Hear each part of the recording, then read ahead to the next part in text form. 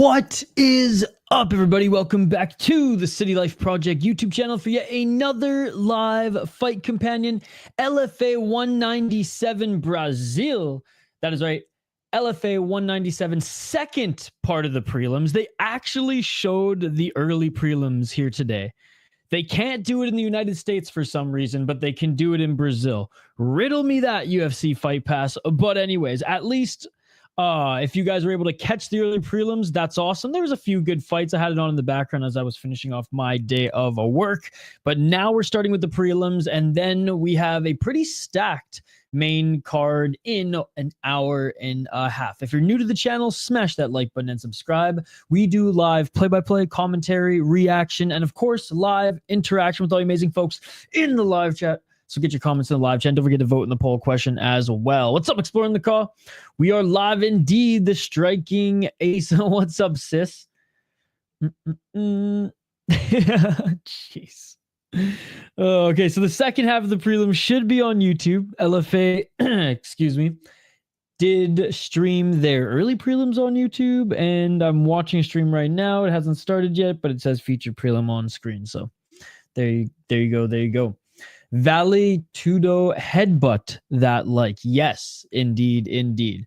So we'll wait until the broadcast like starts. Then we'll get into who the next two fighters are coming up here. And like there might be okay, yeah. So no, I was just gonna say the YouTube title says that there's three more. There's three more on the official bout order, so we're good. Sometimes, things get mixed up with the prelims, cancellations, either on the main card of the prelim, and they like swap one or two fights. But anyways, no, we're seemingly good, and we're gonna have these two next guys coming up here in the Beast Junior, Ronaldo against Daily Moras Gama, and this one should be a fun one.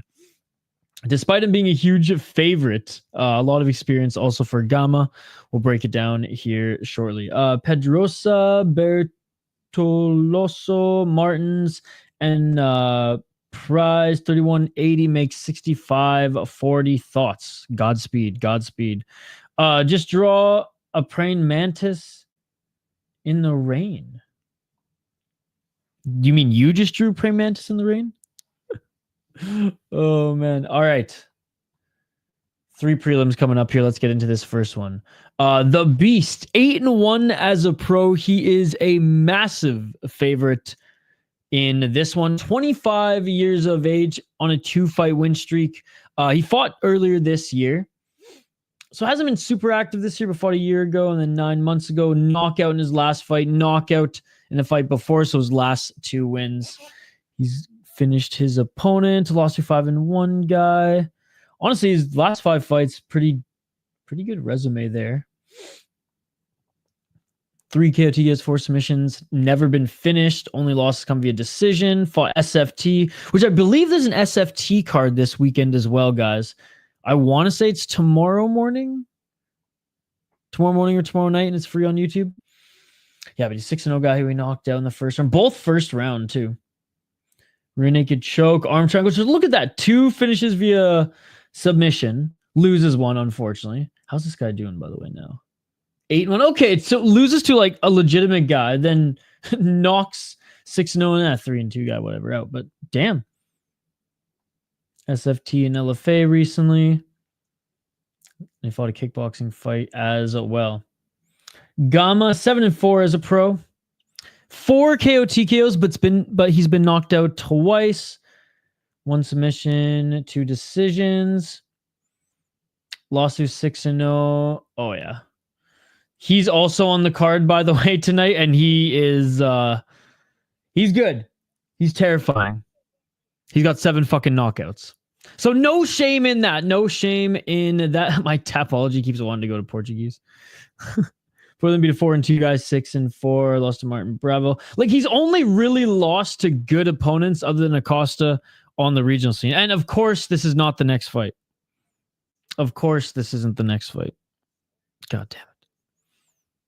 Okay, when we get back to this one, I am picking Junior, but it looks like we have Bertolso coming up next year. So we didn't Okay, so they only were able to fit 4 of the early prelims on, or maybe there was a cancellation. I don't know. But anyways. Oh man, yeah, we're not sleeping. This is gonna be a busy weekend because right after this, we have UFC picks and predictions video. Then we have Deep. Then we have UFC at a 3 a.m. Eastern start, which we might not even be able to finish Deep.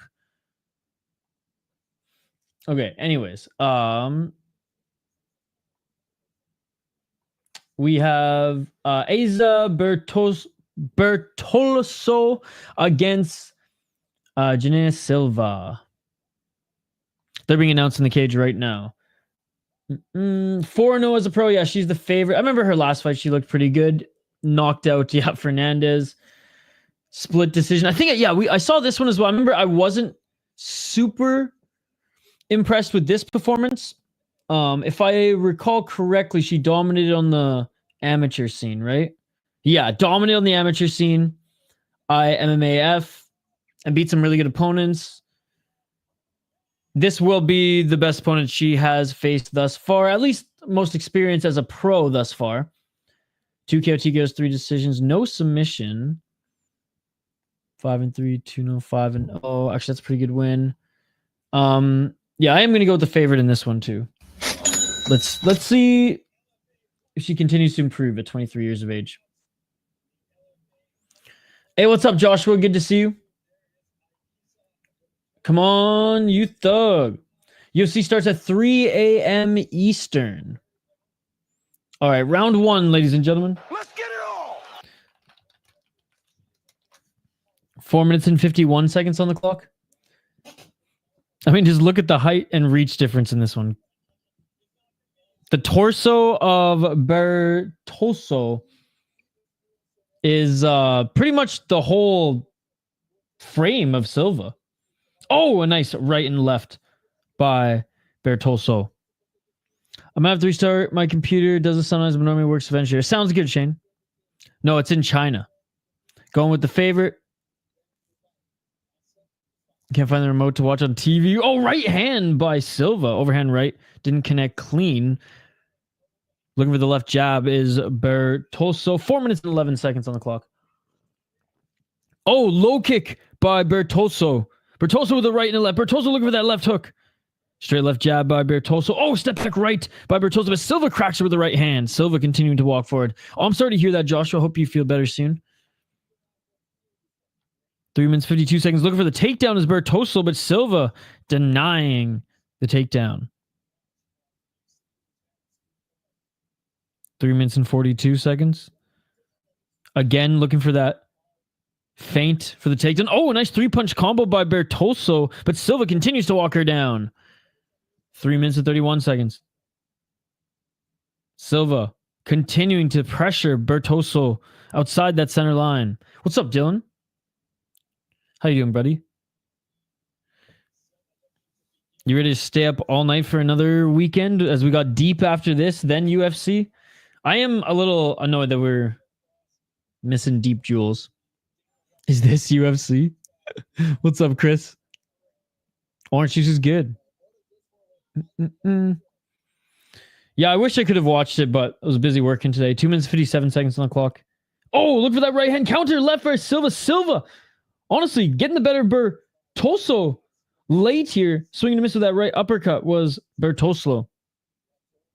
I don't. 2 minutes and 41 seconds. I rarely do anyways. Looking for the right jab was Bertoso, but she doesn't like to be on the back foot here. And Silva, good head movement, finding her entry. 2 minutes and 28 seconds. Guys, smash that like button. Let's try to get to 35 likes on the video here tonight. 35 likes on the stream. Right hand by Silva. I'm a little annoyed that we can't watch Deep Jewels this weekend. But at least we get to fit one deep card. Step back left by Bertoso. She went for the high kick. Blocked by Silva. Silva with the right hand.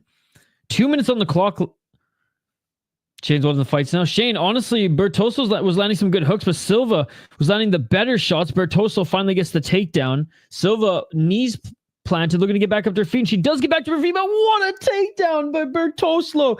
Slammed her. Slam Silva. And now looking to get the back. Right hook in by Bertosolo. Left hook in. She has the back. She has the back, ladies and gentlemen. Backpack, backpack, backpack, backpack. Bertoso. Yeah! Okay, the broadcast game. She's a purple belt in jiu-jitsu. Trying to control the wrists of Silva here. Both of the hooks are still in for Bertoso, and the body triangle is secured. 1 minute and 14 seconds on the clock to work here. Let's see if the young prospect can get the rear naked choke.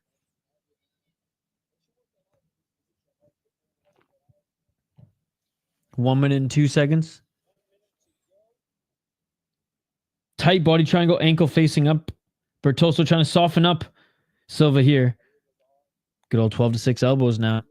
Oh, face cranked, not under the chin. Continuing to try to soften her up here, but I don't think she's going to have enough time. 45 seconds. More shots to the side of the head. I mean, Bertoso was looking good early and then was losing the round and definitely won the round back here against Silva. But the fight's going to start back on the feet, and Silva was looking good at points here in the first round. 25 seconds. Still controlling the back. Still landing some short right hands is Bertoso. 14 seconds. Bertoso was looking for some elbows. Oh! No, just some hammer fists. And that's going to do it for the first round. Again, good job coming back in that first round by Bertoso. Round 2 coming up here. I think she's going to have to do that again. Take this to the ground, get the back, try to finish it that way. 1-0. But I think she underestimated Silva, or at least was surprised on the feet. Because Silva, I mean, the broadcast is just showing the highlights from Bertoso. Okay, there's a few from Silva as well. Yeah, but I honestly thought Bertoso was winning like the first minute and a half. Minute and a half. And then it was all Silva piecing her up with the big shots. But there's those big takedowns there as well, as we're looking at here in the highlights. Like a highlight-filled first round.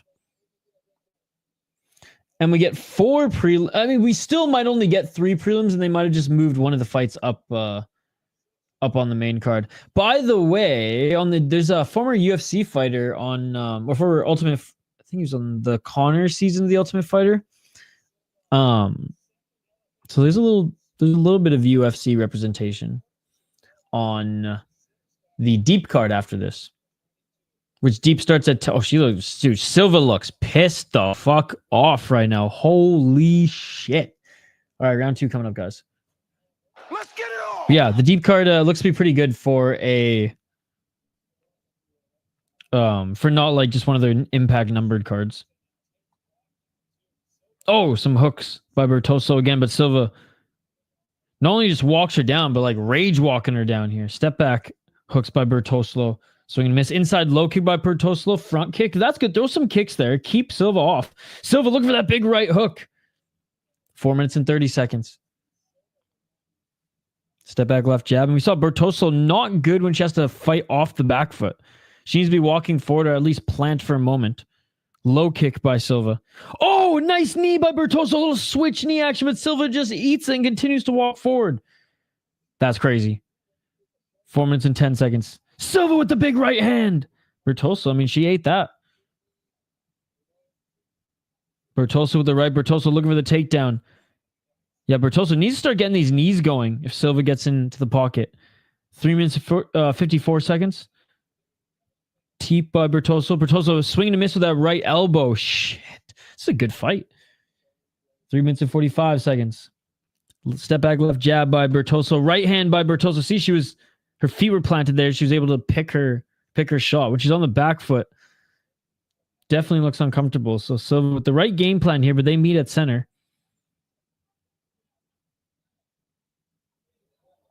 3 minutes and 26 seconds on the clock.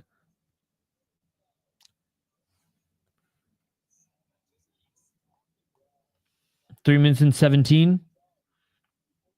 And again, back to center. Bertoso doing a good job of not fighting on the back foot here. Silva has to keep pushing forward. And she does here. She does. 2 minutes, 53 seconds. Oh, there's a nice shot by Silva.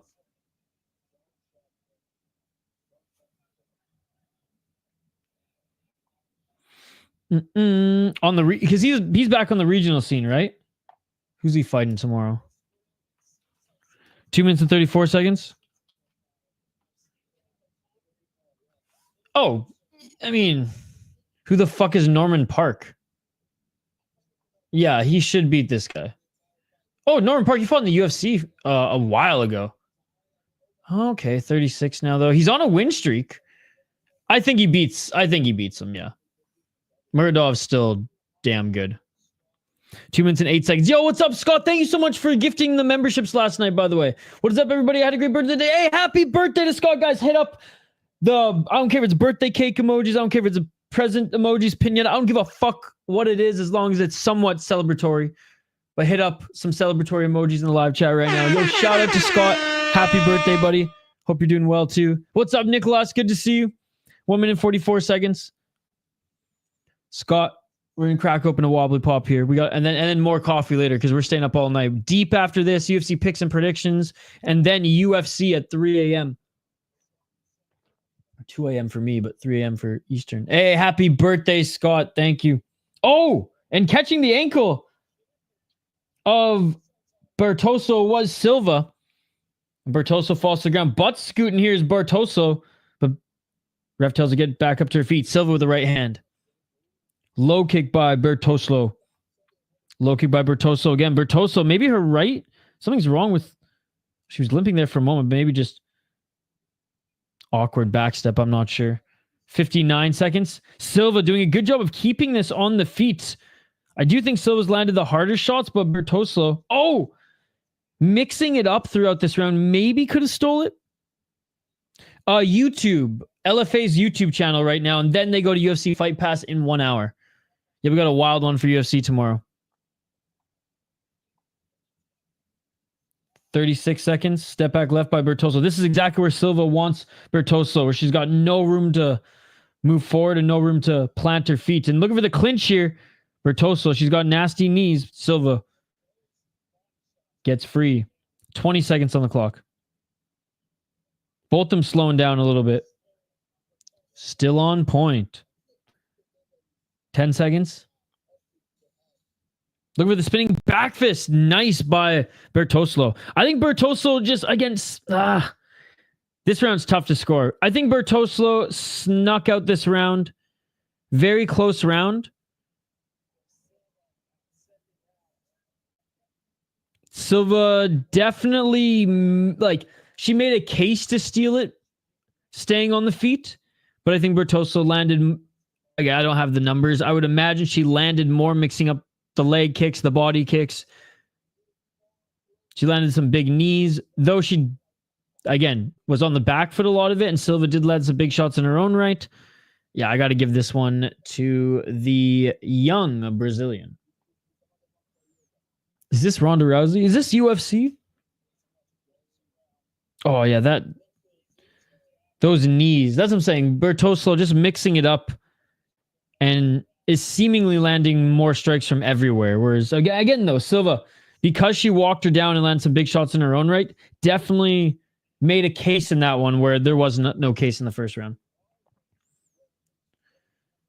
No, but I will come out with my UFC picks and predictions video after this stream. I got all my notes here.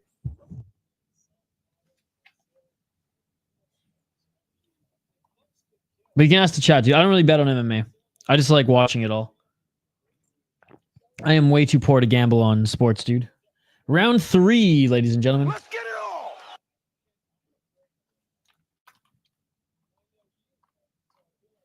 I literally sold all my... I don't have an Xbox for you anymore, sis. I sold the last one today. I literally sold all my Xboxes this month to buy freaking Christmas presents, bro.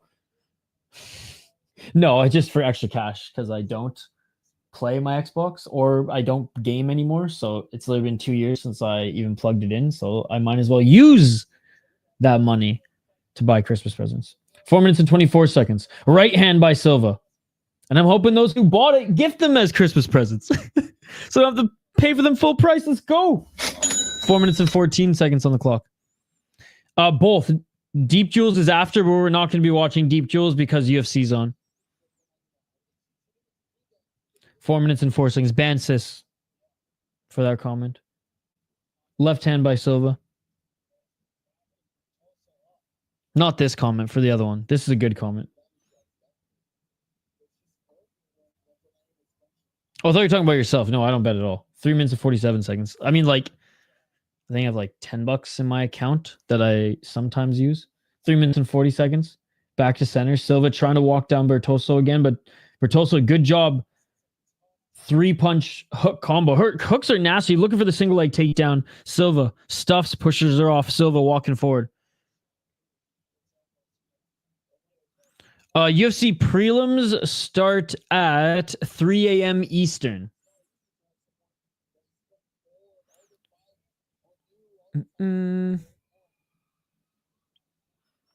I think that's a pretty safe parlay. I swung on one or two of those picks, I think. Actually, the Allberg one's not a swing.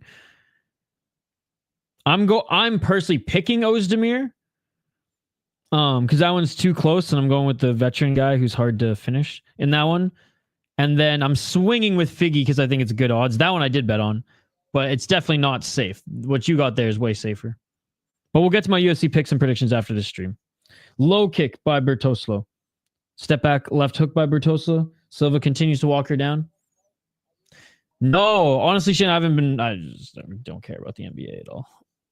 So no, I didn't even hear about it. I was covering the Wild game yesterday. 2 minutes and 21 seconds. But shout out to the Raptors, I guess. I don't even know who I like more, Timberwolves or Raptors. Right to the body by Silva.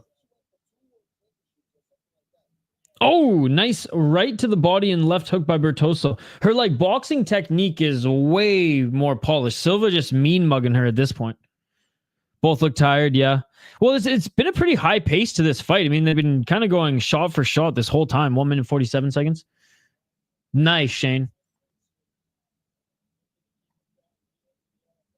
1 minute 40 seconds. Oh, a little bit of an eye poke there by Bertoslo. Or the close anyways with the face wash. Step back left jab by Silva. I guess just step back straight left, not jab. Looking for the clinch is Bertoso. Missed with the knee, but honestly, she might have landed if she committed to it. There's a left jab by Bertoso, but Bertoso can barely keep her hands up anymore. Yeah, Silva's face definitely looked more damaged even after the second round. I think Bertoso's going to get this fight. Third round, I mean, you know what? This one is interesting. Because, you could make an argument for Silva in the second. And honestly, I think Silva's best round has been the third. But has she landed as many good shots as Bertoso in the third? I would say no, but her jab has been the most on point in the third. So I'm still giving... Bertoso, a little switch knee again. I'm giving Bertoso all 3 rounds. I think you definitely could say that Silva got 2 rounds. 3, it's I don't agree with it, but it's been a good back and forth affair for sure. And it's been a good fight. 23 seconds. Silva continues to walk forward. Bertoso, yeah. Well, I think just with the low kicks. Oh, high kick there by Silva. I think with the low kicks and the body kicks, being able to land those shots at that range were the deciding factor for sure. And I mean, look at Silva's face, the jab. Oh, Silva with the big left and a right. Silva. And that is it, ladies and gentlemen. That is it. Good fight. Good fight. Great fight by these two Brazilian savages. They literally went shot per shot. There was only a minute and a half, 2 minutes of ground control time. Silva's mouth's bleeding. Great scrap. No, that was a great one. Ozdemir KOing Johnny Walker was so sad for me. This fight is feminine John Lineker versus feminine James Vick. Did you hear Lineker is fighting in Muay Thai again? I hope they're paying him his UFC, or not his UFC, but his MMA wage to fight Muay Thai. They're probably not, but still. I love the fighting nerds. I got it 30-27 Bertoso. I missed a second, though. Second was definitely competitive. Oh, is that where Bertoso fights out of? Fighting nerds?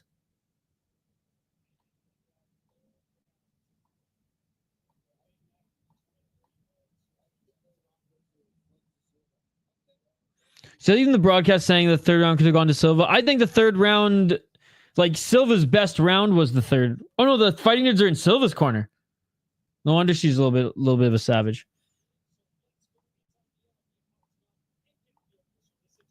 Hell yeah. All right, listening in for the official decision. Again, I don't hate either decision here, but I do think Bertoslo won. There you go. Ayes Bertoslo wins unanimous decision. I mean, I'm going to guess 2 rounds to 1, but definitely could be all 3. Like I said, definitely could be all 3. Oh, all 3, 30-27. Damn. Okay. There you go. No, it was a good performance. She realized quickly, like, yeah, I might be the better boxer, but she's still walking me down, loading up these power shots. Let me take this to the ground. Secured the first round for sure. Yeah, Silva's corner. Jhon going to get all this 750 bot, right? John Wick, come over to YouTube. All right, well, there we go. Okay, so the next fight should be Junior versus Gamma, which we like halfway got through our prediction. Guys, if you're new to the channel, smash that like button and subscribe. Ring that bell for notifications so you never miss an upload, so you never miss a live stream. Hell yeah, John. Hell yeah. The only reason I stream to Twitch is to tell you guys to come over to YouTube. This is where the party's at. This is where the action is. This is where it's buzzing. Yeah, sis, I didn't have time. I don't think I'm going to have time throughout this entire evening because we literally have to jump right to UFC picks and predictions after this, then right to Deep, then right to UFC, then right to Cage Warriors. Like, it's probably going to be a good, 20 hours till I can step outside, sis. It's going to be whack. All right. Okay, so now the official prelims are started. We got the narration here, which the narrator for LFA, his voice... I mean, the only person who can replace him is probably No Chill MMA. Let's be honest. Hey, what's up, Don Vito? Good to see you, buddy. Welcome. If you're new to the channel, we do live play-by-play, commentary, reaction, and of course, live interaction with you guys. But the prelims are still on YouTube. If you want to watch the next 3 fights for the LFA prelims before they switch over to UFC Fight Pass in an hour. They are on YouTube, and we're going to be covering this all night. I do all personally, yeah, I used to do some kickboxing competitions and just fighting competitions. It was before, it was when MMA, early 2000s, when MMA was still really new. So it was just all striking disciplined competitions. But I trained in some kickboxing and some kung fu. Shaolin, but it was kind of a hybrid of Muay Thai as well. And yes, long and short of it, yes. I did some fighting competitions, but mostly when I was younger, teenager. Got knocked out a bunch. It's not fun. And then yeah, now I do jiu-jitsu. Started jiu-jitsu a couple years ago. Kind of got back into it recently, took a break from it, and I mean my goal, I like competing, it's fun. So hopefully by spring even. But for sure in the summer, because there's a competition in the summer, I can do a couple white belt competitions and test out some of the things I've been learning.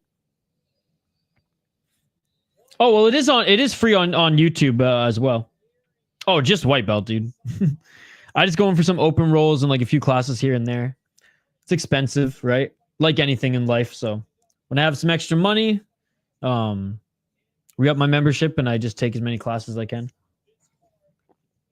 But it's a good gym. Shout to Southside BJJ in Minnesota. That's true, sis. That's true. That's some Fortnite ass shit, I guess. I never played that game though. I never really.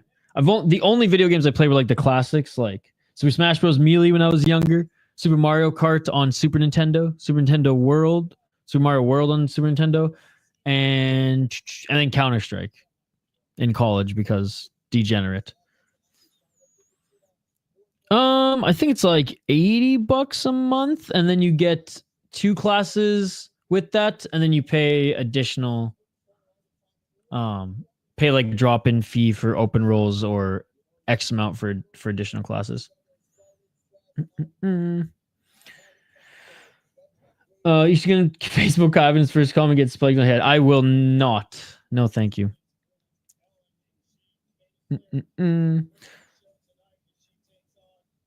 Oh, it's not even a gal. It's what's it? Something Gutierrez. One sec, let me find it.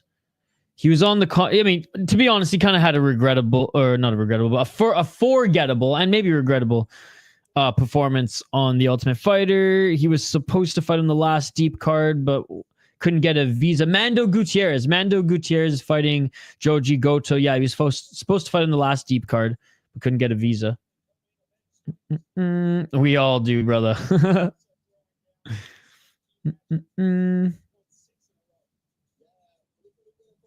I come from the future. There you go. I had an Xbox when I was in high school for a very short period of time. And I think I played like, what was it, when Modern Warfare came out? I think I played that a little bit, but I'm picking Junior.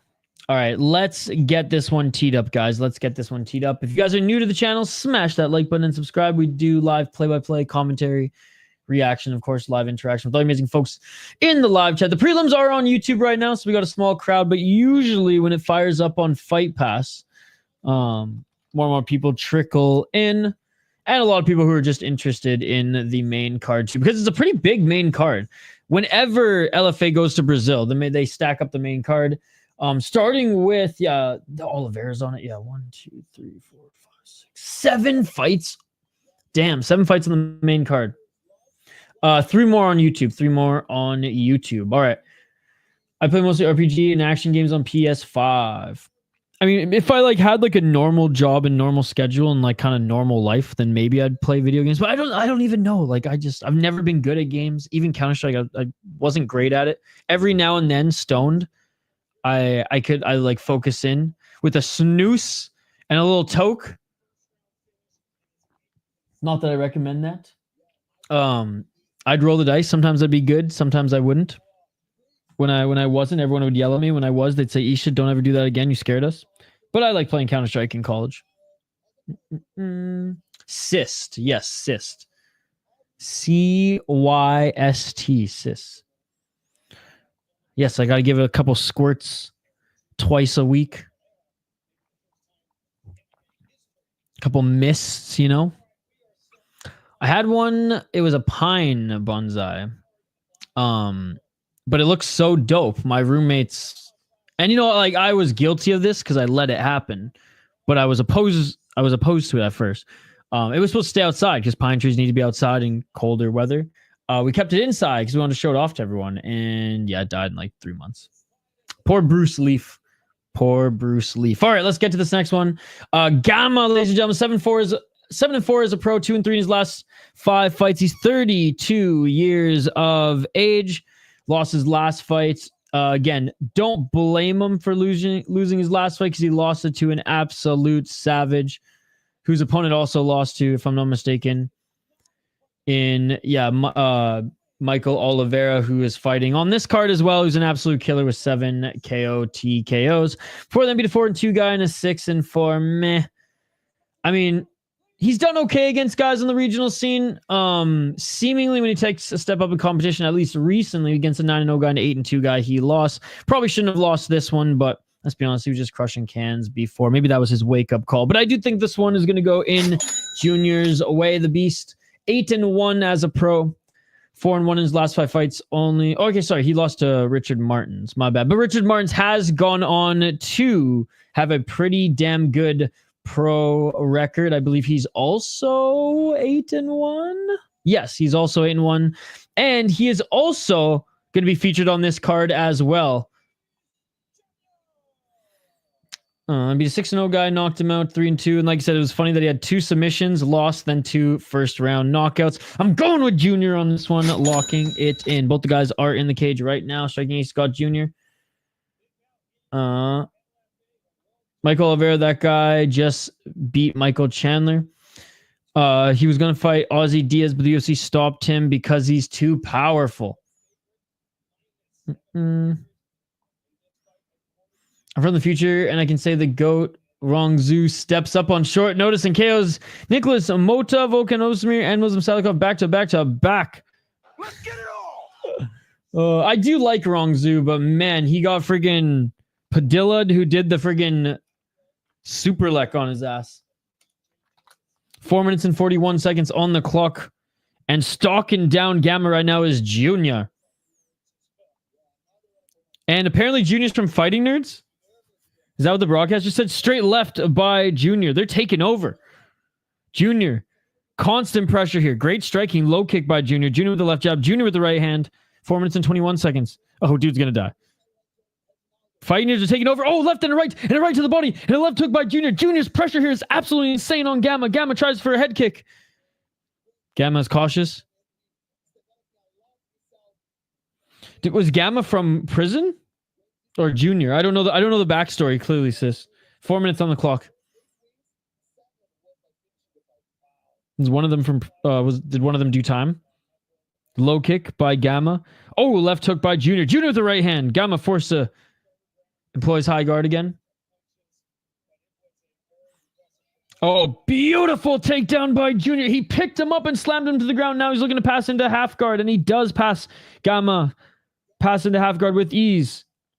Looking to now get into side control. Salam. 3 minutes and 26 seconds. Okay, so he didn't actually go to prison. 3 minutes and 21 seconds. Oh, looking to scramble. There was Gamma, but in his scramble, it didn't do him any good as Junior's now in full mount. Junior is now in full mount. Junior full mount. Nasty elbows.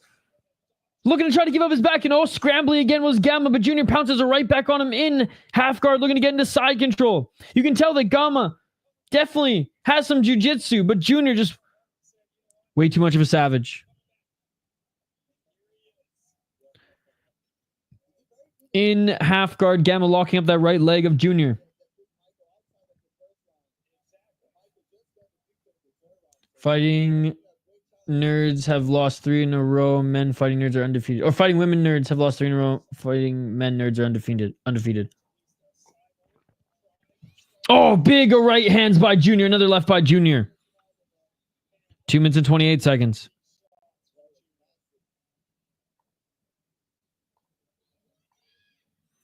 Oh, Eddie Alvarez's wife Jamie's in the audience. And Junior allows Gamma back up to his feet. 2 minutes and 13 seconds. Left and right by Gamma, swinging a miss.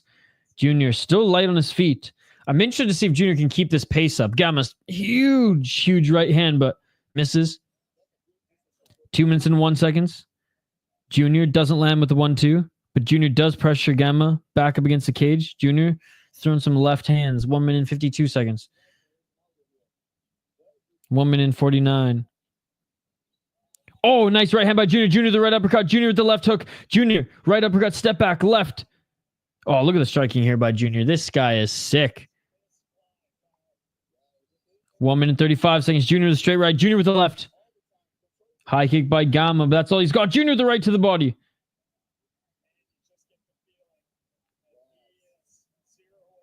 1 minute and 23 seconds. Junior with the straight left.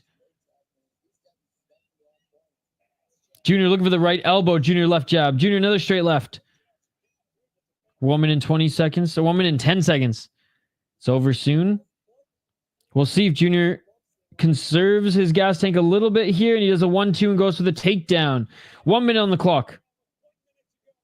And Junior just climbs his way into mount. Literally just forces his way into mount. 55 seconds. Let's see if he can finish it here. 53 seconds on the clock. Oh, he's very good. And just throwing down elbows here, looking to finish the fight. Dude, this guy is sick. This guy is nasty. Ronaldo Jr. is a scary motherfucker. His striking is insane. He's back into full mount. 35 seconds. Oh my God. Oh, 12-6, baby. Let him rain. Let it rain. Rain dance. 15 seconds. Still in full mount here. Holding on to his torso for dear life is Gamma, but Junior trying to control at least one of his wrists to lay down some more elbows. There's only 5 seconds left in this round. More 12-6 elbows. He's smashing his brains out, and that is it for round 1. Clear round for Junior. Damn. Fun, bro. I'm not coming out of the corner. Whew. Yeah, that's a scary, scary striker. Dude, this guy is sick. I cannot wait. I mean, like, unless he goes on like a 2-fight losing streak at the start of 2025, like this guy has stamped his ticket to Contender Series, and he'll likely be like 11-1 at that time. Assuming he gets 2 more fights in, right? 10-8. Honestly, I think you could definitely argue that. Like, Gamma didn't hit him. I mean, put it this way. If Gamma was cut, you would 100% say it was a 10-8. But because there's no, like, because he didn't cut him yet, I think that's where my reservation, because there's just not a lot of visible damage there, despite him actually hitting. So I definitely think there's an argument for that. I actually saw Greg Hardy at Walmart the other day. He was one of the greeters. He actually is so big. He's in one of those carts for people who can't walk because the legs are too heavy. Round 2, ladies and gentlemen. Let's get it all. I don't know what you call them. 4 minutes and 42 seconds. Low kick by Gamma. Straight left by Junior. Junior tagged him. Junior pressing forward again. The torso's free there for Junior if he wants to go to the body shots. Junior with the right hand and a left uppercut. 4 minutes and 25 seconds. Junior 1-2. Junior with the right. Junior with the right uppercut. Junior going for the takedown again. And another easy takedown. Bro's running. 4 minutes and 13 seconds. Down we go. 4 minutes and 5. And like the way, like Junior, he's just so well-rounded on the feet, so good on the ground, able to like pass this guy's guard like it's nothing. This guy's UFC written all over him. Oh, absolutely, absolutely. Very well-rounded. I'm impressed. Nice elbows from the bottom by Gamma. Yo, Justin with the $5 dono. What? Shout out to Justin. Thank you so much for joining, dude. You did not have to do that. Look at the right eye of Gamma starting to swell. Dude, 2 really good fights to start off this card. The women going back and forth in the striking. And Junior, this guy is a prospect if I've ever seen one, ladies and gentlemen. Back into full mount. That is the 4th time he's gotten to full mount. At this point, those are the 4th time you've gotten to full mount. End the fight. Let's not have any fucking Almeida Jr. here. Just Junior, not Almeida Jr. Fuck Almeida. Thank you so much for the $5, Justin. Appreciate you. How's your Friday going, brother? All right. We'll have a wobbly pop, and then we'll get back to coffee because we got a late. Oh, this weekend, my sleep schedule is so fucked, guys. Because after this, UFC picks and predictions, then Deep, then UFC, then Cage Warriors. I don't even know what we're doing after Cage Warriors. Beat KFC, maybe, and then sleep. It's going to be wild. It's going to be wild. Thank you, Justin, again. What a beauty. 2 minutes and 30 seconds on the clock. And by the way, shout out to the members in the live chat here. Sis, Justin, Chris Cushman, Shane. Appreciate you guys. Striking a special shout out to you too, buddy, as, I mean, shoot. He donated quite a bit on the Ryzen stream last weekend. Back in half guard, here is Junior. I'll say Gamma's tough. And you can tell he does have like some jiu-jitsu as well. His scrambles were good in the first round. But I do want to see like Junior, it looked like he had more dangerous finishing ability on the feet despite him having had full mount 4 times already in this fight. was tired and you went 100 miles per hour for a long time. That is true. That is true.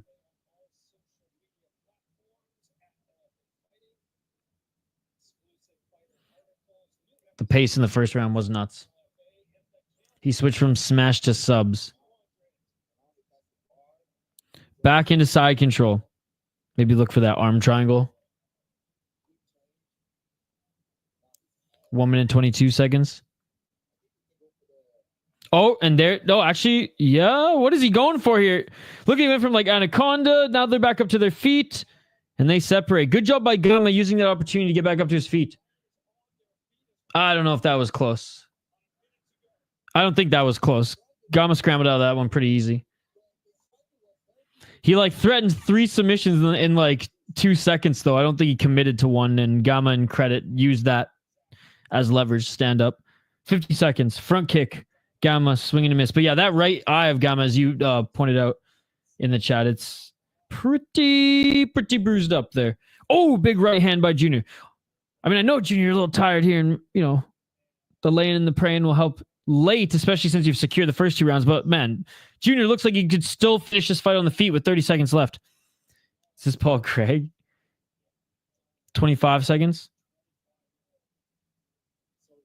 Junior with the right to the body.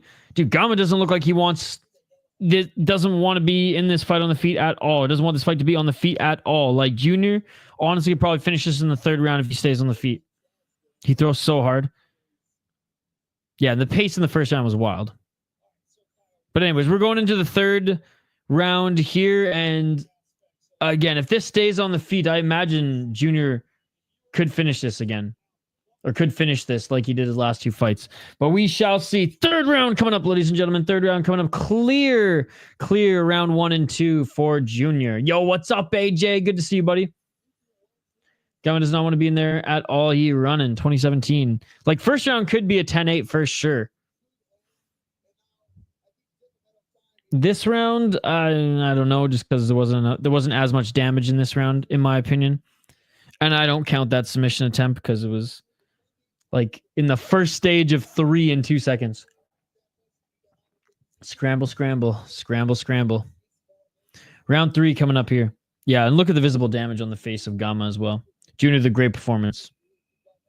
So good, dude. So good. Like, what a prospect. What a prospect.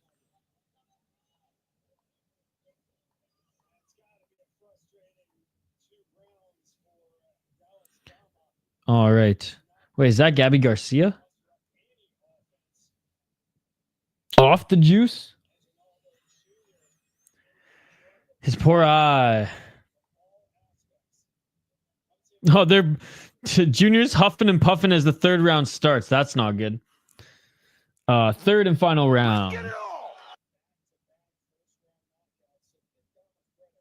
Oh, 1, 2, 3, 4 punch combo by Junior. Junior with the right hand, and Junior already backing Gamma up. 4 minutes and 40 seconds.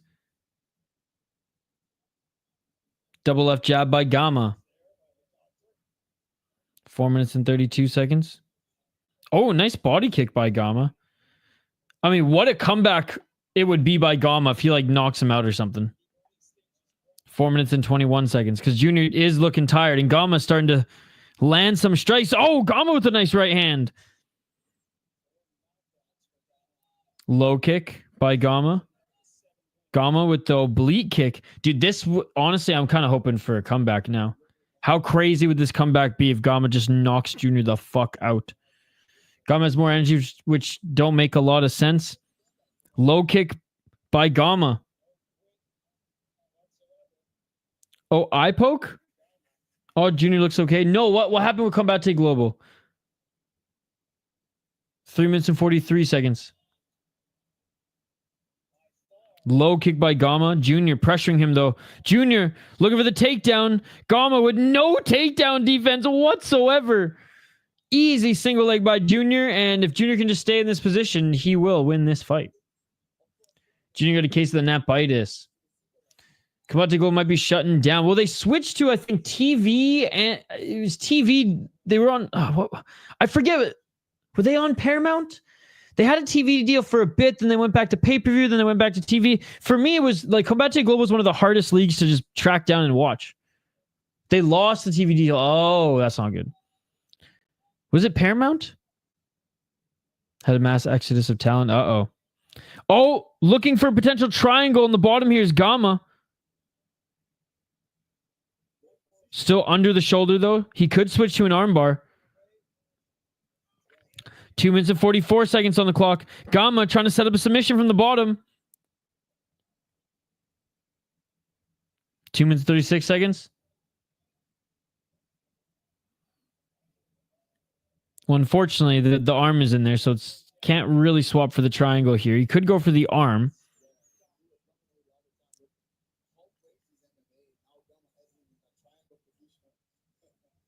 2 minutes and 17 seconds.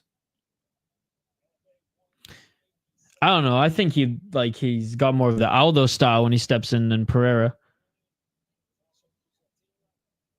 2 minutes and 4 seconds. Oh, now he's got it. Now he's got it. Now he's got it. It's in Brazil. What's up, dude? Now it's close. Before when it... Oh, shit. Before when it was like under the armpit, I was like, he can't tighten it up enough. But a good job by Junior is digging his right shoulder downwards. And a good job. Yeah, he dug his right shoulder downwards and was able to escape. I mean, hey, good job by Gamma. Was actually doing good in the feet before being taken down and forced Junior there to get out of a submission attempt. Oh, it's on, so always the prelims are on YouTube first. So it's on LFA's YouTube channel. Then we're going to go over the main cards on UFC Fight Pass. 1 minute on the clock. But they're in Brazil. This is they're in Brazil here tonight. Which is cool to see LFA travel international. 53 seconds. Side control by Junior. Yeah. Sorry about that, Ben.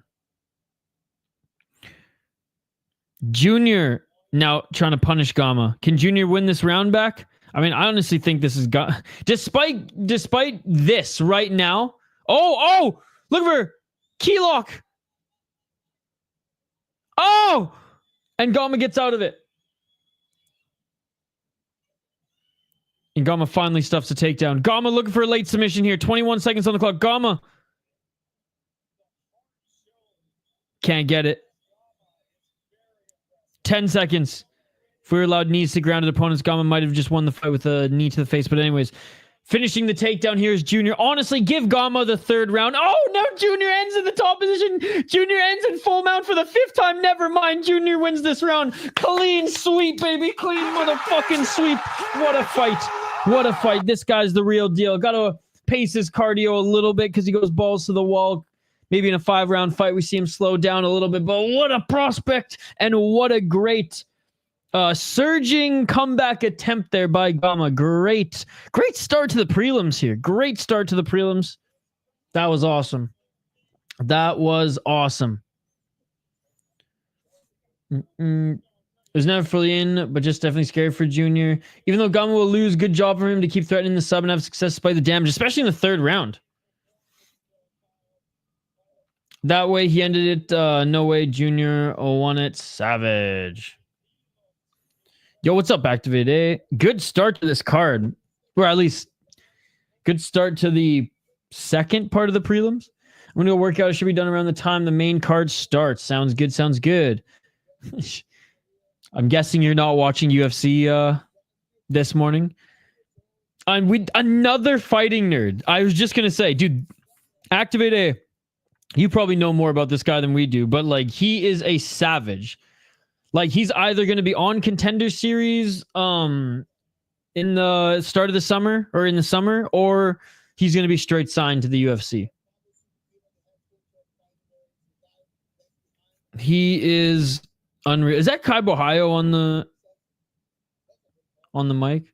Oh, and Gamma's got Cyborg in his corner. Bro, Gamma looks dead. Dude, the fighting nerds are taking over.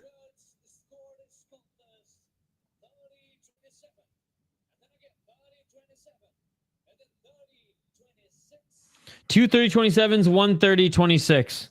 The fighting nerds are taking over.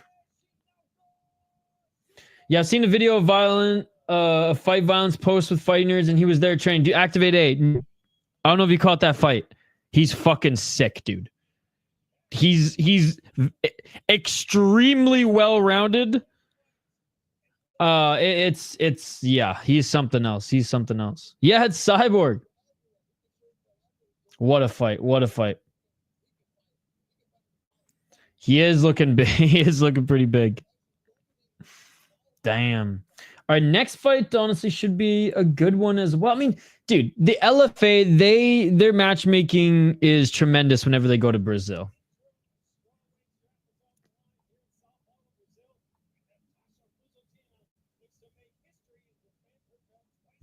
All right. So next fight should be one Pablo Vieira against Macon Kevin. I know Tapology has it Richard Martins. We'll see if Tapology has it right. I don't know if I trust Tapology with LFA. I certainly don't trust them with Fury. But the official bout order on LFA says that it's going to be Vieira and Kevin next. So I guess we'll see here in a moment, but we'll go by the official bout order. Smash that like button if you haven't already, guys. This is one of the craziest stream schedules I put together. So after this, we got UFC picks and predictions. Won't be like interacting too much in the chat in that one, just because we got to fire through it. But I will be interacting with the chat during the deep stream. And then after the deep stream, we go right into UFC. After UFC, I might be able to sneak in like a 2-hour nap, but probably not, because we got Cage Warriors right after that. And then after Cage Warriors, I think we go right into BKFC. So it's going to be fucking wild. It's going to be quite literally like a 24-hour affair. Like 205 kind of thick. But I forgot no finish. Boring. All right. What's up? Oh, look, guess who's back? Guess who's back? Peace. I'm out. You be peacing, you be outing, you be hawking from home. What's up, hawking from home? Oh, goddamn. I'd rather go balls deep and deep for 6 hours than that, to be perfectly honest.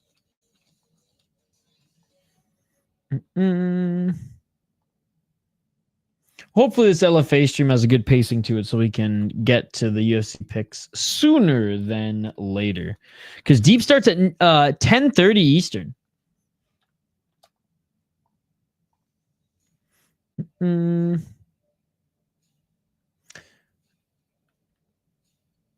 Yeah, hockey from home almost permanently pieced out, but then is back, kind of. All right. Homie says at 1, dude, that's nothing. 1:15 a.m. my time. I don't want to hear it. So it's at 2:15 my time. Big fucking whoop, dude. You know what sucks is we get to miss Deep Jewels. I'm fucking pissed. We get to miss Deep Jewels for fucking UFC China. It's garbage. It's trash. I pay $20 a month for this goddamn Deep membership, and I want to get my money's worth. But no, UFC's to start at fucking 3 a.m., dude. The LFA Insta post is Martin versus Batista next strange. Okay.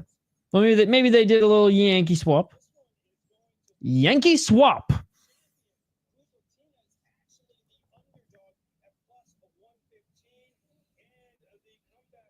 Okay, they put Kevin Vieira on the main card, it looks like. Oh yeah, they okay, they mixed everything up. I need Martins here. At least we got a mad Russian tonight. Okay, yeah, so everything looks to be Yankee swap.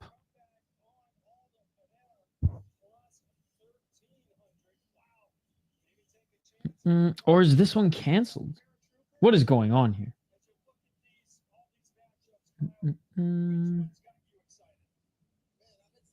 Yeah, this one actually, let's see.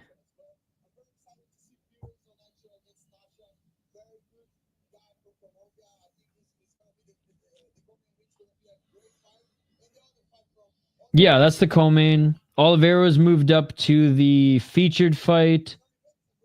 Well, there's many Oliveiras on this card.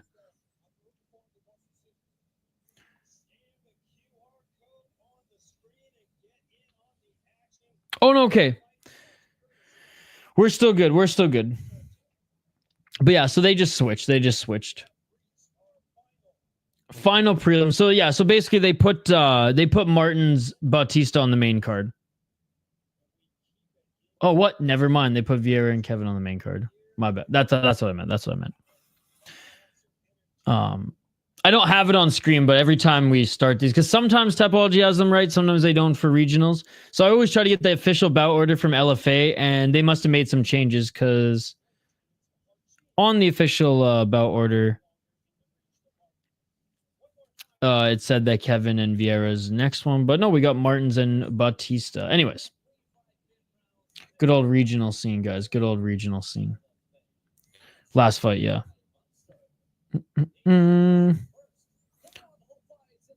All right, Richard Martins against Lucas Bautista. Fighters are being announced in the cage now. Let me update the ticker on the bottom of the screen. Welterweight. There's actually quite a few welterweight fights on this card here tonight. And again, big shout out to everybody joining us. Appreciate you guys. Smash that like button if you haven't already. Ring that bell for notifications so you never miss an upload, so you never miss a live stream. You guys seem to be liking some of the videos that we've been posting on the channel now. Not just live streams, so we'll keep those up. We'll keep those up.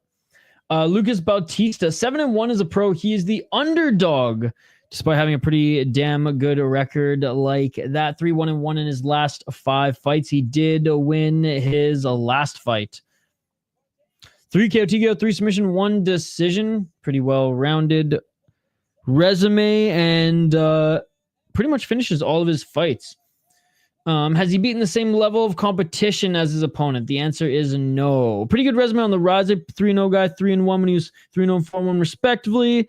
No contest against a 6-0 guy. Then really just hasn't fought anyone of note. Richard Martins will be his biggest test. Big favorite, legit prospect. 8-1 as a pro, 5-0 in his last 5 fights. 6 knockouts, 1 submission, 1 decision. Again, only 1 decision for him as well. And his only loss is a knockout too. 3-0 in LFA, and he's just fought better competition. Just up and down his resume, he's fought better competition. So we are going with Richard Martins. Prospect card, Brazilian card, and prospect card. 4 minutes and 45 seconds on the clock. Typology actually has the right order. Yes, please like my video. I got Martins. 4 minutes and 30 seconds.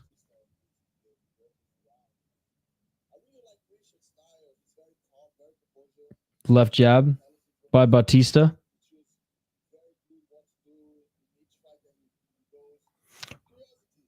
I mean, I would have if it was in my backyard.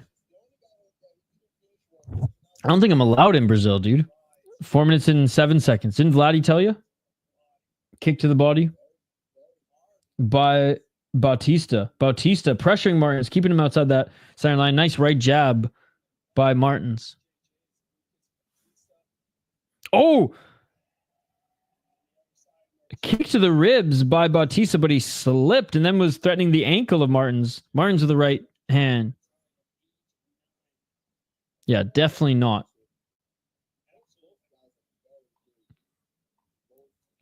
Nice left by Martins.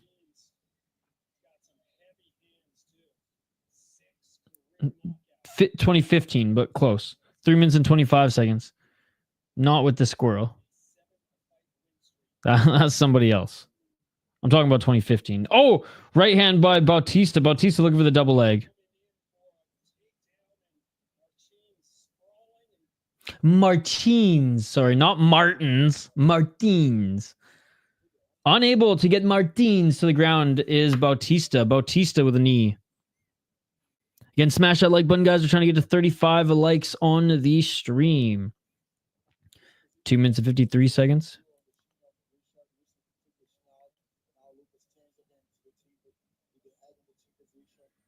clinching up against the cage.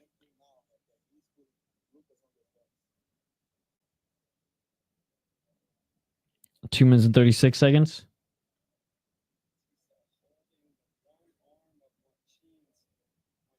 Left underhook by Martins. 2 minutes and 24 seconds. Knee to the body by Martins. Exactly. Martins, eh? 2 minutes and 9 seconds.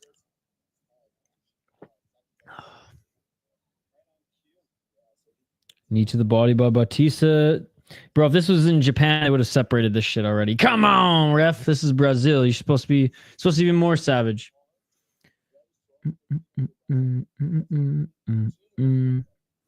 Adriana Martins title run. Batista winning this round. 1 minute 39 seconds.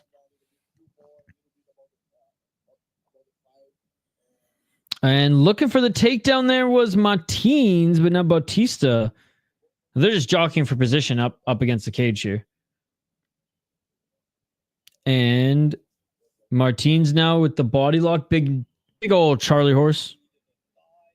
More knees to the thigh here by Martins. Martins looking to drag Batista to the ground. So is that a yes or a no, sis? I mean, good takedown defense, I guess, by Batista in this position. Martins now looking for the single leg. 52 on the clock.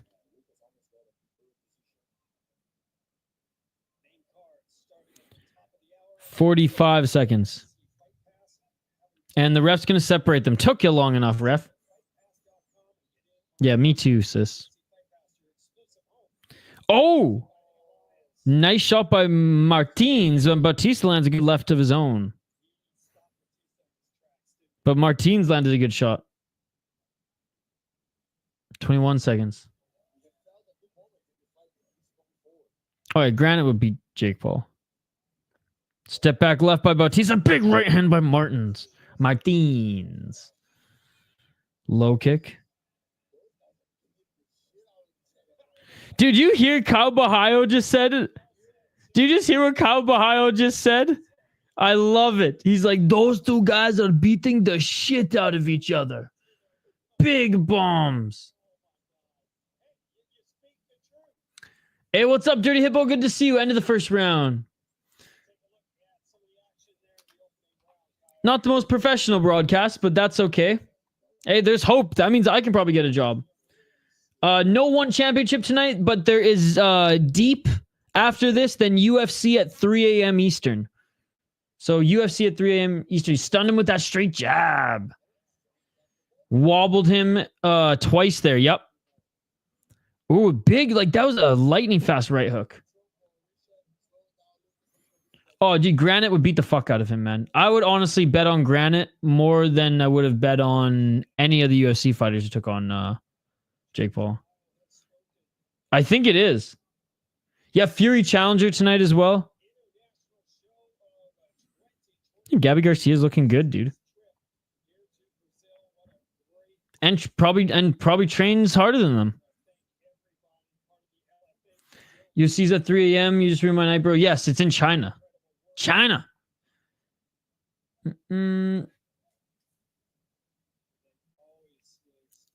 Yeah, but he probably beat both of us at the same time. Let's be honest, sis.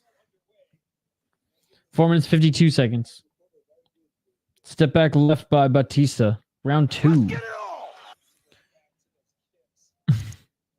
But yeah, you guys, I've yet to be in a chat with you guys arguing, so I don't know if, for me, it might be classic Rush Hour, Sis, and Granite talk, but I've missed it. 4 minutes and 30 seconds.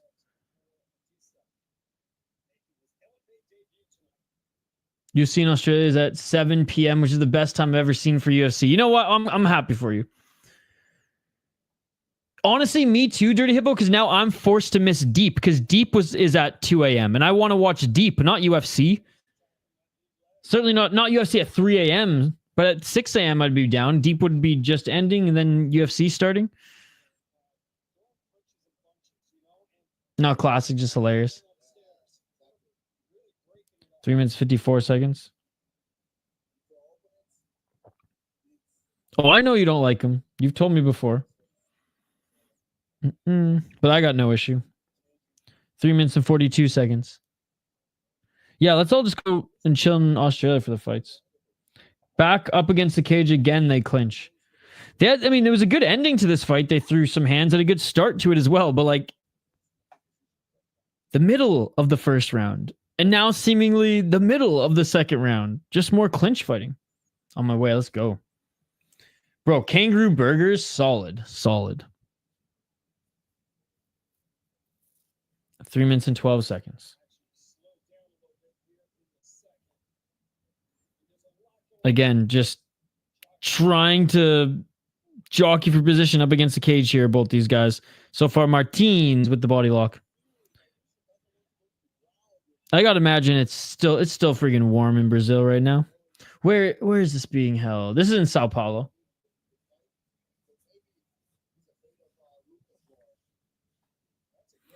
And they separate. Left jab by Martins and a low kick by Bautista. Bautista with a 1-2 and a low kick. I picked this fight ending in round 1 KO.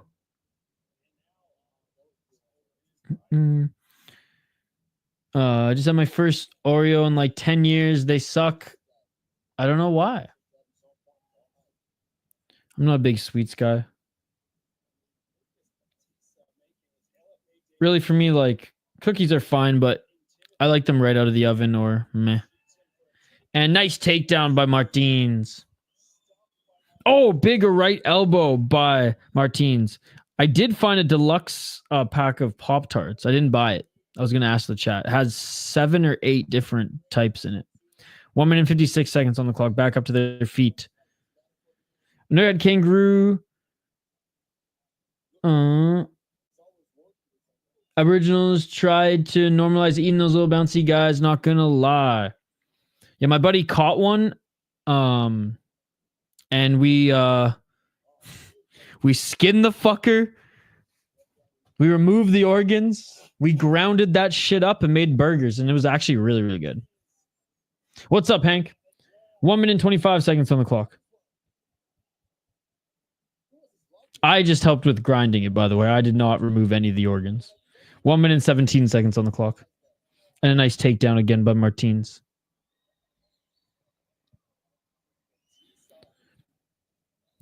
I mean, they were definitely experts, though. Like, kangaroo burgs were a regular thing for them, I think. Oh, and top position right now is Martins as Bautista's hurt. Big right hands.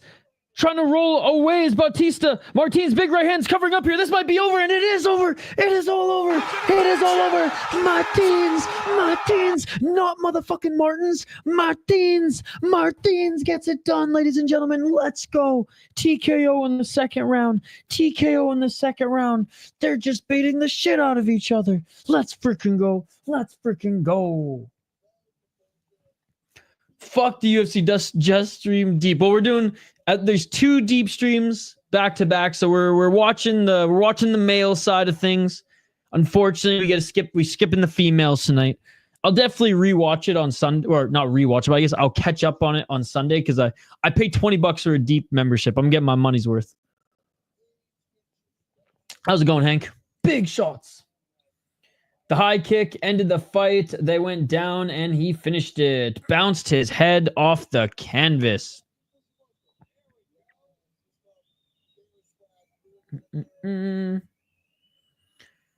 Just teeing off.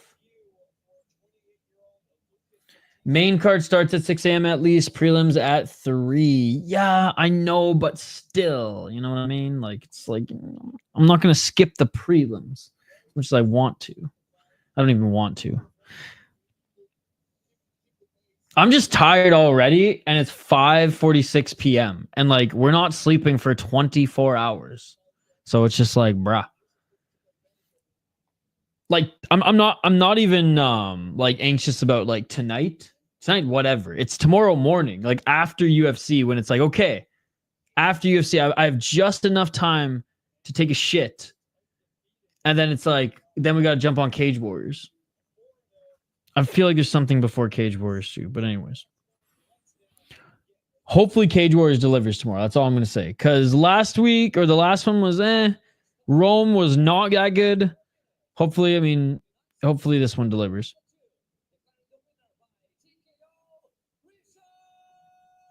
Martins, and now 9-1 as a pro, ladies and gentlemen, and that's gonna do it for the prelim. Switching over to the main card here shortly. You guys decide, Nicholas. So right now I'm pretty sure Cage Warriors is leading in the poll, but you guys, I have a poll question up right now on the community tab here on YouTube. You guys decide what we do, Cage Warriors or Eris. One more for cash. Let's go. I have no idea who. I thought you were talking about either Kaya Sakura or Kai Kara France. Who the fuck is Kai Sinats? Streamathon? Cage Wars will be fun, always is. See, I disagree with the always is. It's very much a coin flip. Heads is good, tails is bad these days. No, he's watching Hardwick and Cage Warriors casual. I saw on Twitter he's been live on a camera on him for 25 days. Who is this guy? In 25 days in a row, he's been live. Well, no wonder he's famous. Must not be in MMA, though. Or else I probably would have heard of him.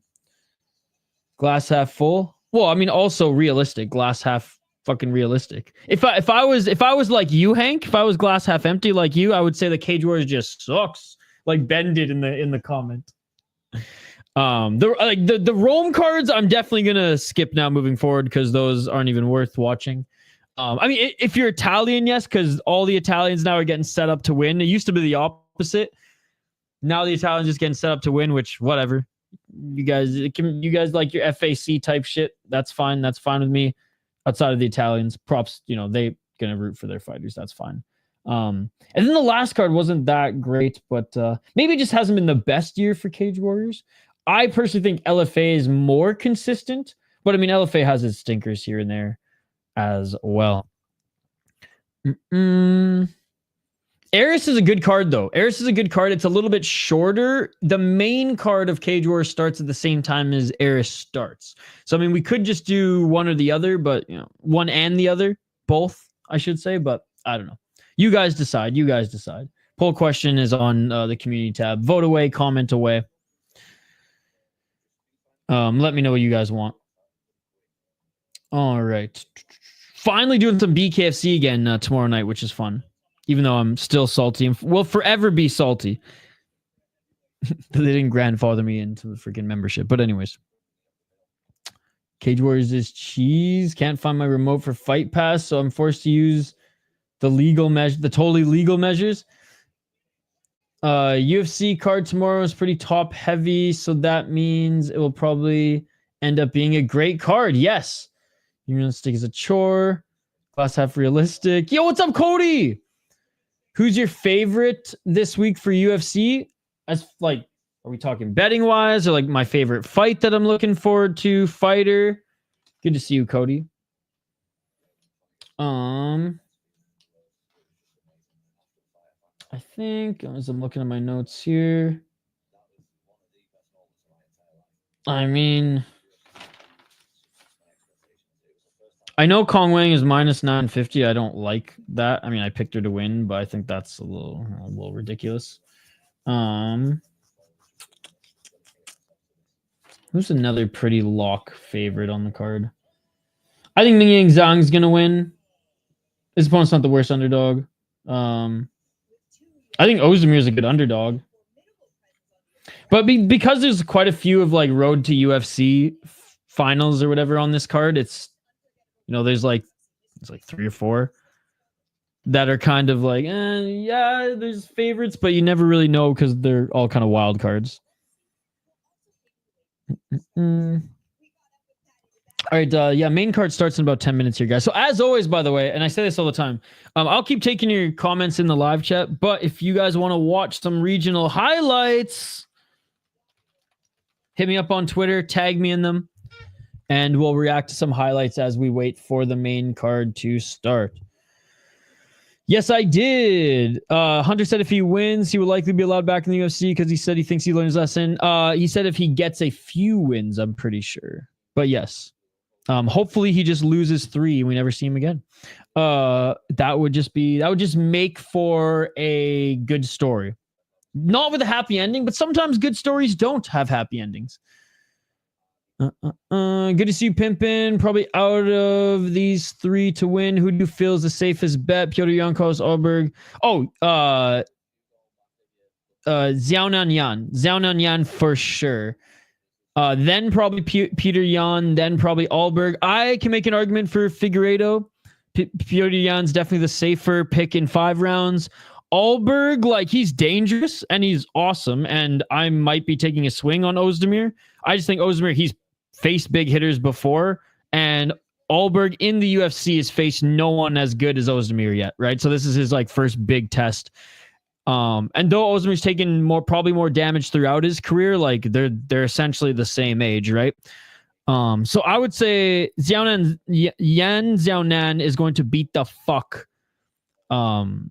out of her opponent. She's gonna beat her up big time. Way better boxer. Baby Shark cannot keep getting away with swinging at air and winning split and unanimous decisions. She can't keep getting away with it.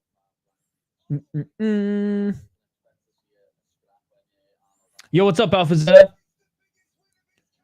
What you did to cop at the hotel was disgusting and cowardly. Completely agree. Thank you, boss. No problem. No, I think that's what I again, I'm going to be doing my UFC picks and predictions, but I am going to argue in Figgy's favor. Yes, you can. Look at that cake. Well, I mean, I guess maybe the judges are distracted.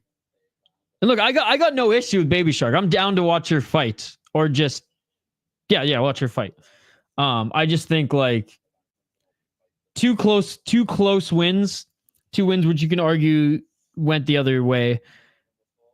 She's due for a step up in competition. Oh fuck, I'm actually fighting someone who can hit really hard and has better boxing than Angela Hill. She can't keep getting away with this. Let the shark eat and grow. All right. Like I said, guys, LFA starting here in a moment. Chris Cushman, I'm just gonna fire up Twitter right now. We have the main card coming up here shortly. We got about 6 more minutes till the broadcast begins. And as always, when there's a little bit of buffer time, if you guys want to tag me or send me a message on Twitter at VI Sports Talk, we can go over some highlights. Sent me 2. Sick. All right. They might be the same 2 that I shared today, which I wouldn't be surprised because we're usually in sync and on point with that shit.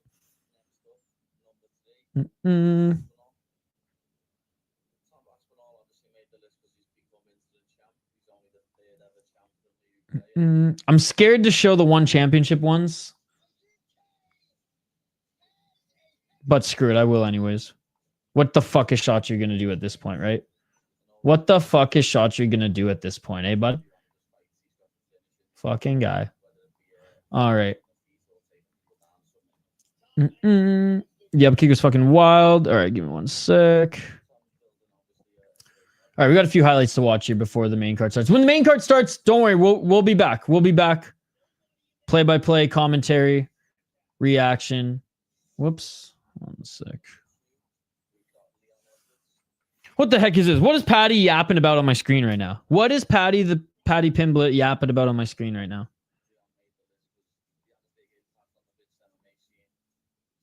Okay, there we go. All right, shout out to Chris Cushman and Sis. They sent me some highlights. Let's.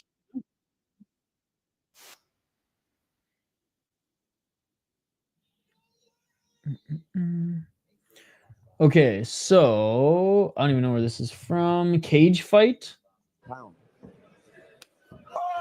Oh, holy shit! That's a big cage for regional. Oh my god, did you guys hear that? Listen. Oh! Damn. That was a good one. That was a good one. Okay, let's fire up this next one. So that was in Cage Fight 16. Thank you, Chris. And the next one, this one is straight up. Oh, Babylon. Dude, Babylon actually has some fucking savage fights. They've made our regional highlight videos quite a few times. All right, let's check out this one. Sorry if it's loud. Okay, it's not that bad.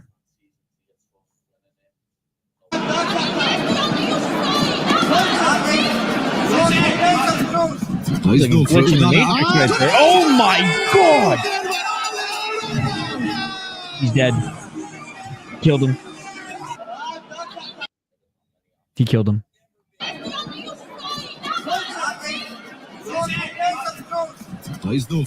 Oh my god, dude.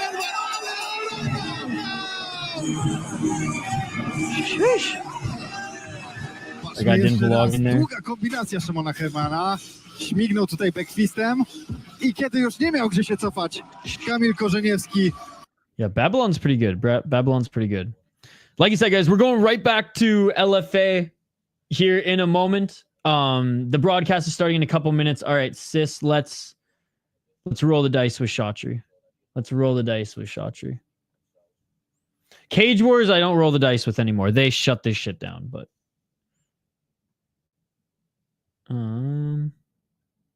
this one's not bad. This one's not bad.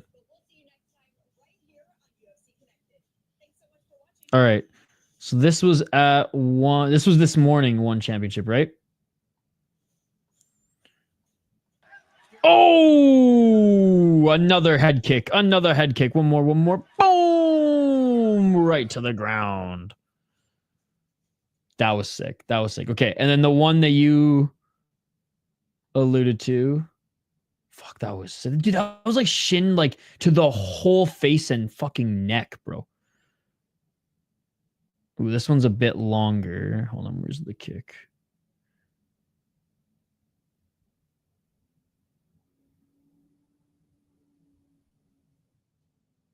Ah, screw it.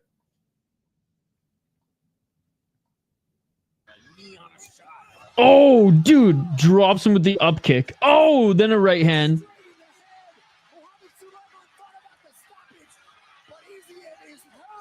I mean, this is some like Herb Dean minute of pain type shit right here. He's, man, I mean, where's the knees to grounded opponent, bro? This is one championship. So this is MMA. Oh my god. Yo, that was close to some Herb Dean minute of pain type shit. If I do say so myself. If I do say so myself. Damn. Well, thank you guys for those. Whenever we have a break between like when the main card are about to start for an event, between the prelims and the main card, I always say, hit me up on Twitter at VI Sports Talk, tag me, send me a message, and we'll go over some regional highlights. Sometimes I can't go over them. One championship sometimes is rolling the dice here on stream, but we'll be fine. We'll be fine. All right, we'll get to this next fight here in a moment. That makes sense. Isha must have finally had enough of what? Hold on, let me go up. Let me go up. All right, the main card's about to begin here, guys. Main card's about to begin.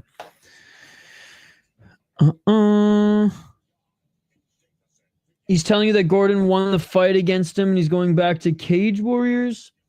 I might have missed it, but did you show the Olaf Chaos as a member stream yet? I believe we showed it.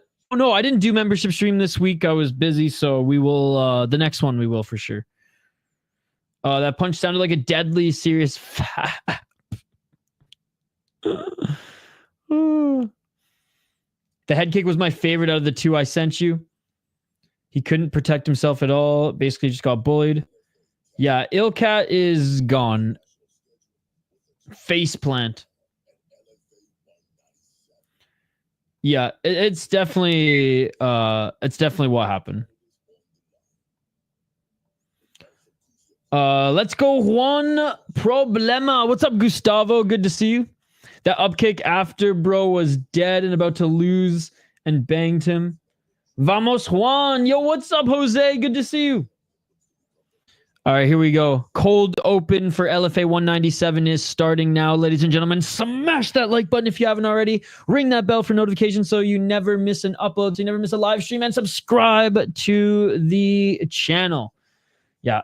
Thought at first Ilkat was actually an MMA fan who wanted to hang out, and he did a good job of convincing us, or at least me, not us. I shouldn't speak on behalf of you guys. For a little while, and then just realized that I just realized he was just here to troll. All right, let's get to this next one. We have Macon Kevin against Juan Pablo Vieira. Undefeated is Juan Pablo Vieira. He is the favorite at minus 350, 7-0 as a pro. This next fight is at lightweight. I swear, the only guy who could even have a chance to replace the voice of LFA, which is one of the best intro fight voices of all time, is No Chill MMA. He's the only guy who could replace the LFA. I don't think anybody's voice is lower on this planet. Yeah, at this moment, which is unbelievable. Because James, I mean, rest in peace, James Earl Jones. I mean, that was the last one. That was the last one. It's up to No Chill MMA now. 5 KO TKOs, 2 submissions, 0 decisions. 2-0 in LFA. Beat a 6-2 guy in his last fight. Good win there. 4-5 guy, 2-0, 2-1. At least he's finishing these guys. And he's finished every single one of his opponents. Macon Kevin, also undefeated despite being the underdog in this one. 27 years of age. A little bit older. He knocked out the guy in the first round in his last fight. 4-0, 2-0. He's finished all of his opponents as well, even the ones with meh records. Beat a 4-0 guy and 2-0 guy when he's 3-0 and 2-0 respectively. How's this guy doing? Okay, he hasn't fought since.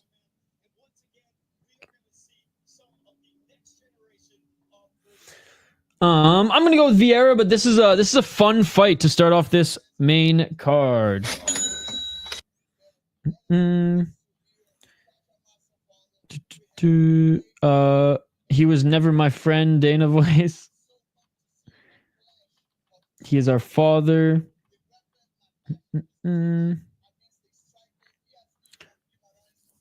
Oh yes, sis. I forget that guy's username. Yo, I saw Phony Turgeson in the LFA chat, and you'll never guess what he was saying. Oh, who here's watching this lay and pray garbage? And I was like, oh my god, of course. BZA Ben missed the Phony Turgeson era, which, like, talk about, and you know, I'm convinced the guy did have some issues, so I'm not trying to like make light of that, but like the most bipolar ass fucking shit I've ever seen. Yeah, it was wild. It was wild. What's up, Dana? Long live 40T. I mean, we gave him more rope than I think anybody on the channel, but when you're threatening to dox, it's over.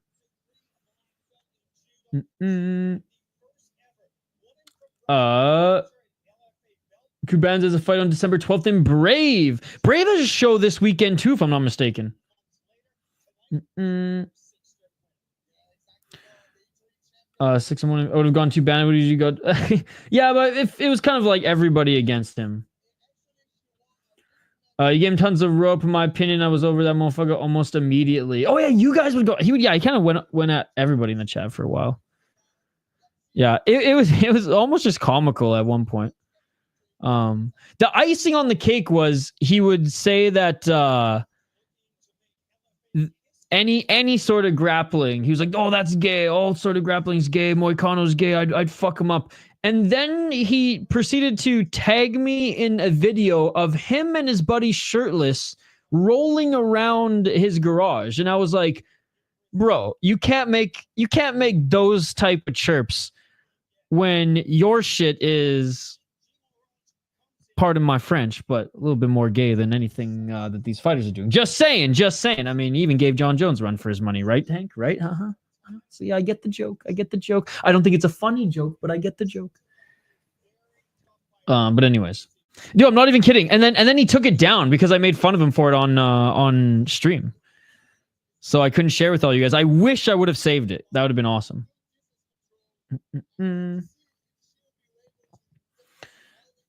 I don't know which one was more disturbing. Oh God. He lived to troll and he trolled to live. I'm picking Kevin. Shane's done my workout. Let's go. Just in time, Shane. The main card just started.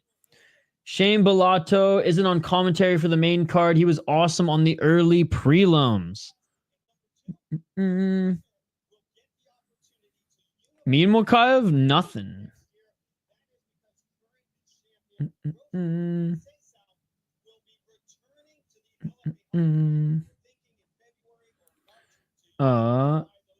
He was buff? Not a yeah, not at all. It was just funny that he was just like tagging this. This is what real men do to fight. I'm like, bro, did you not see what Moicano did in his last fight? Because I think that's what like sparked the final draws. He was just like came into the chat and was like, peace and love, everybody, peace and love. And then was like, oh, you guys actually want to watch this shit? And I was just like, here we go. Rodolfo Bellato, former LFA champ. No, the fight has not started yet. They haven't even made their walkouts. Trust me, I'll give you play-by-play when the fight starts. We're just shooting the breeze right now. Crying Sean Strickland. Good to see you, Atta, by the way. Good to see you. Again, I'm going with Vieira in this one. We already did the rundown. Both of them undefeated. And honestly, Kevin has some good wins. 27 years of age. Still relatively young, but 21, already 7 fights. Yeah, I got Vieira winning this one. Yeah, no problem, Atta. No problem. Good to see you. Peak Man Dance. We're ragging the puck, boys. Yes. Yes. One of my favorite terms in sports. One of my favorite terms in sports. Way better than the one that reflects... the one that's usually said on the job site that reflects what Israel Adesanya likes to do. I never really liked that one. I'd always hear that from like when I was, because I used to work like construction and trades work before getting into doing stuff I do for my day job now. And that was the one that I was just like, like all these other ones are pretty funny, but that one's pretty sus. That one's pretty sus. I'll go head to head with Kevin. A lot of Oliveira's and Pereira's on this card. I know, right? I'll go head to head with Kevin. Skipping deep for UFC must be. Oh, I hate myself almost more than I hate the Toronto Maple Leafs tonight, sis. I'm selling out. Yeah, I hate myself so much. I'm a fucking fraud. I'm a casual. After watching that Rainbolt guy, I'm never assuming my address is safe too. Willie time? I don't think there's a will coming up next. We got Macon against Juan Pablo Vieira. And each of them finishing all their opponents, which is legit. Macau's goated. All right, fighters are now making their way to the cage, ladies and gentlemen.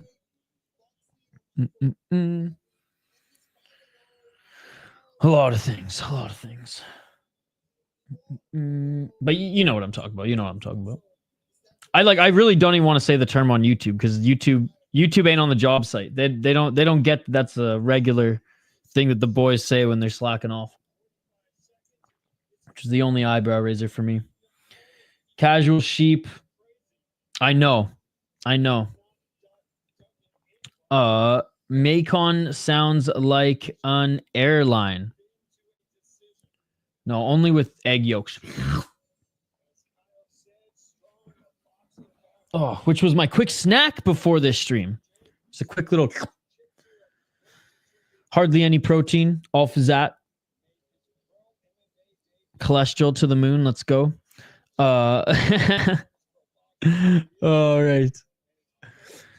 Again, who said, I think it was Ben in the chat, said this is the card of the prospects. Well, that is an accurate take.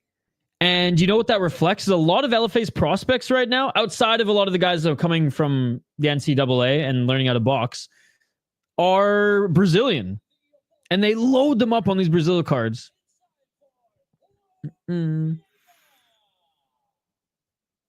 Call me a duck, call me a chicken, call me a goat, John Jones smug ass. I did say that. Juan Pablo Vieira making his walkout now, ladies and gentlemen.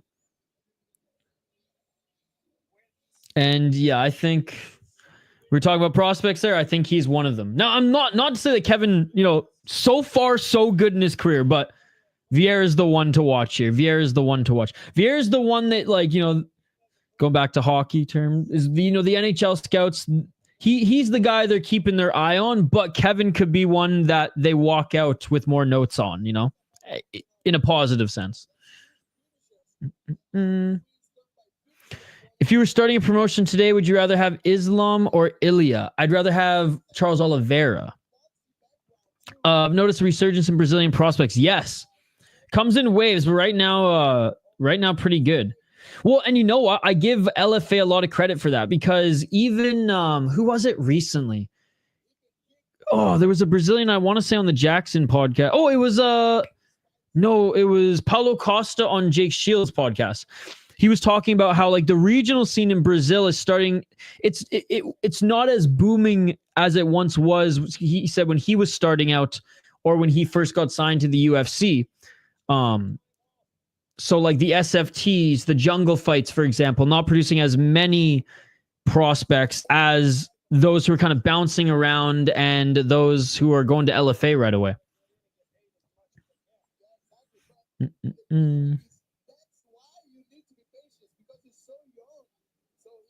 All right.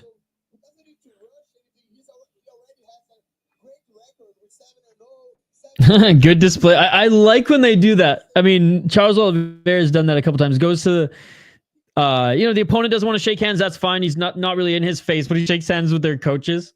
So at least he just stays in their grill, in their face for a little bit.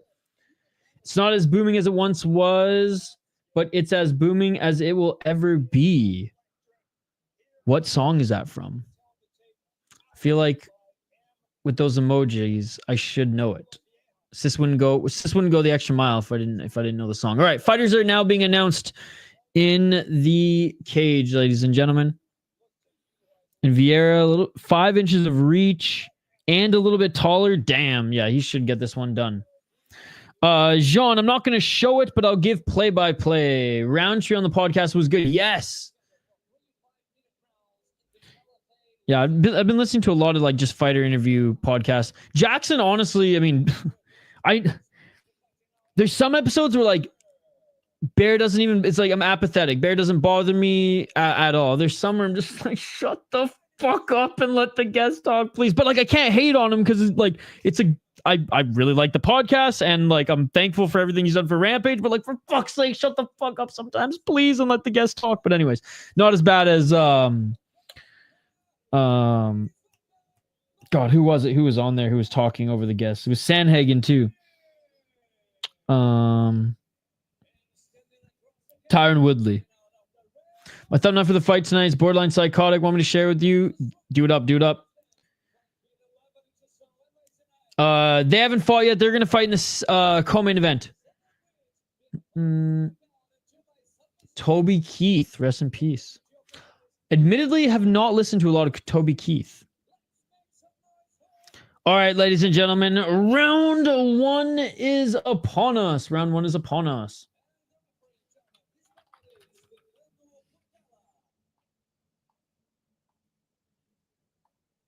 Here we go.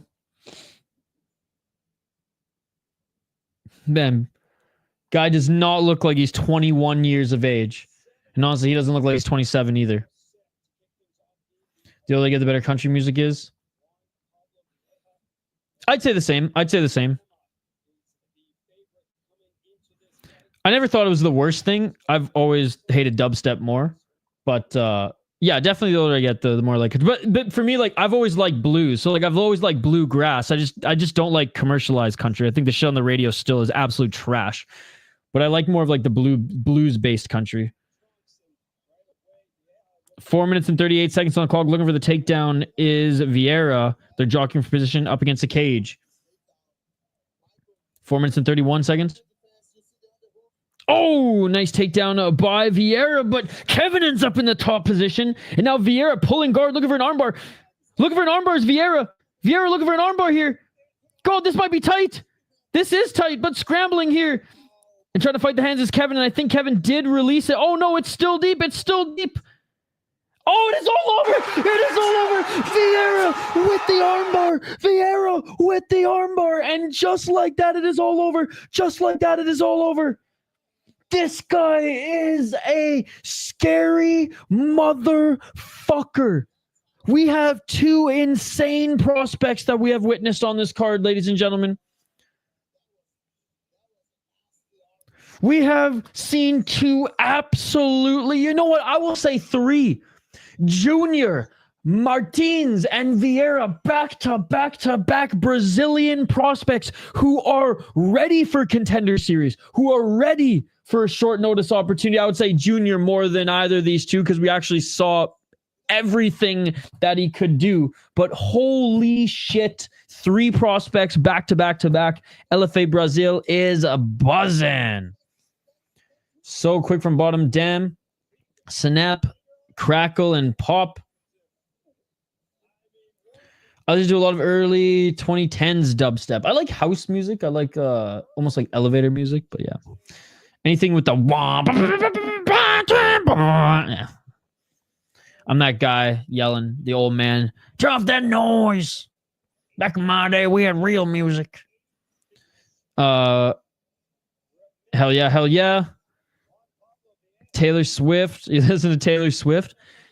She had one album that was produced by John Mayer, and I listened to that one because I think John Mayer is one of the greatest musicians of all time. Certainly master guitar player, for sure.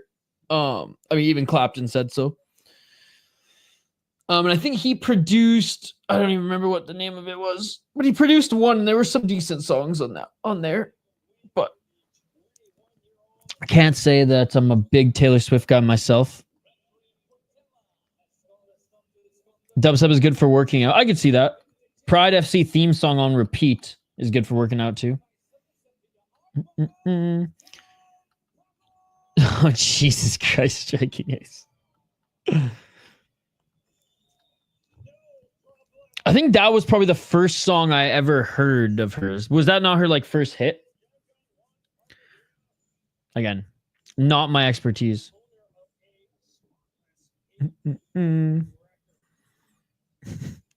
I'm not a big movie buff, striking ace, but I'm sure Hank knows the reference.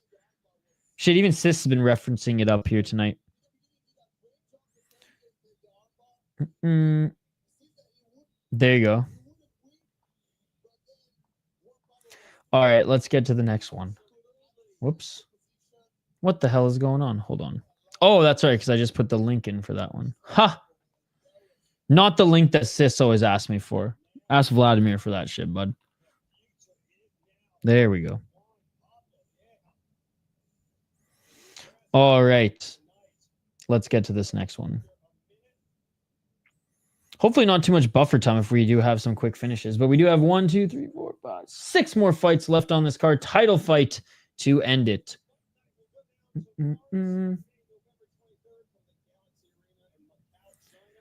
Taylor got ruined for me when she voted for Kamala. It's white guys for Kamala, not white chicks for Kamala. Oh. John Lennon and rappers have that in common, I guess. Oh, it's just a Taylor lyric. Got you. Was featured in a great episode of The Bear. I heard that was a good show. It's hard to appreciate dubstep unless you're rolling balls on ecstasy. See, that's what I hear too, and can't say I've ever dabbled in that. So I wouldn't know.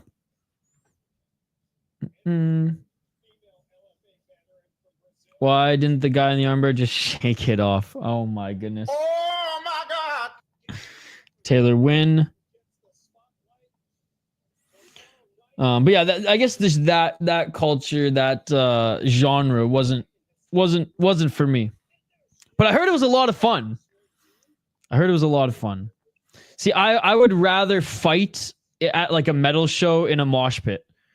I'd rather like get my nose broken, black eye, maybe a bruised rib or broken rib in a metal mosh pit or like punk. I didn't go to as many metal shows as I did punk shows when I was younger. I just like punk music. I like more like traditional punk style music more. But some of those mosh pits were crazy. The one I regret going to was fucking one got crashed by these fucking, I don't know, crazy people, and they put rocks in their socks and just started beating the shit out of everybody in the mosh pit. So I got the fuck out of, and it was at a punk show, but it was at a punk show where it was barely punk. Like Cage the Elephant was there. Before Cage the Elephant were actually like a big band. They played at like this fucking little, like, I want to say it was like a Legion in Qualicum, Shane. Those you can look on Google. Like it was not in like a hard up spot of town at all. If anything, the opposite. Maybe that's why these people wanted to pounce. Punks, little punks. Honestly, I don't even know where it came from originally. I just think it's a random YouTube meme. Oh, okay, gotcha. All right, next fight coming up here.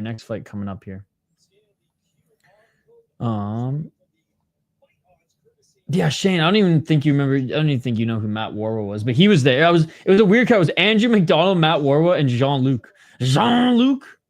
Yes, that's how we called him. That's how we said his name every time. So it was a random crowd, Shane. It was a random crowd. All right, next fight coming up here, guys. As the fighters are about to make their walkouts. This one a little bit closer in the odds.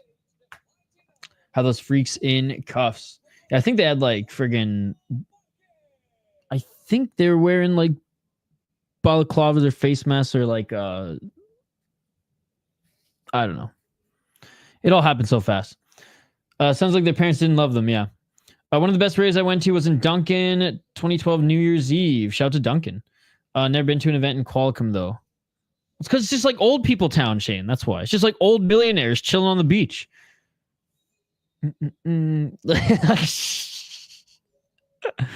All right, Marcelo Marquez, ladies and gentlemen, 10-0. It's the card of the prospects. It's the card of Brazilians, ladies and gentlemen.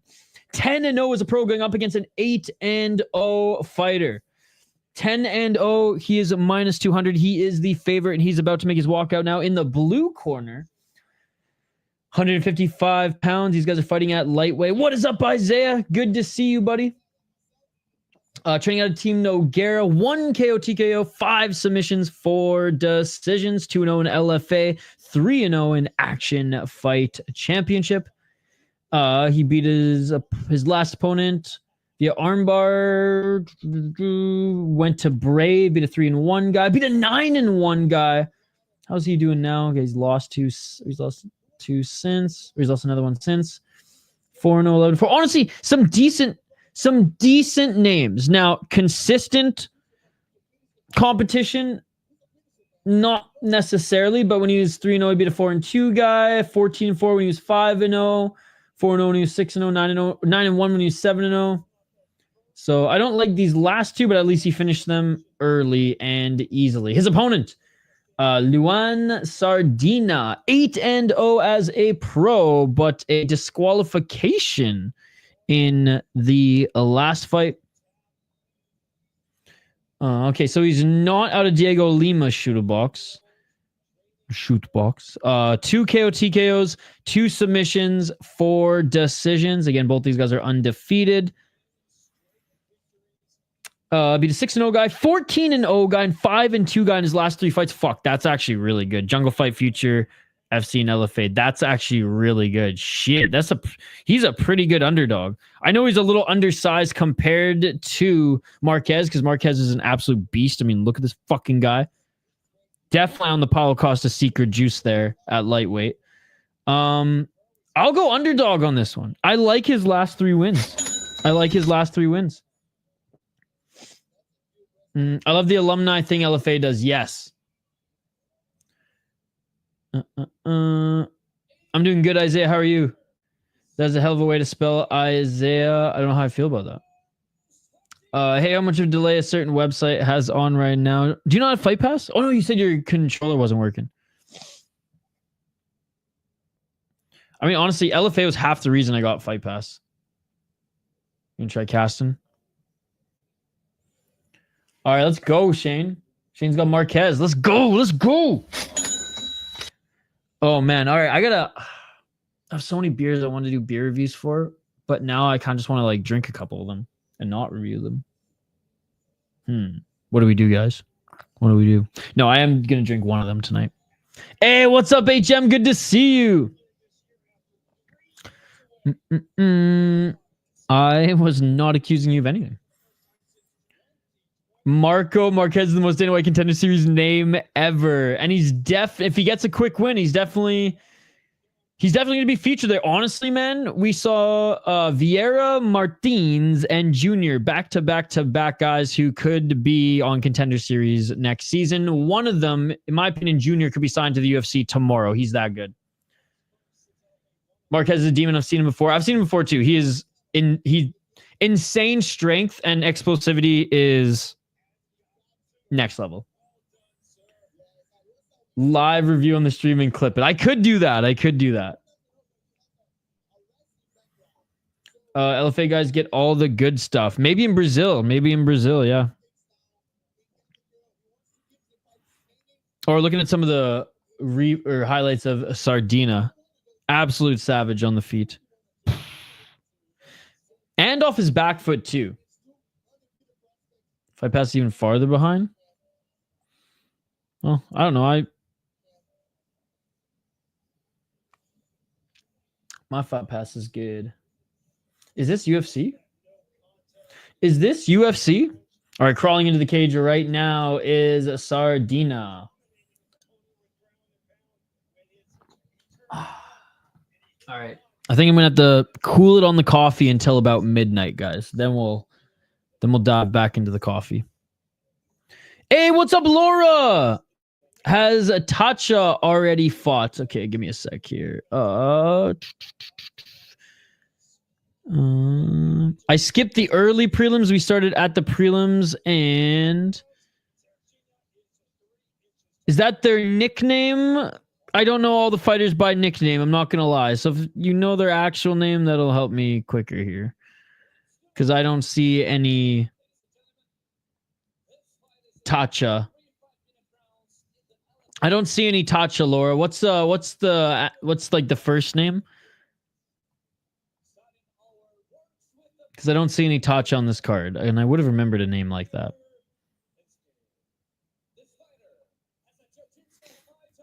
Yeah, even Sis, who's been betting on this one, is who the fuck is Tacha? Do you like Herbert Mate, Isha? You guys get it bottled and carbonated, i.e. Club Mate.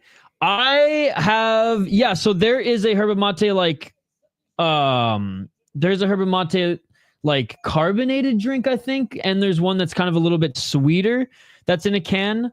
And I have some friends who dig that shit. I'd probably like to get it unsweetened, so I'd probably just steep it, to be honest, and then drink it, because I hear there's like a crazy amount of caffeine in that as well. But like, I drink coffee without sugar and cream too.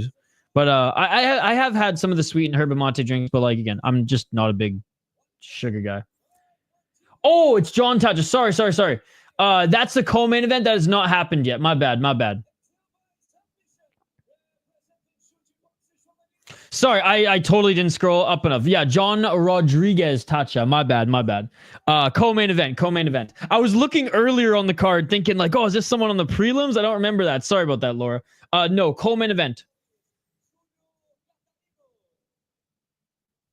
Sorry about the confusion there, Laura.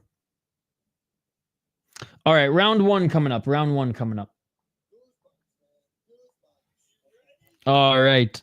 Dude, the broadcast is excited for this one. I'm excited for this one too. Another round of undefeated fighters going at it here. I think Marquez might get a jiu-jitsu going here. Yeah, we're casuals. Can't say I did any prior research to this fight card other than setting it up and being like, oh, there's some good undefeated fighters on this card. Round one, ladies and gentlemen. Definitely did more research for UFC in my afternoon or during my lunch break. But we'll get to that later tonight. 4 minutes and 49 seconds on the clock. Round number Juan. That was good. That was good. 4 minutes and 39 seconds. Low kick by Sardina. Front kick by Marquez.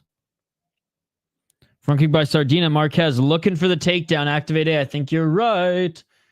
Cha-cha real smooth. You like the Monte too, Hank? Juan's Wabadoo.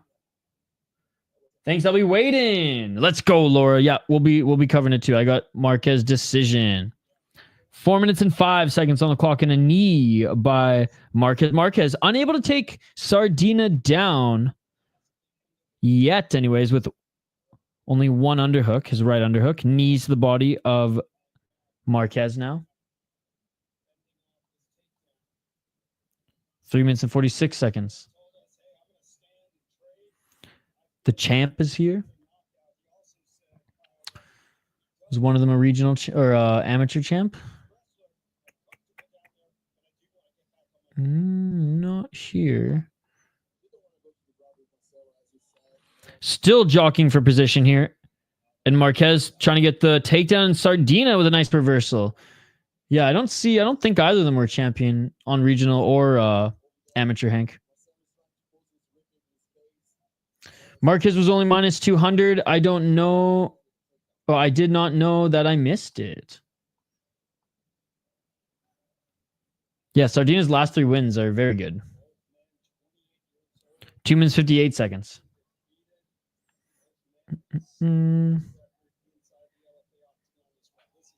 Nice. I don't think that's how you spell his first name, but you're the wrestling expert. 2 minutes and 46 seconds on the clock.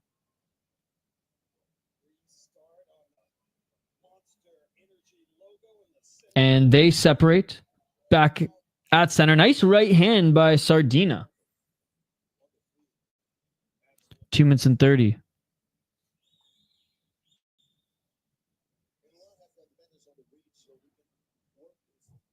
Each of them light on their feet.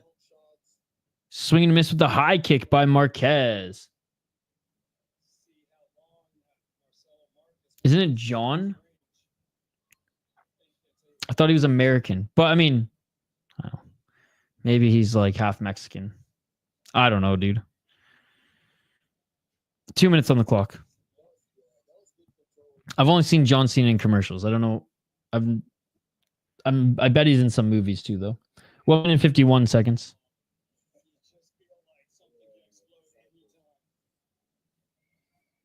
Well, no, I'm watching the fight. You guys are talking about wrestling here. Go.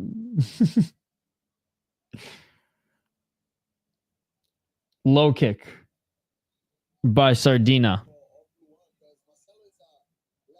1 minute 30.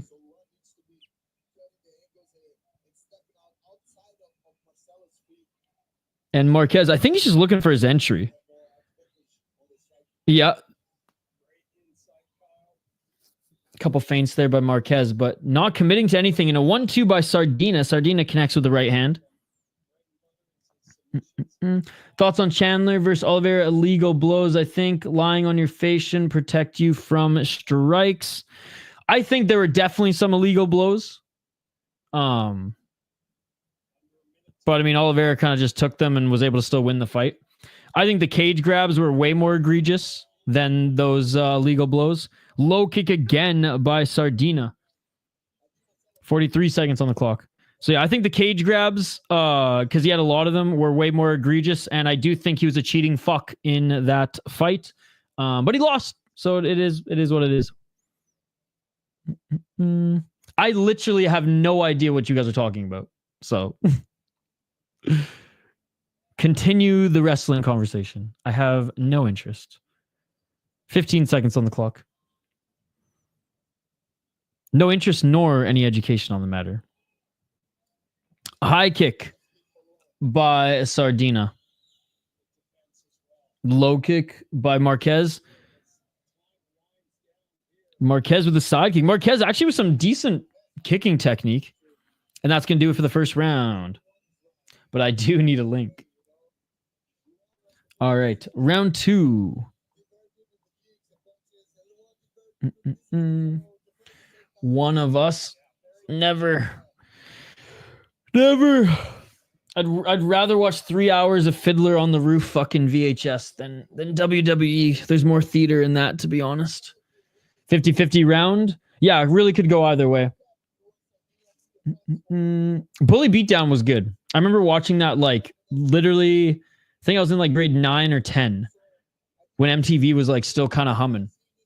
And me and my friends would, well, let's just say twist more up than I'm going to be able to do so tonight because I don't have time, or tomorrow.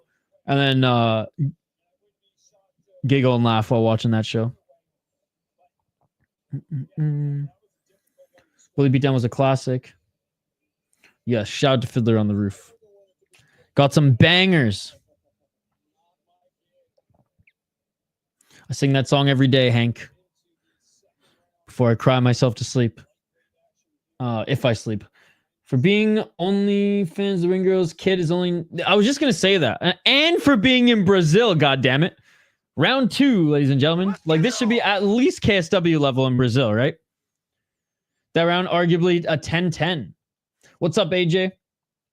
4 minutes and 42 seconds on the clock. Let's see who separates themselves in the eyes of the judges here in round 2.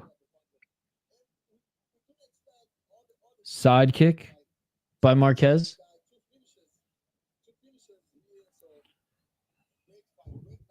Oh, step back right by Marquez. I'm saying I just want to see more, sis. That's all. Please, sir. Can I have some more? Now, how do you say that in Polish? 4 minutes and 11 seconds. Nah, Hank, that you're crazy, bro. You're crazy. 4 minutes on the clock.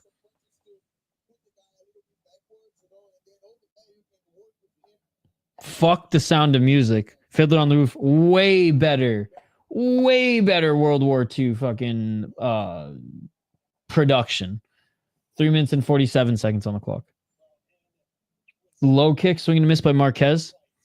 I think J. Paul's promoting Ring Girls are the most distracting of all time. I would say that Pro Box TV gives even KSW a run for their money. Walking forward, here's Marquez and Sardinha with a sidekick to the knee, but Marquez with a nice left.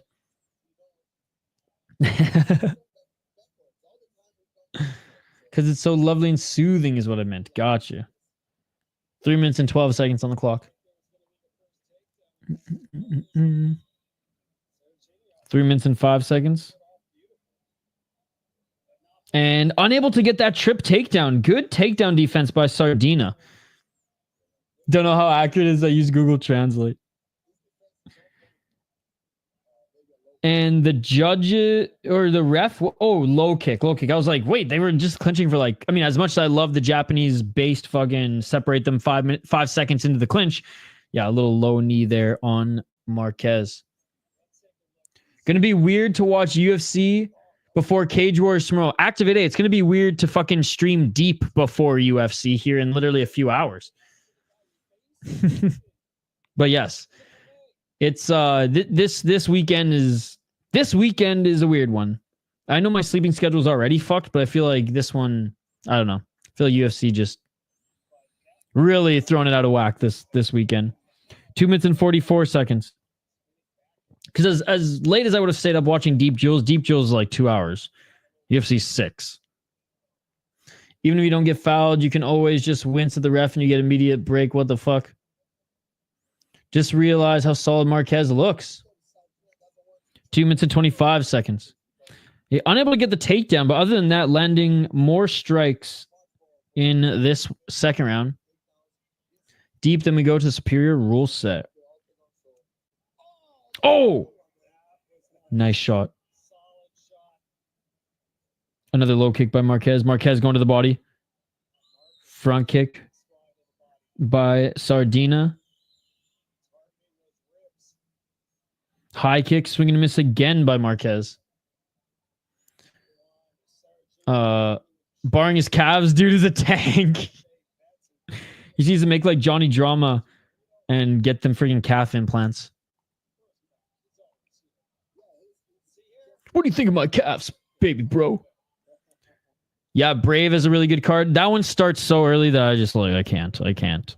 There might even be some overlap with UFC for that one. Oh, a nice spinning heel kick, and Marquez gets the takedown. I mean, he didn't land clean on that one, but threatened it nonetheless. And then was able to take him to the ground. Back up to his feet is Sardine, but Marquez holding onto his torso here. 1 minute and 17 seconds on the clock. Marquez has had issues taking Sardina to the ground all fight, and Sardina, great takedown defense, and he escapes his hold there. Undercard is meh. In fairness, he does have the chicken legs. Oh, overhand right to look for the takedown here. Sardina.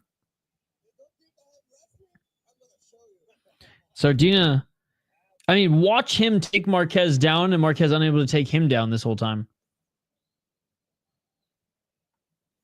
But unable to get that single leg right now. 32 seconds.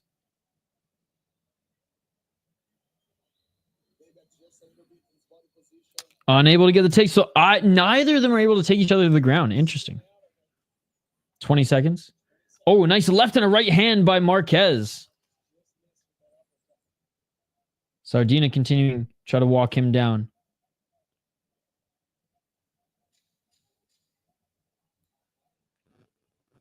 Oh, looking for a flying knee was Marquez. A little switch kick by Sardina. And that is it for the second round. Second round, I'm going to give to Marquez. First round really could go either way. That's the swing round. Second round, I'm going to give to Marquez. Still a close round. Definitely separated himself a little bit as far as volume and damage. I got 2-0. It's funny. One of the podcasts that I work for, they just got a Raycon sponsorship. Shout out to Ray J. Marquez is fucking jacked. Again, other than his calves, which I can't stop staring at now. He needs the Johnny Drama fucking calf implant. Shout out to Entourage. I think it was like 2 or 3 months ago. I watched the Entourage movie again because I think it was like on TV or it was like suggested on smart TV that my roommates had, which they sold the TV now, so it's gone. I actually don't own a TV, so I probably should get one when I move into my own place. I don't own much, to be honest. I didn't move to the States with much. I'm just realizing now that I'm like, fuck, I'm at the furnish a place. Damn it. I have the essentials. Desk, computer, bed. Well, not really a bed right now because everything in my office and living space is in boxes. So kind of a bed. Which I can't stop staring at. Ishan is Conor McGregor state. Yeah, and fuck McGregor, by the way. Glad he got what's coming to him, even though it's seemingly a slap on the wrist. Given that was a civil case, right? 4 minutes and 42 seconds on the clock. Round 3. I mean, in his world, again. The amount the S pays no slap on the wrist for a layman, but like, fuck, dude. 4 minutes and 30 seconds on the clock. I can say whether it's Chandler, Oliveira, or Mark Zuckerberg at this point. I hope McGregor gets choked or knocked the fuck out. 4 minutes and 17 seconds on the clock if he does return to fighting. Today really ruined what was left of his career. Yep. 4:10 on the clock. Exactly that. Ilkat would probably still defend him, though. 4 minutes. Front kick by Sardina. Sardina with the right hand. Touchy subject like McGregor. Oh, God. I'm not even going to say too soon. That was clever. A little fucked up, but clever. Oh, a nice left elbow by Sardina. Oh, and look at the spinning back fist was Marquez. Dude, Sardina's good too, man. I understand why this guy's undefeated. And Marquez looking for the takedown. Can he get it? No, Sardina with incredible takedown defense. Yet again. And looking for that left single leg. Unable to get it is Marquez. This is not a bad fight here. No, very technical. Very technical. 3 minutes and 11 seconds. Neither of them can get takedowns, so they're really forcing this fight to be on the feet. Hopefully, it doesn't end in the clinch here with 2 minutes and 58 seconds on the clock.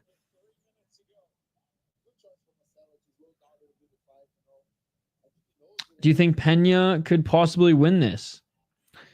That Pena could beat either of these two guys? Probably not. I'm not going to lie. Probably not.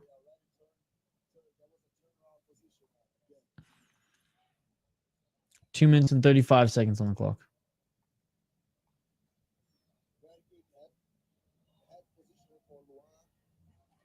I mean, gaining control time right now is Sardina as he's pushing Marquez up against the cage and the ref separates them. Shout out to the Brazilian refs, bro.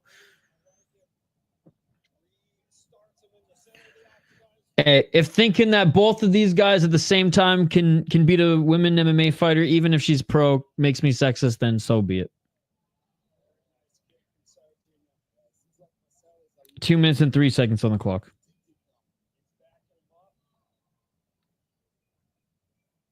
Oh, a nice straight left by Sardina. Low kick by Marquez. High kick by Sardina. Sardina with a 1-2. I think Sardina's winning this round thus far, guys. So it's really going to that swing round. 1 minute and 40 seconds. Marquez comes back. Doesn't land a left. Marquez looking for the oblique kick. Superman punch attempt by Sardina. These guys are lightweights. They're huge. 1 minute and 23 seconds. Luis Pena retired, I'm pretty sure, after his last loss, which was last week, I think, in Titan. Or the weekend before. Nice right hand by Sardina. 1 minute and 11 seconds. I mean, this really comes down to that first round and how it's scored. Run off the cage like Showtime Pettis. Yeah, I don't think Pena's going to do that in her next fight. 55 seconds on the clock. Looking for the takedown is Marquez and an easy stuffing by Sardina. And Sardina threw a knee as well. Oh, a nice left elbow by Sardina. Sardina with the right hand. Oh, Marquez running away and a knee to the body by Sardina. Great third round by Sardina, man. Great third round by Sardina. 34 seconds. Right hand by Sardina. 27 seconds. Luis Pena, he's not that great.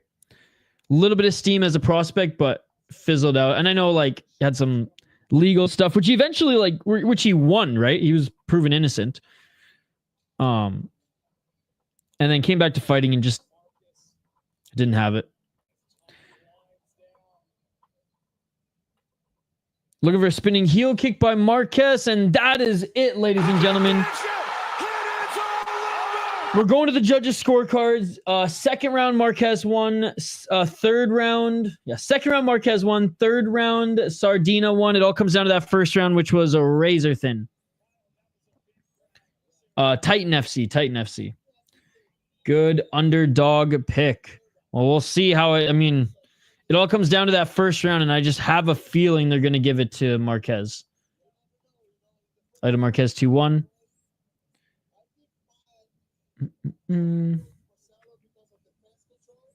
No, that was the guy from BKFC. That was the guy from BKFC. He has a fight against 7-0 guy. And I wish I could have made a follow-up video, but like all the follow-up material he wiped from his Instagram. There was like pictures of him with his lawyers and him and other BKFC fighters actually who were like, thank you for hooking me up with this lawyer who was able to just like drop all the charges somehow. I don't know why. That's not what it said verbatim, but anyways. And then he deleted it all. I got red 2-1. I don't know. Aris Saturday as well. So much MMA tomorrow after UFC. I know. You guys vote on the poll question, by the way. What am I going to cover? Aris or Cage Wars? It's on the community tab. Go vote in the poll question. You guys decide what I stream tomorrow. I have it. Sardina. 29-28. He wiped everything for a reason, right? I think he has a fight coming up still. El Poll. I haven't even checked the results yet, but there'll be more tonight after UFC. And All the other fucking promotions. Oh, hello.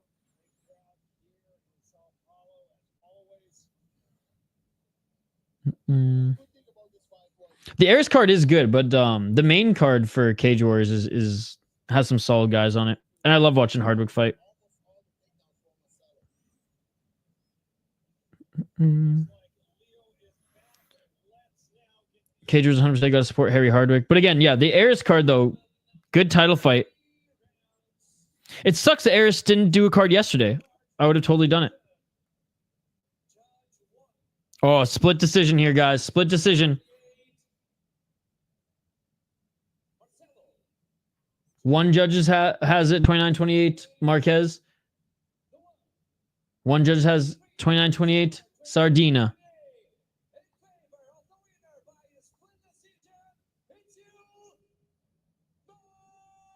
Oh, I knew they were going to give it to Marcelo. I knew they were going to get Marcelo. Honestly, guys, the first round was a swing round. It could have gone either way. Can't be upset with this one. Sardina put on a good performance as well. Man, the night of the prospects. The night of the prospects. Unbelievable. No, hardly a fraud check, man. This was a good technical fight. This was a good technical fight. Robbery? No, it wasn't a robbery, guys. It was such a close decision. The first round was so close. Can't say it was a robbery. Can't say it was a robbery. I'm sorry. That's ludicrous. That's ludicrous. All right, the bout order doesn't matter for this one anymore. The bout order doesn't matter for this one anymore because it's completely wrong. I keep referring back to like the LFA bout order, and we already established that. Tapologies is actually right, which is crazy. Good scrap too. Didn't even watch the first round, but probably because he didn't look as cool. At least you explained yourself. Shane, the underdog pick wasn't good enough. It wasn't good enough. God, this guy is fucking sick, though, by the way. And yeah, they're not putting him up against an undefeated prospect. They're putting him up against someone who he will knock the fuck out. He is going to punch this guy, and the guy is going to fly to fucking Mars, ladies and gentlemen. It's going to be wild. It's going to be wild. Of course, I want to showcase this prospect versus give him an actual tough opponent. But that's okay. That's okay. Maybe a lot of people were scared to fight him, and I would be too if I was his size and a pro fighter. I'm not going to lie. Might be stream. Hoping another channel is live going at 7. Big Mike time. Michael Oliveira got skills and power. Heavyweights next, I thought. Jesus Christ. Oh, yeah, that was moved to the featured fight. Okay, so even Tapology still has this one wrong. Okay, so Tapology's bout order's wrong. LFA's bout order's wrong. Fuck it. I'm just going to listen to Activate A now moving forward. I literally tried to prepare for this by having a whole separate tab with LFA's bout order, and so far it's been right to Tapology, but I trust Activate A more than Tapology and LFA's social media, to be perfectly honest, folks. As LFA has blocked me on social media before for literally promoting their content for free, so I don't know. They not to be fucks with. Minus 2,500 is crazy. Who's minus 2,500? Oh, in the last one? Yeah, for MMA, it's insane. Also, Pereira has a dope name.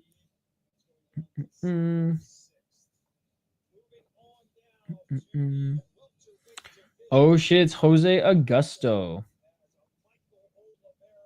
No, it is Michael Oliveira. All right, never mind. I'm not listening to Activate anymore. Oh, I'm getting confused, man, because I saw that this was the featured fight at one point, too. I think LFA is just making up the bout order as they go. Paranoid-ass company? Damn, I'm looking at LFA's Instagram. Looks like it's not them. Let's go, Jose, the underdog of the card. They lied to me. God damn, I can't believe Tapology's dunking on all of us here tonight. All right. Back now. Again, guys, usually this isn't the case. Usually it's the bout order that fucking the league shares on their social media is the right fights. And Tapology's 9 times out of 10 on the regional scene wrong, but looks like tonight Tapology is getting the better of us. I remember when they blocked you, it was wild, right? It's the Oliveira era. Also, you might have already have not bought Isha. You made a few speaking mistakes. What speaking mistakes? What speaking mistakes? I want to know. Oliveira's next. Oh, I might as well just shut her down right now if that's the case. Jose is like a minus 220. Minus 2,800 for Oliveira. I don't think this... I mean, speaking mistakes, probably just because I'm stupid. I don't think it's the Napitis for that one. But for the bout order, no, it's like I literally... I can't share it on screen because it's in a PDF file. But like literally LFA has... They shared the wrong bout order. Because Oliveira was supposed to be the one starting off the prelims. And then it was supposed to be Marquez, Sardina, then the heavyweights. And then LFA on their screen showed that Oliveira was actually moved to the featured fight when they showed the odds for all the fights, and they had it all scrambled in that one. So I was kind of going off that. And then their Instagram is showing something different. So maybe it's a Napitis. Or maybe I just am stupid. You read hoping is... Oh, yes, yeah. And Aldo is also. Jose ain't next Buckaroo. Yeah, no, we've got that now. We've got that now. Yes, a PDF file. Michelle Oliveira. I mean, maybe I could actually share it on screen. I know that's what Sis wants to see. My LFA PDF file. Oliveira 7-0 as a pro. Oh man, just look at his opponent in there. Like I said, they didn't give Oliveira another prospect undefeated top guy in this matchup, and that's no disrespect to Aldo Pereira. PQD 17-7-2 as a pro. He is 2-2-1 in his last 5 fights. Fought in WOCS against a different Oliveira, which he beat. So I mean, there's that. I mean, I'm grasping for straws at this point. Draw, be 10-6 guy, lost 12-5, and 40-16-1. Okay. 5 KO TKOs, 1 submission, 5 decisions, 3-2 in favela combat, 1-1-1 in fight for life. Beat a 4-2 guy. That was the Oliveira guy. Fought for a title in favela combat, which, by the way, badass fucking name for a league, favela combat. But he lost. Didn't get the title in that one. Oh, but he had the title at one point. So he's like a favela combat like lifer, right? Not I guess totally, but okay, he's been in there for a while. Yeah, since 2015.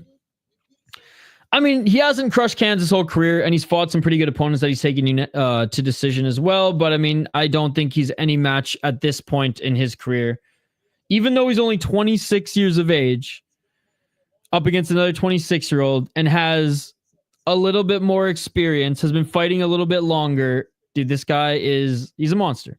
Minus 2,500. I hate seeing those odds in mixed martial arts, but if that doesn't tell you just how confident everybody is in this guy, I don't know what does. 7 KO TKOs. That's all there is to report on this stat. 5-0 in LFA. LFA is just stoked they fucking got him right now. And it's not like he's crushing absolute cans. Now, he showed he can get past the 3rd round, okay?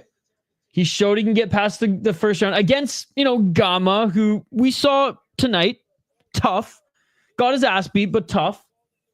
For then 4-1 guy, 2-1 guy, 3-2, and he was 3-0, 4-0, and 5-0 respectively. As an amateur, only 1 win there.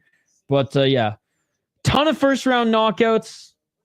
Actually went to the 3rd round and still look good in this one, which I like that. These guys got to be tested going the distance or far in fights. So we're going to see. God, there was that one Brazilian guy on Dana White Contender Series. His name is escaping me this last season who Again, I'd only seen the start of the second round, and he gassed hard as the second round went on. Having said that, we're going with Oliveira in this one. Lock of the card.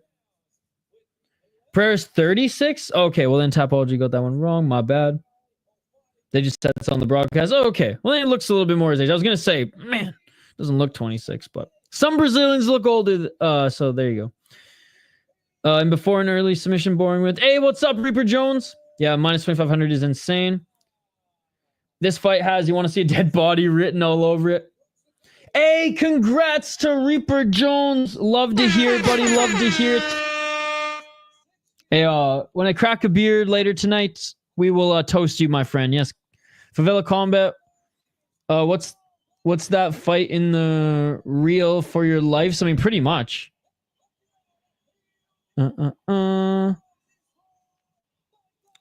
Thinking of checking out Kung Fu Kenny's new album. It's the most meme-looking fight ever. Sure. Is it any good? Let's go, Jones. Congratulations. We got any of those? Hi, I'm an up-and-coming fighter. I'm going to fight you on a promotion called UFC next week if you want to support me. True. The only good Jones in MMA not named Craig. Well, Craig isn't in MMA, but I guess he coaches, so he's part of that universe.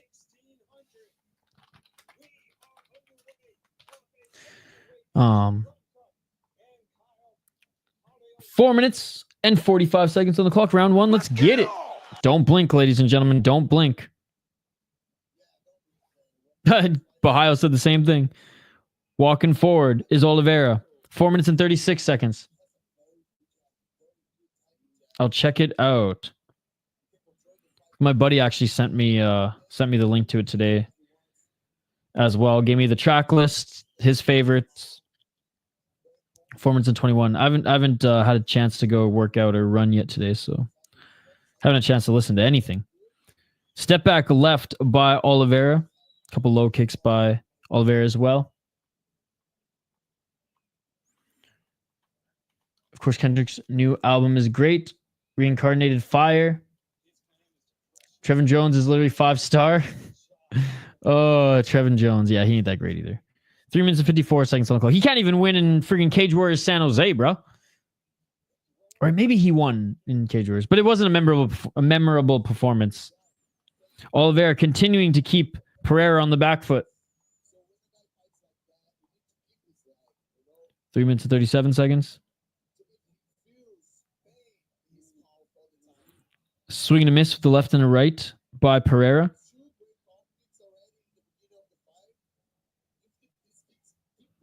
Three minutes and 23 seconds.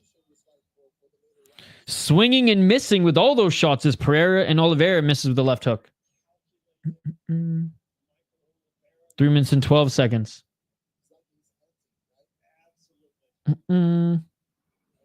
Honestly, if I'm going to go out playing any sort of music, it's going to be an artist I prefer way more than Kendrick Lamar. 2 minutes and 58 seconds on the clock.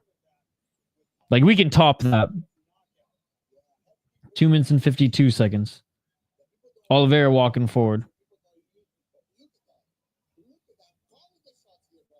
Oh, low kick by Pereira. You could actually do that on Twitch though. Play music. Left by Oliveira. Is this UFC will forever be my answer if it's not a choice? Hey, what's up, Francis? Nganumedov.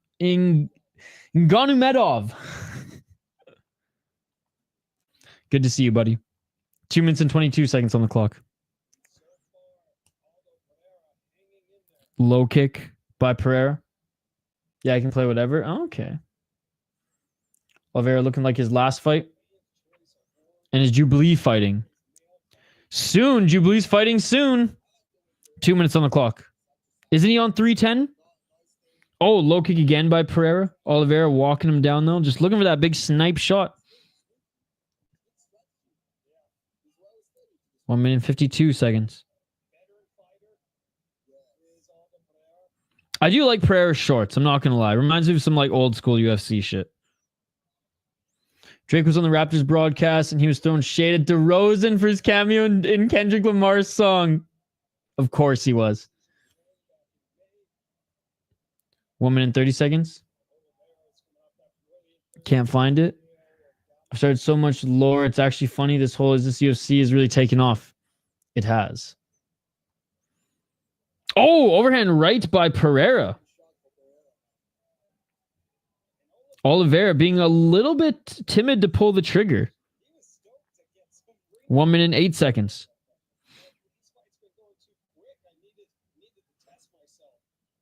Maybe you just want, like the broadcast was saying, you know, these first round knockouts that he was getting prior to his last fight, too quick. He wants some more ring time. Well, he's certainly getting some here.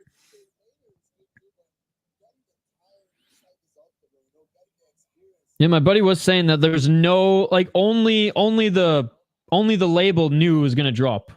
Like nobody even in his like not a lot of people anyways in his inner circle and like production and their label knew it was gonna drop. And an eye poke on Pereira. Some bettors are making a lot of money.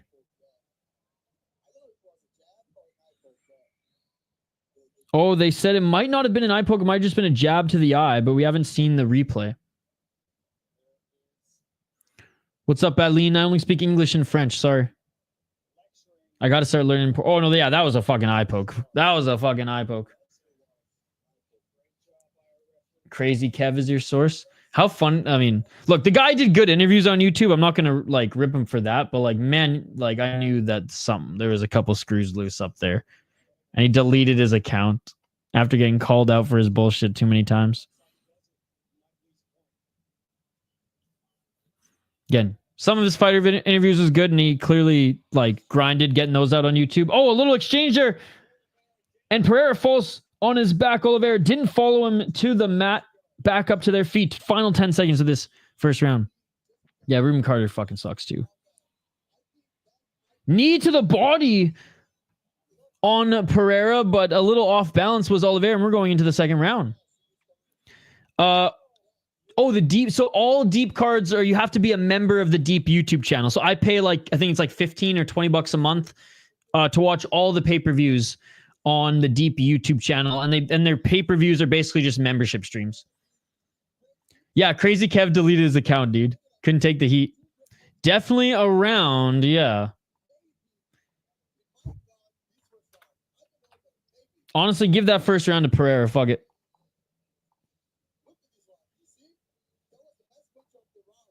Pereira landed the biggest shot. Give it to him.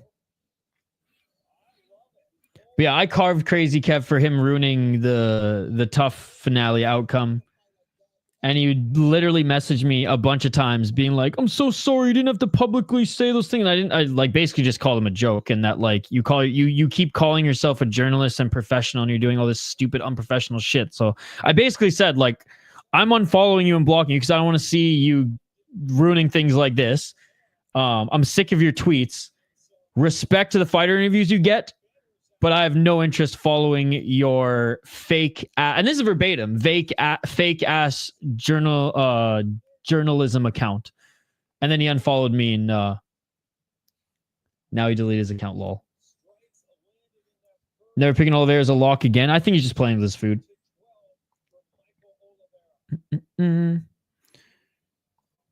No, his YouTube's still up. He deleted his Twitter account. UFC Fight Pass. 4 minutes and 39 seconds. Maybe he rebooted again. Again, I muted him, so I don't know. But at one point, he deleted his account, I feel like a few weeks ago, and everyone was talking about that. I haven't been on Twitter, like, much. 4 minutes and 24 seconds on the clock the last couple weeks. Just enough to, like, share some links. It's hilarious how bad a lot of journalism has become. Well, I mean, it's not even journalism. It's just some fucking guy like this fucking guy, just some fucking nobody like myself who's, yay, you're interviewing fighters weekly. That's awesome. I like I said, I will never bash him for that. But those fucking MMA Twitter accounts, dude, are just the worst. Reporting fake shit and all this bullshit. Yeah, exactly. Like I said, it's like I don't even want to call them journalists, just like I won't call a fucking close fight a robbery. Like let's not disrespect the word that is journalism here or water it down. These people are just random fucking idiots like this guy who nobody's who are just reporting bullshit, thinking they're reporting bullshit on Twitter, and it's annoying as fuck. 3 minutes and 29 seconds on the clock.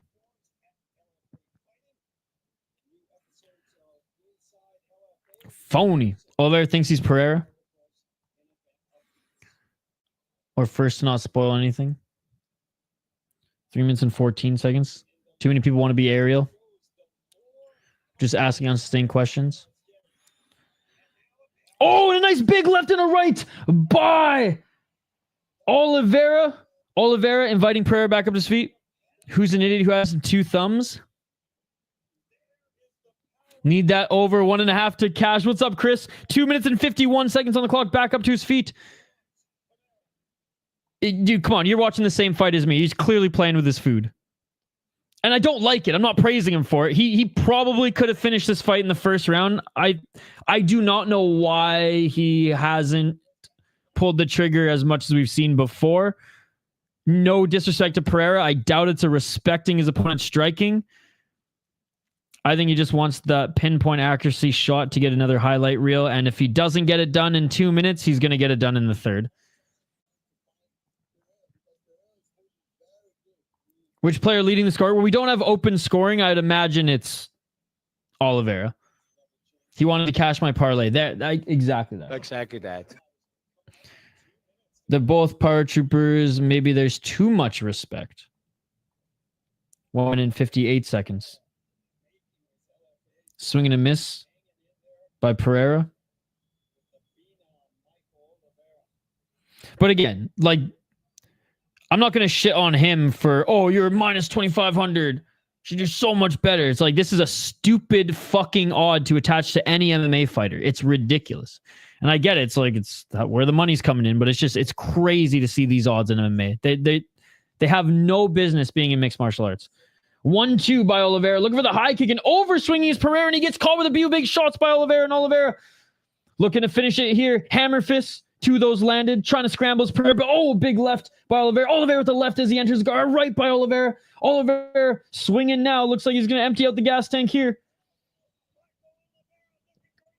Oliveira pushing down Pereira now. Short left elbows. Another left by Oliveira. Hey, cred to Pereira scrambling a little bit here from the bottom. Oh, another left by Oliveira. And Pereira trying to reverse, but he just gets pushed back, and Oliveira inviting him back up to his feet. The Bo Nickel effect. Why have 2 first names when you can have 2 last names? That's a good point. That's a good point. Jeez. 31 seconds. Oliveira with a left. Oliveira with another left. Oliveira trying to stalk down Pereira now. Pereira looking for that takedown. Oliveira, no. Pereira falls to his back. Oliveira inviting him back up to his feet. Too big a favorite? Yeah, I hate seeing these odds in MMA. They have no business being in mixed martial arts.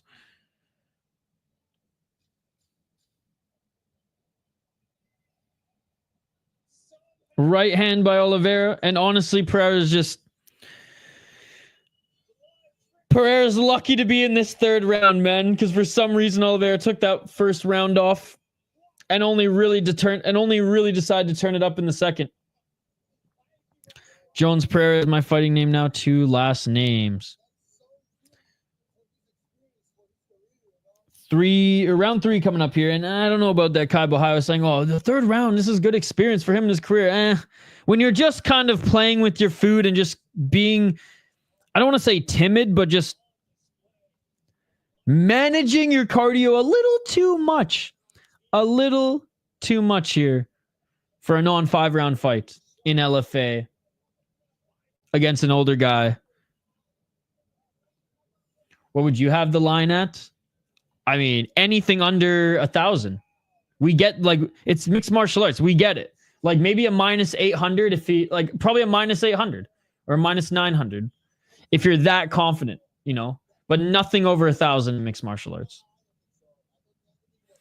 The Foot Locker CEO was called Dick Johnson. Penis. Yeah, I think he can finish it here in the third. All right. I honestly think he could have finished it in the first. I think he has to finish it in the third, because if this goes the distance, it's not going to be a good look, especially with how he's been fighting in this one. By the way, pretty big venue here. Nice right hand by Pereira. My issue is if you are minus 2,000, the dog is plus 800, and the line is off, period. True.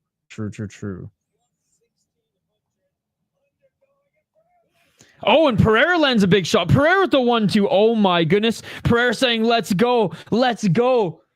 Bro, Pereira. Oh my God. He's saying, let's go. Let's go. Oh, Pereira with the left. Dude, this is insane. I love this shit. Let's go. Let's go. You mean fucking rights, Hank. Hank means fucking rights. He can kill him. He just won't. I know, dude. I don't know why he's so reserved in this one. This is not the Oliveira that we're used to, but I don't give a fuck. Let's go, Pereira. Make him pay. Make him pay for being reserved in this fight. 3 minutes and 47 seconds on the clock. Oh, I can. 3 minutes and 41 seconds on the clock. Too much respect. Pereira's dodging. Or dogging. Or dog IMG. 3 minutes and 22 seconds on the clock.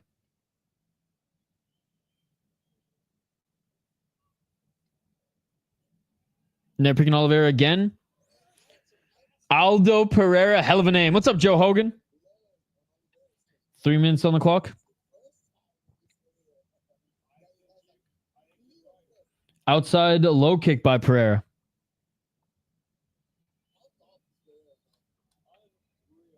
Two minutes 54. Oh, nice left by Pereira. Pereira with the right hand. I have no idea, sis. 2 minutes and 40 seconds on the clock. Still trying to walk forward as Oliveira here, but Pereira just a big smile on his face. Looks like the Wish Brazilian version of Dan Henderson, but he's crushing it right now. Dude, this is amazing. An underdog this big.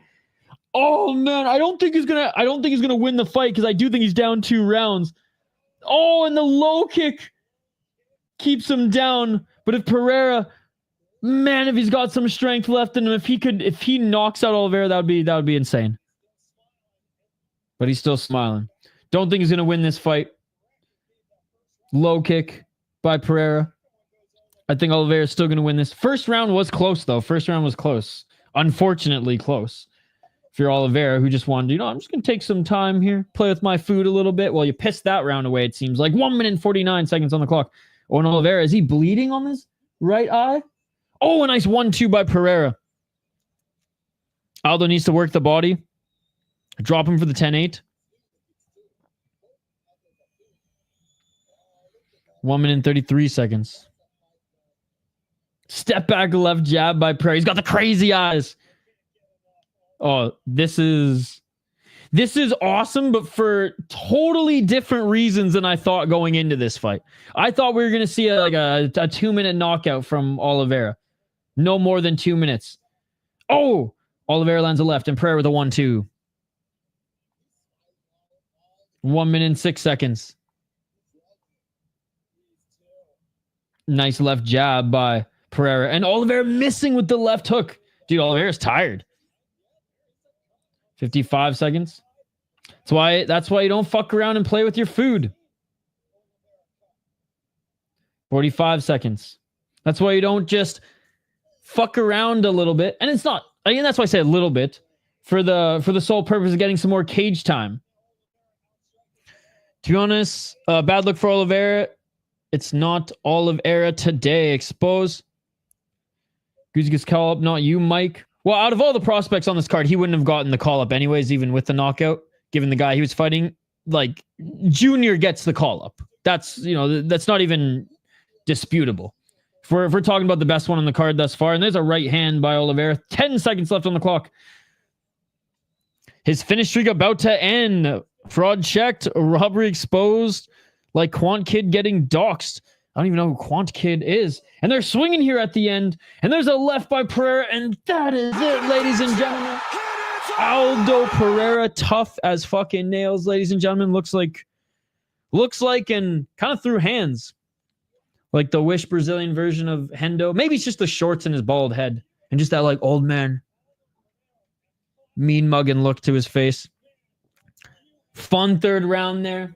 Oliveira unable to get his knockout. But I think he's going to win this one still. Quankins peak crypto stupidity. Okay, run it back now. Legit imagine not getting the finish. Hardly a dumbass.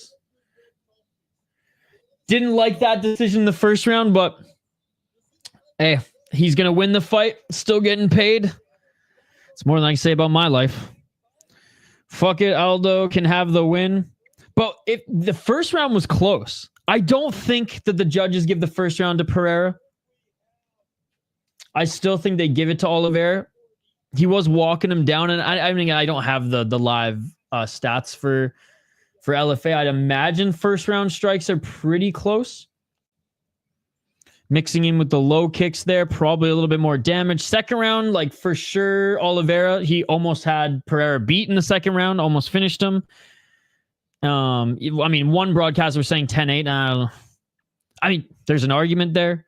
And then the third round, fucking Pereira, man, coming back. Just like, what's his name? Like Gama coming. I mean, to be honest, I'm saying Junior is the best prospect and best fighter we've seen on this card thus far. And Gama came back in the third. Now, Gama lost the third round, in my opinion.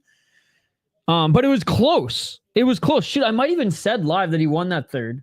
I don't remember now. I know he had a submission attempt and a few shots, but then Junior got back. Oh no, Junior ended the fight on top and had a little bit of control time at the end there. But still, Gama had a good comeback in that one too. So 29-27 and 30-27, all four. So two judges gave. Oh, okay. One judge did give Oliveira a 10-8. Wow. No one gave that third round to Pereira? Interesting. Jon Jones would have got the finish. Obviously. He's the greatest of all time. Give me two more rounds. This kid created a coin and then rug pulled it for 20K and then created a second coin called I'm Sorry and rugged it again. Wow. And then did the same thing with a coin named after his dog. That is savage. He lied. That's savage. That is absolute savagery right there. Rigged.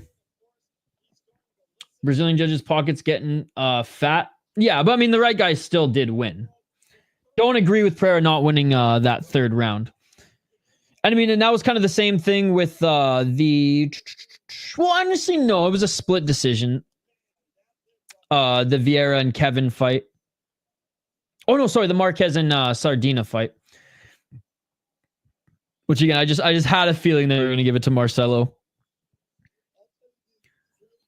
And, you know, second round definitely can make an argument for the 10-8 based on him almost being finished and taking that damage. Third round, though, I don't agree with the... I do think Pereira earned that third round. I saw Penguin Zero talk about that. He hasn't fought yet, buddy. He hasn't fought yet. Oh, the crypto scam. And when I say kid, I legit mean not over 13. I'll find a short for you. It's fucking hilarious. Oh, that's crazy. Smart kid. I mean, dumb decision overall, obviously, but like smart kid to at least get the infrastructure to pull that off. Put the infrastructure together to pull that off. Evil genius. All right.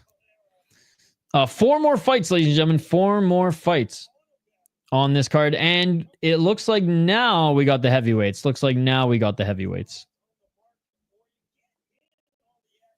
All right, ladies and gentlemen. Vote in the poll question, guys. Vote in the poll question. How many title fights should be on on LFA 200? 1, 2, 3 is this UFC? Let me know.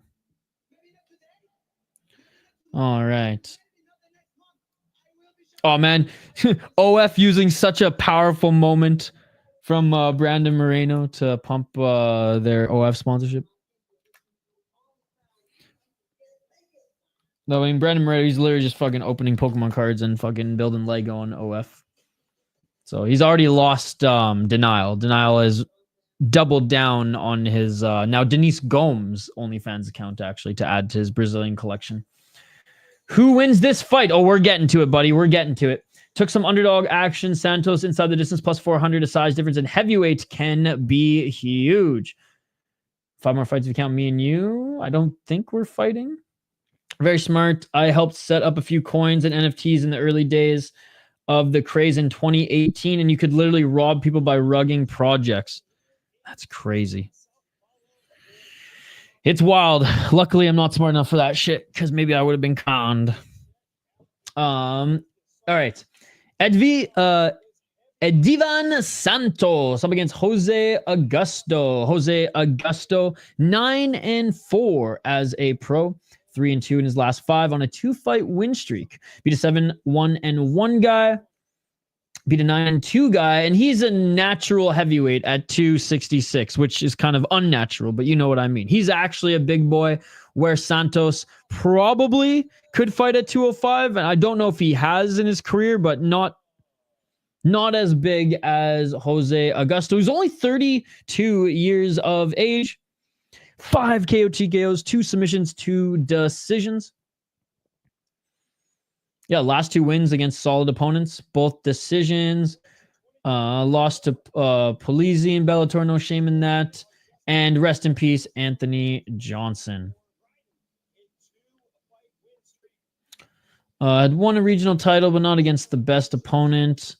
But honestly, he fought solid guys in Bellator, man. Going to, was it 2-2 in the promotion? Yeah. His opponent, also 32 years of age, Edivan Santos, 17-5 as a pro. He is 4-1 in his last 5. He beat his last opponent via KO TKO. Mind you, he was a 4-3 guy, beat a 20-26 guy, lost to 14-1 guy. No shame in that. It's just the wins that he's getting are against way lesser opponents than those of Augusto. I'm going with Augusto in this one. And he's a little bit bigger as well. Bora Edivan. Hey, what's up, Arthur? Good to see you. Let's go, Augusto. Augusto's a smaller guy. Weighed in a little bit more. Oh, I guess, yeah, 6'4". I didn't even look at him. 6'4". I was just going by their weight. Santos is a little lankier, but picking Augusto. Augusto definitely thicker. Santos reach advantage 5 inches, but only 1 inch taller. Augusto, the thicker of the two. Santos is the heavier. Augusto is the smaller guy. Augusto ex Bellator 205. Okay, then I just got it mixed up there. My bad.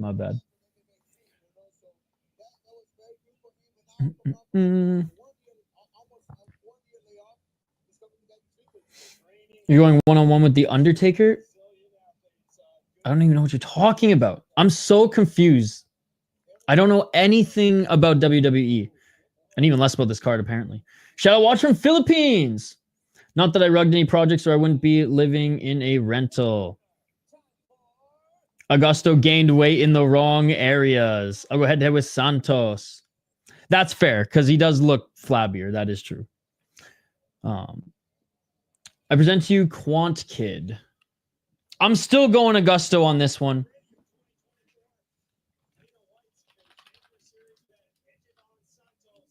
Okay, 1 sec. I'm jumping on YouTube here. Santos. He did fight on Contender Series 2021. Man, he's been active in the last few years. Lost to Kuniev. I don't even remember that fight, to be honest.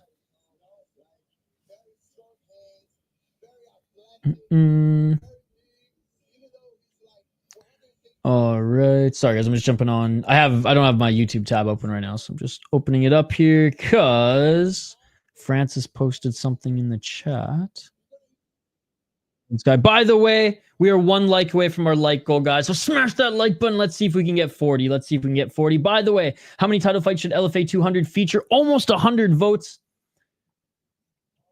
27 say 1, 22 say 2, 23% say 3, and 29% say, is this UFC?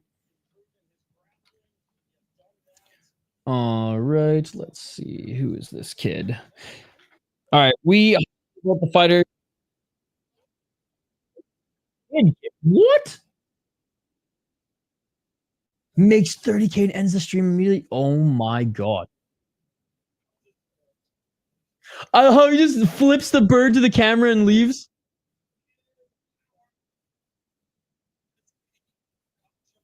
Honestly, I mean, like, fuck him for what he did to all those people, but those people are stupid, and that was a boss ass fucking evil genius move. Wow. Thanks for the 20 bandos. His t-shirt material. Oh, I'm going with the flabbier heavyweight in this one. Though his best fights were at 205, and my bad for mixing that up. Those best fights are at 205. I do think he has good power. Though he looks like he's been drinking more beer and Santos has been eating more steaks. I still got him winning this one. Pretty much just as tall as his opponent, but the reach by Santos. Santos, if he keeps him on the outside or even just tries to wrestle him here, he might get the better of him. But I'm still going Augusto. More cushion for Cage pushing. That's what they say, right? I think so. I think so. I mean, look how Romanov fights.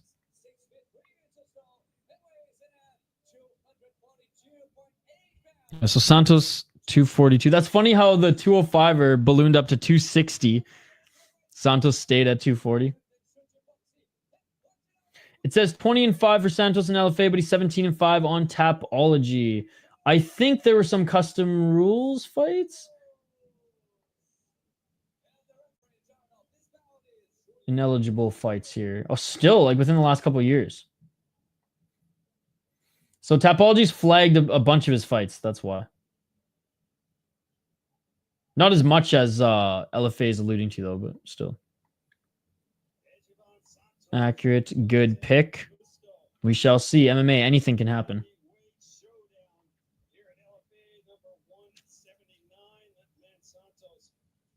All right. Round one, ladies and gentlemen. Oh, yeah, Santos, 15 career knockouts, they say. All right, round one, guys. 4 minutes and 50 seconds. Front kick by Santos. Oh, look for that right hand is Augusto. 4 minutes and 42 seconds on the clock. Santos, a lot of feints here, but just kind of, oblique kick. Looking for that left hook is Augusto. And Santos may have jabbed him in the eye, but they're good. They're good. Low kick by Santos. Oh, big right hand by Augusto. Drops Santos. Augusto with some big bombs here in the top position. Getting his left knee on the right arm of Santos. Santos trying to scramble. Augusto, knees planted, holding his neck.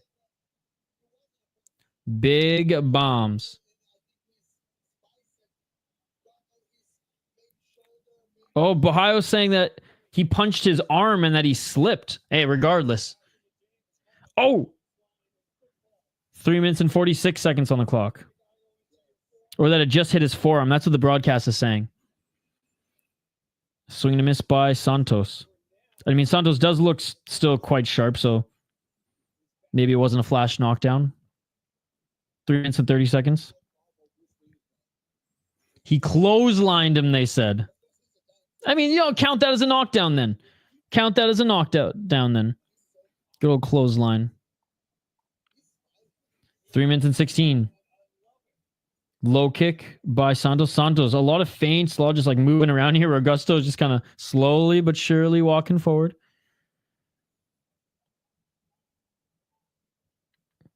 Three minutes. Attaboy Augusto. 2 minutes, 56 seconds.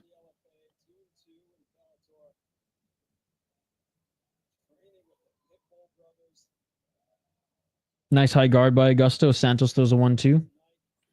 Dropped his ass.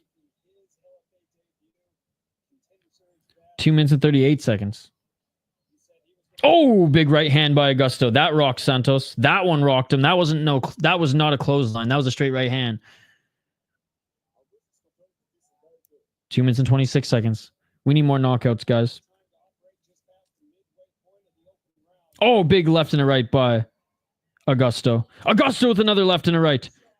Augusto, counter, right, left, Augusto. Right uppercut. Tie clinch, Augusto.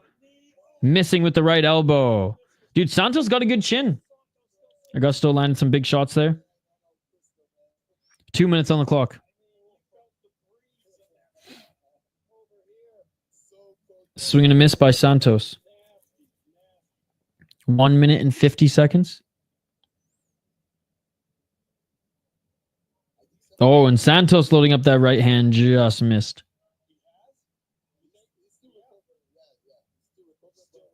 One minute 36. Swing and a miss with that right again. Santos ducked under that one. Back at center. Great work for Augusto so far. 1 minute and 25 seconds. Low kick by Santos.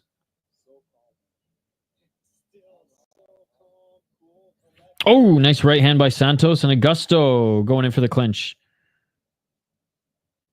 More cushion for cage pushing, ladies and gentlemen. 1 minute and 6 seconds. And I imagine Augusto is just going to control him up against the cage at the last minute here. Get that control time to seal it. And that's one round in the books. Oh, but Santos separates. 51 seconds on the clock. Back at center.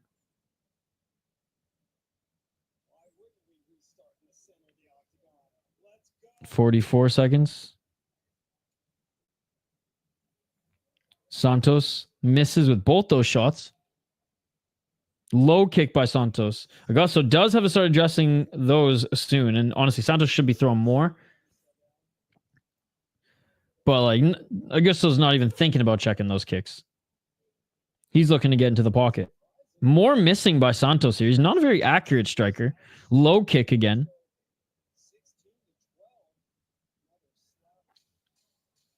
.10 seconds. Oh, big right hand by Augusto. Augusto looking for the left. Doesn't land. Santos tagged him with one shot there. Oh, and Santos, I don't want to say wobbly, but a little labored walking to his corner, and that is it for the first round. After 2 minutes ago, Augusto just started waddling.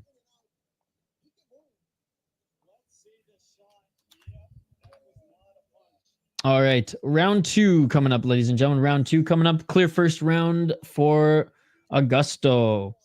I'm going to call my kid Marcin Augusto, and he can hover around the top 15 UFC heavyweight. There you go.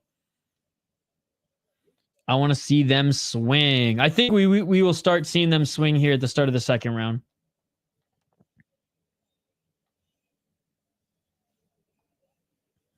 All right, 3 more fights after this, ladies and gentlemen. 3 more fights after this. God, we're probably going to be late for Deep. Hopefully, since Deep said it started at 9:30, I'm really hoping that it actually starts at 10 my time. So 11 Eastern. That would be ideal. Or else we might have to just skip our UFC picks and predictions. He's got a puncher's chance. 1-0 Augusto for sure. Let's go Santos. Hey, what's up, Everton? Kind of reminds me of Ribeiro. All right, round two. Let's get it all. 4 minutes and 53 seconds on the clock. Right hand by Santos. Oh, knee to the body by Santos. Oh, and it's low. Knee to the balls.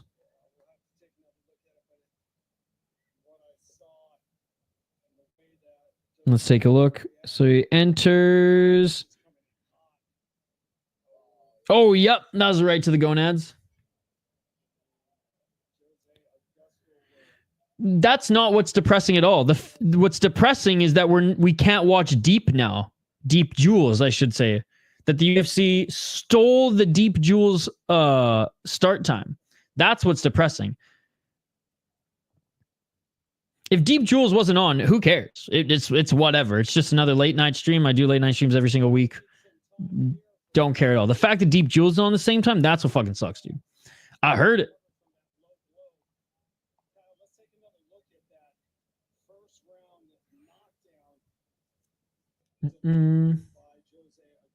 I think even if he was a woman, that would have still hurt. Just a guess, though. 4 minutes and 30 seconds on the clock.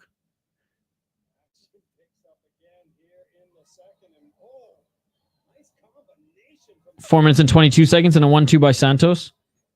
Oh, a nice right hand by Augusto. UFC disrespect and deep. 4 minutes and 12 seconds. Right hand by Augusto, but that didn't land on the face. It landed right under the arm of Santos, and Santos pushing him back up against the cage. And now Augusto getting poked in the eye. I don't know what eye Augusto thinks he got poked in because he's wincing in both eyes.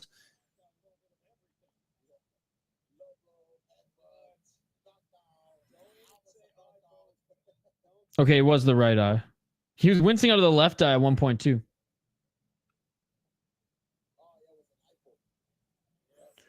You're saying you would have cooked the roast beef?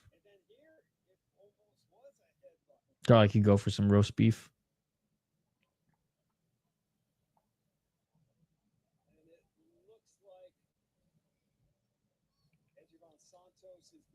All right. We're back. We're back.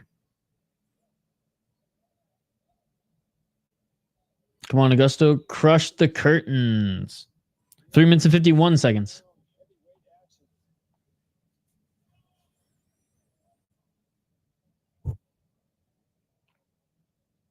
Still at center. Dirty Fingers Santos. At least he didn't grab the cage, so. Still okay in my book. Hey, what's up, Hernan? You're the man, Hernan. I am not the man. You're the man. You're the Hernan man. Good to see you, buddy. I've been seeing Hernan in a bunch of other like MMA live streams, like actual like fight live streams. Which is awesome. Shout out to you.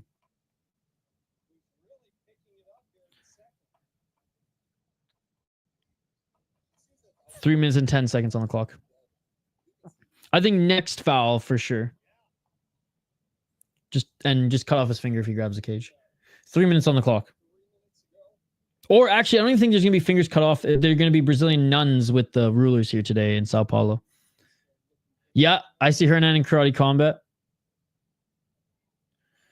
Dude, UFC tonight or this morning, deep as well. Cage Warriors tomorrow. Oh, a nice short left elbow by Augusto. That was nice. You're not a man. Sorry for assuming. Oil check is next. What's happening? 2 minutes and 24 seconds and a right hand by Santos. BKFC 2 tomorrow night. Yep. 2 minutes and 13. Oh, nice right by Santos.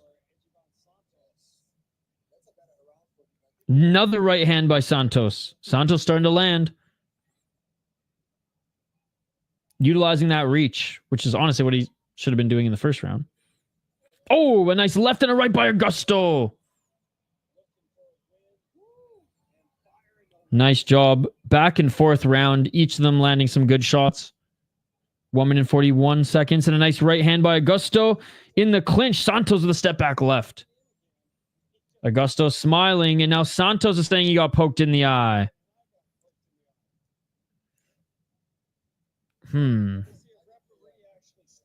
So this one's interesting because the referee missed both of those ones, but has been waved down by both the fighters.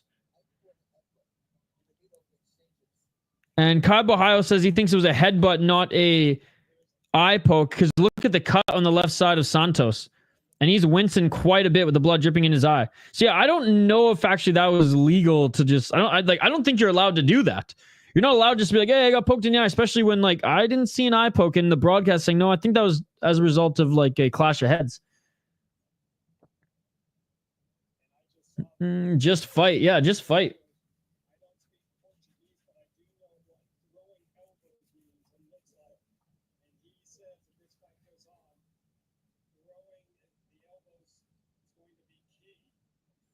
The doctor's going to come in and look at it. The cut is right next to his left eye, and he's wincing pretty hard.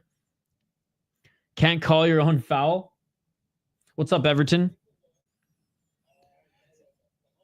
No, it was a punch. It was straight up a right hand. Silva's complaining about being punched in the eye. Silva's complaining about being punched in the eye. Silva's complaining about being punched in the eye. I'm sorry. I'm sorry. That clear as day. Clear as day. He got punched in the face. He did not get eye poked. He had no business to stop the fight. No business to stop the fight and break. No business at all. That is some fuckery right there. That is some fuckery right there. TKO now. Fully rigged. Eye pokes legal and cage grabbing. Yeah, this fight should be over.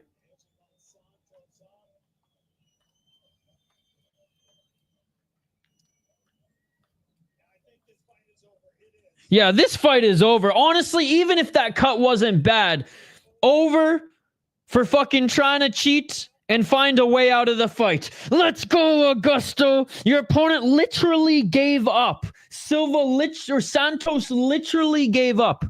He got punched in the face and was like, oh no, my eye hurts. Yeah, because you got punched in the fucking eye, dude. You didn't get eye poked. You didn't get eye poked. And that is it, ladies and gentlemen. That is it. Just when Santos was actually starting to catch some steam there in the second round too. Again, look, it's a bad cut. It's right next to the eye. I get it. But honestly, like, I'm sorry. You can't, after getting punched in the eye, you can't look at the ref and be like, hey, I need a couple minutes. No, this is fighting. This is fighting. Damn, what if you thought it was a finger, but it was a knuckle? That's exactly what it was. That's exactly what it was. But the knuckle grazed his side of his eye too because it cut him. Or I guess the glove did anyways. I mean, he could think it was an eye poke, but the ref didn't see it. So honestly, I'm less critical of the fighter. I mean, I'm a little there because at that point, like it was like a few seconds after the punch. But I'm more critical of the ref being like, bro, you saw him get punched, not poked. Men first perplexed that Fist fought him. Imagine waving off your own fight, right? That's essentially what he did. That's happened before, though, where fighters think they get poked. Sure. But then the ref looks at them and goes, no, you didn't get poked.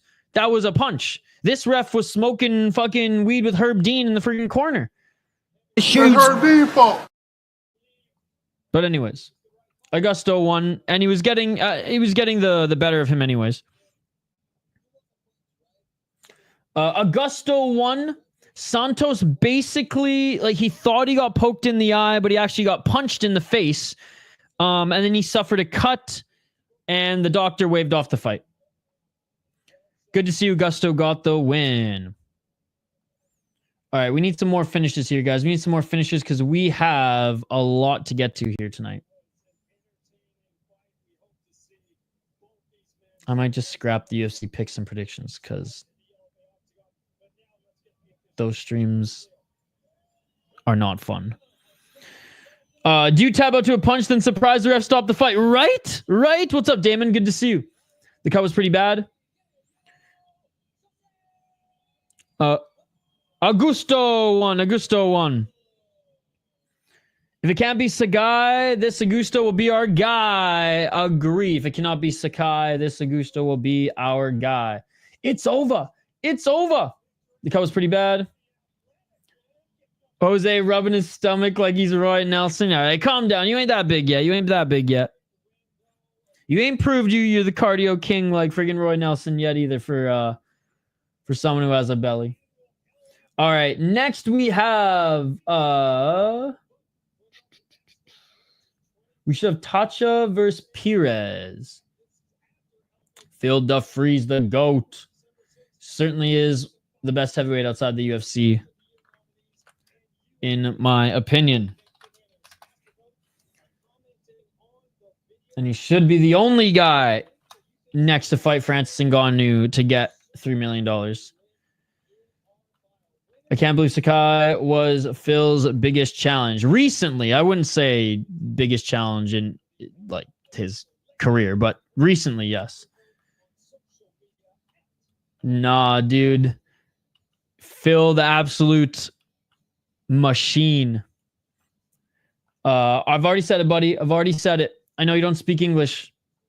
Augusto won. Augusto won. Shane's picking Pires.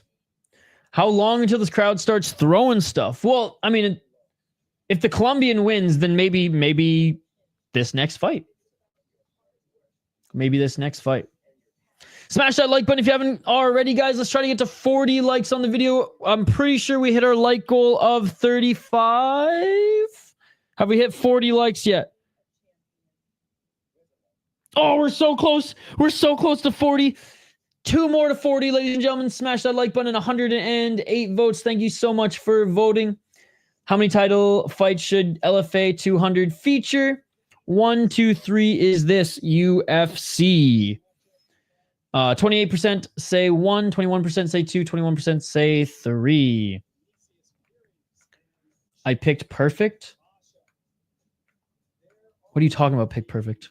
I didn't make picks for this card. Brazil, porra! Hank's perfect picks. He lost. Oh, no, he won, but he lost in our eyes. He won, but he did not have a great performance.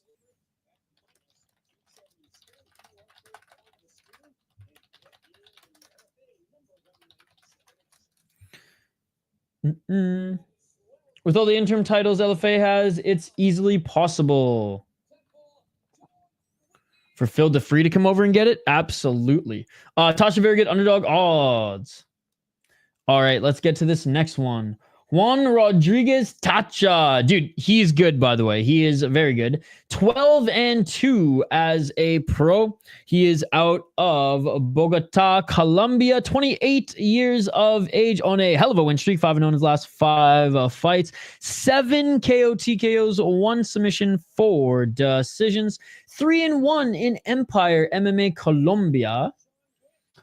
And has actually won a title against a 4-2 guy, whatever. Be a 10-4 guy in Budo Cento Championship. Oh, I actually watched this fight. This was a fucking good fight. He looked really good in that one. Looked very well-rounded and looked clearly like the better striker.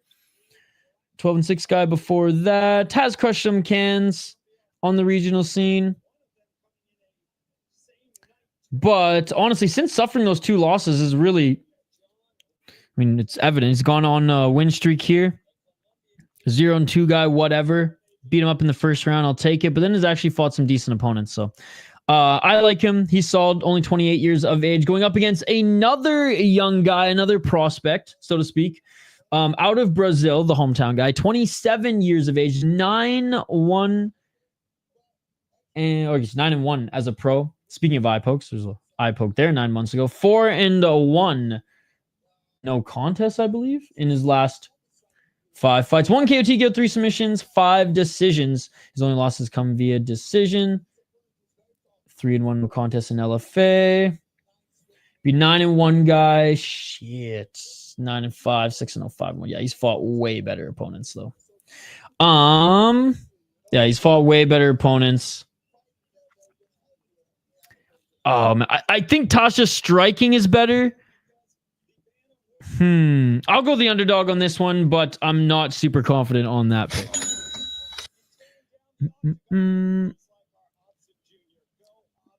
40 likes, baby. Let's go. Thank you guys so much. Appreciate you all. That hair.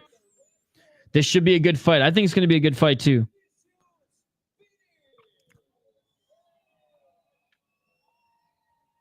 All right. Oh, Pires. So it's not Pires. Pires. Vinicius Pires making his walkout now, ladies and gentlemen.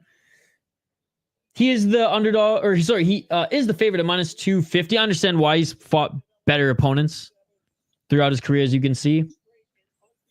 But Tacha, no slouch. No slouch. Tasha slightly better striking, in my opinion. Both of them pretty well-rounded. Yeah, this one should be fun. This one should be fun. Oh, and they're just showing his first knockout highlight.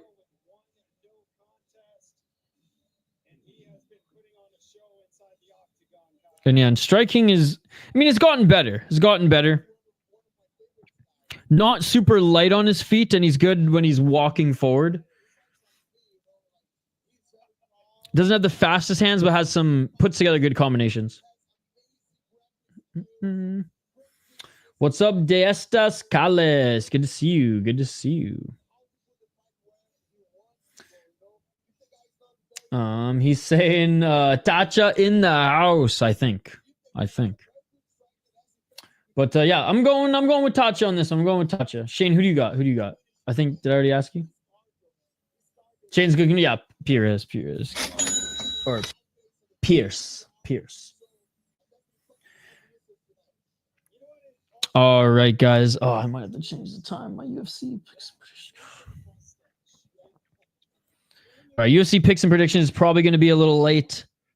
God damn it. I love Deep. It sucks us on this same weekend as UFC.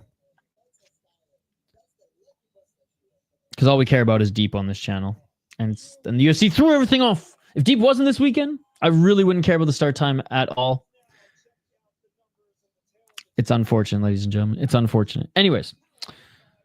Jhon Tacha against Vinicius Pierce coming up next. They're being announced in the cage. If you're new to the channel, smash that like button and subscribe. Ring that bell for notifications so you never miss an upload, so you never miss a live stream. Subscribe, as we're going to be live for pretty much the next 24 hours straight, ladies and gentlemen. We got UFC picks and predictions, maybe, depending on how long this card goes, maybe. We got Deep. We got UFC. We got Cage Warriors and or Eris and BKFC. Back to back.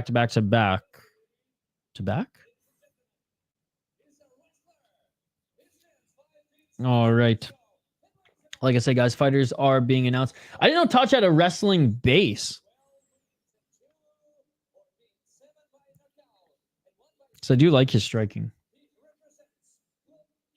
Is it Captain Eric in his corner? I mean, he does have the glasses.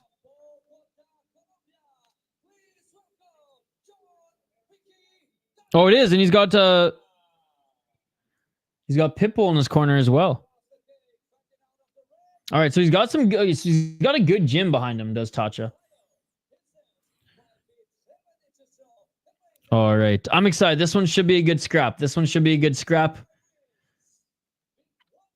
Let me know who you're picking if you haven't already. I'm going with Tacha. Shane's going with Pierce. Let me know you're picking the live chat. Don't forget to vote in the poll question as well, guys.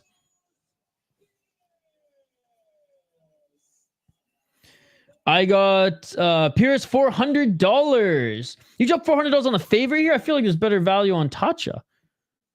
Hope you win your money. All right. Here we go, ladies and gentlemen. Round one. Let's get it on.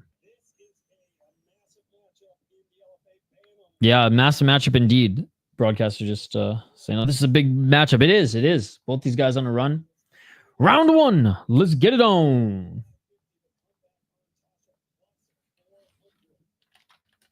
Four minutes and 50 seconds on the clock. Front kick by Pierce.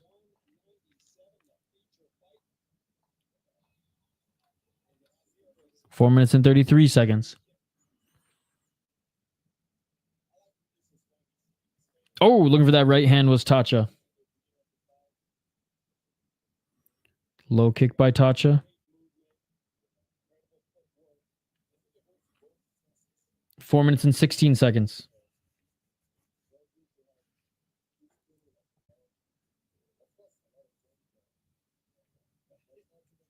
Swing and a miss with both those big hooks was Tacha, and Tacha just goes, he's hoping to land one of those big shots. 4 minutes on the clock.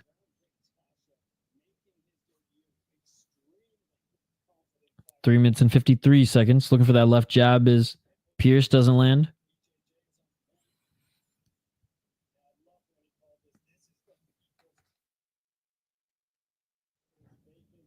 And a left by Pierce. Wait, this isn't a title fight, is it? No. But the winner might get the title shot. That's what they're saying. Oh, a nice left by Tacha. Tacha with a body kick. Tacha with a double right, looking for that left. Oh! Pierce with a nice right hand. Tacha with a left. Tacha with a right. Tacha landed a nice right hand on Pires. Left jab by Pires. 3 minutes on the clock. Left and a right by Tacha. Tacha looking for a high kick. That doesn't land. Left hook by Pires.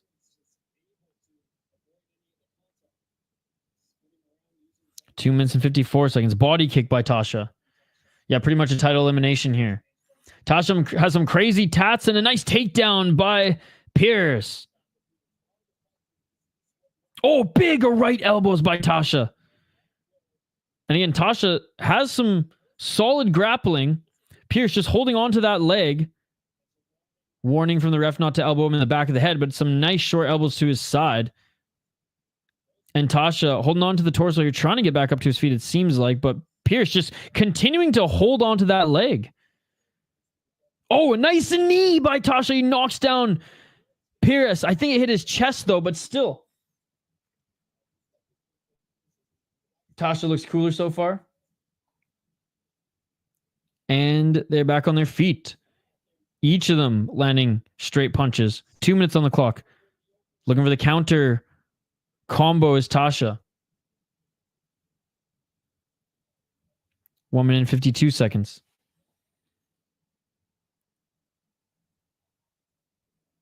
Right hand by Pires.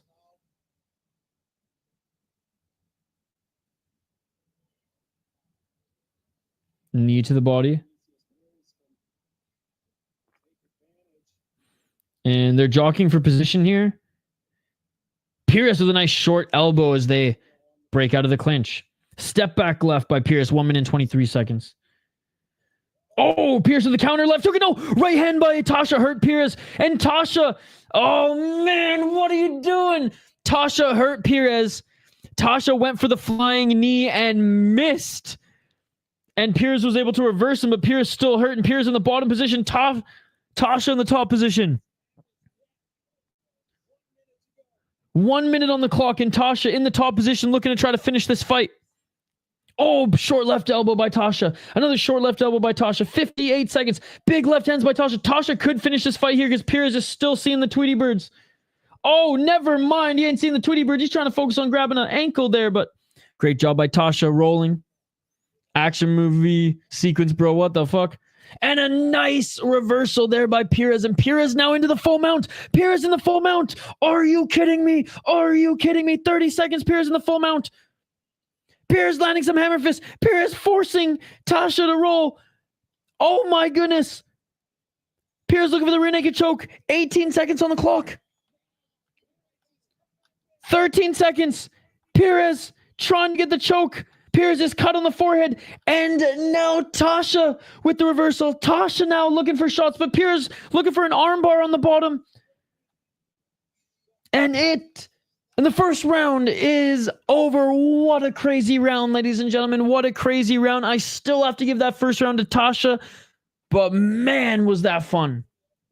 Over under 1.5 pot of coffees for Isha. Well, we are 1 pot in today.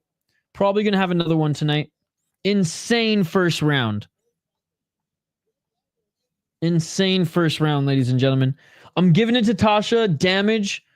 I think rocked Pires a little bit more. Tacha going for that flying knee. Like, look right here. Oh, well, you know what? He saw it. Pires, in fairness, got out of the way just in time. So, you know what? I won't even rip on him. He saw it there. They took that shit to an 11 out of 10 at the end there. Absolutely. 1-0 Tacha. On the cuts on the right eyebrow of Pires. Damn, dude. What a fun first round. What a fun first round. All right, round 2 coming up.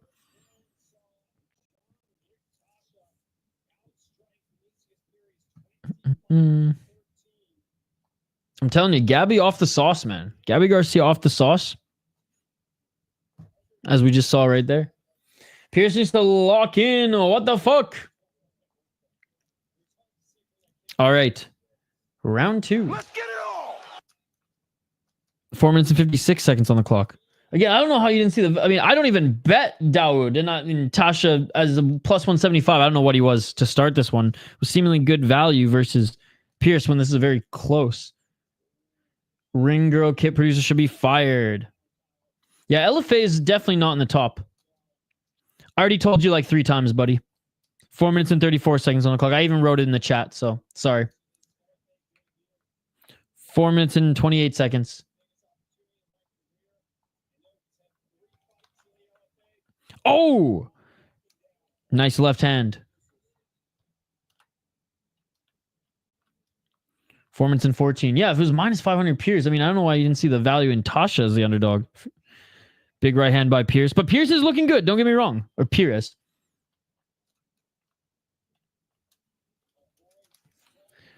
Body kick by Tacha. Oh, nice left by Pires. Pires, nice boxing in the pocket.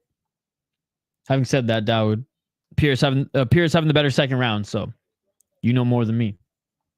Good to see you, legendary SS Jackson. How you doing, buddy?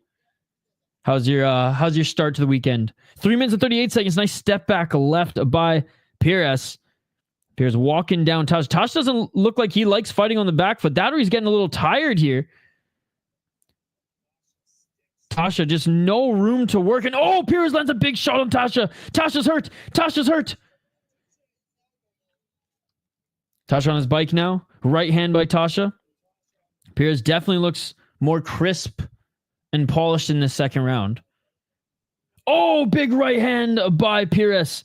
And Tacha looking for the takedown, and he gets the takedown.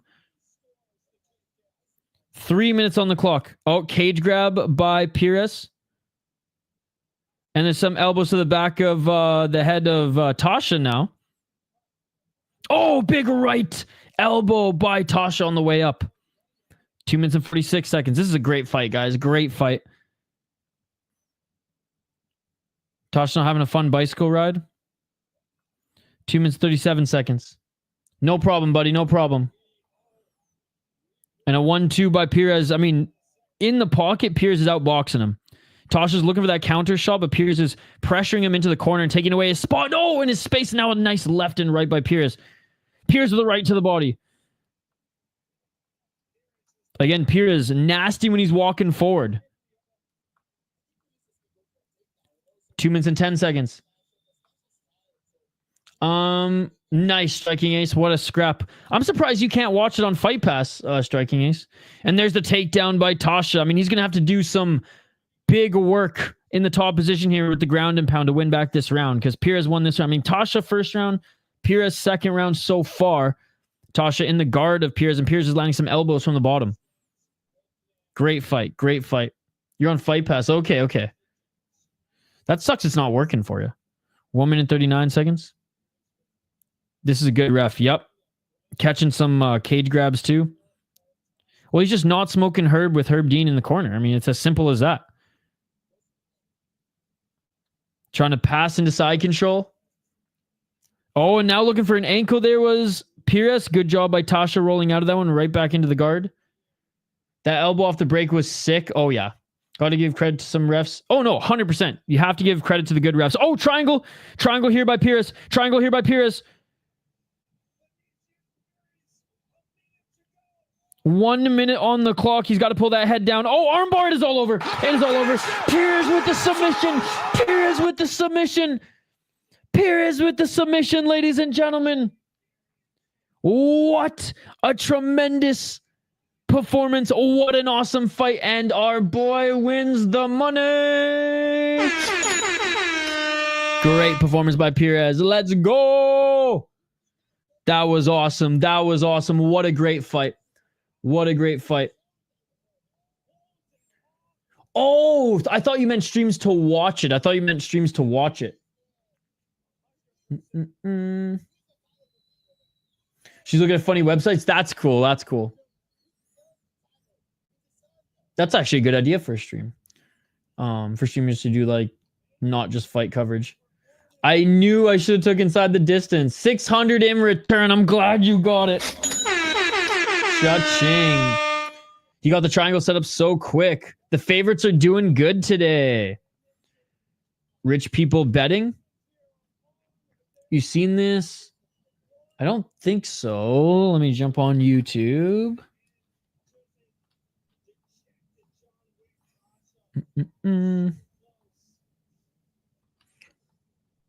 Yeah, someday, I might have enough money to gamble on this sport. I don't even think I have $10 left in my Better Edge account. I might. I have to double check. I swung on some underdogs on was it the last UFC card or the one before, and they didn't hit. Did pretty good in my predictions the last two.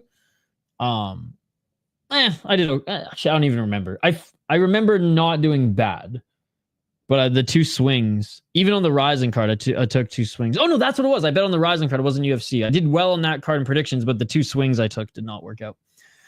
All right.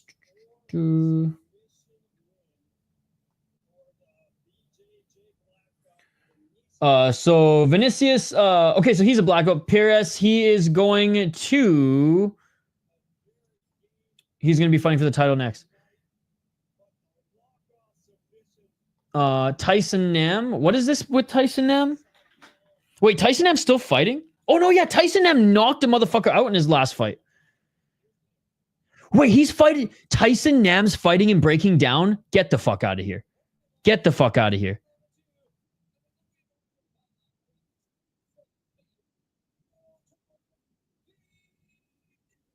Oh my god, this is the funniest shit I've ever seen. Dude, Tyson Nam's a fucking boss. He's fighting and breaking down. That is amazing.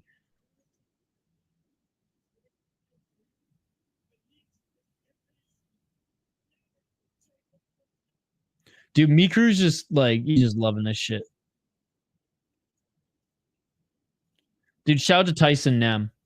Shout out to Tyson Nam. I believe his first fight outside of the UFC since being cut or whatever, leaving, he scored an amazing knockout. An amazing knockout. He's on a show with Kaya Sakura. Okay, so it's Mikru. So breaking down, that's Mikru and Kai's fight league. Need a bit of sleep before work. See you next for UFC live show. I'll watch from work. Sounds good, Nicholas. I remember Nam. Yep. Hey, what's up, TRPZ? Good to see you. Title shot next for Pires. Yes, indeed. Yeah, so Activate A, that is the Mikuru, or that is the Asakura Brothers fight league, which I believe it's only 1 round or 2 rounds with like only 2 or 1 minute rounds or something. Like it's like they have custom times and custom basically fights, but they're savage. And they like, you know, guys who are like right out of prison or people who have like fallen out of like love of society, or like people who are having a hard time getting work due to maybe like, again, criminal past or like too many tattoos or things like that. Basically, they give like fighters and just societal rejects a chance to fight, and they get more views sometimes than Ryzen shows. It's absolutely insane. Dude, no, is that on TV out there? I think they have a TV deal, but also Mikuru posts a lot of clips and like embedded type series on it on his YouTube channel, and they also have it on pay-per-view, but it's fucking expensive right now. The last breaking down event was $58 or $59 USD. It was $58.99, and I was like, bro, I as much as this show seems like a lot of fun, I just can't. Ampo fought MMA on breaking down. A lot of Ryzen fighters now are making a name for themselves, and apparently like it's a lot of the new age fans, kind of like our age demographic UFC fans, maybe a little bit younger, I guess like early 20 UFC fans. It's kind of the same with Japan. More early 20-year-olds are watching like breaking down now, whereas like the long time and like hardcores are watching everything, including Ryzen.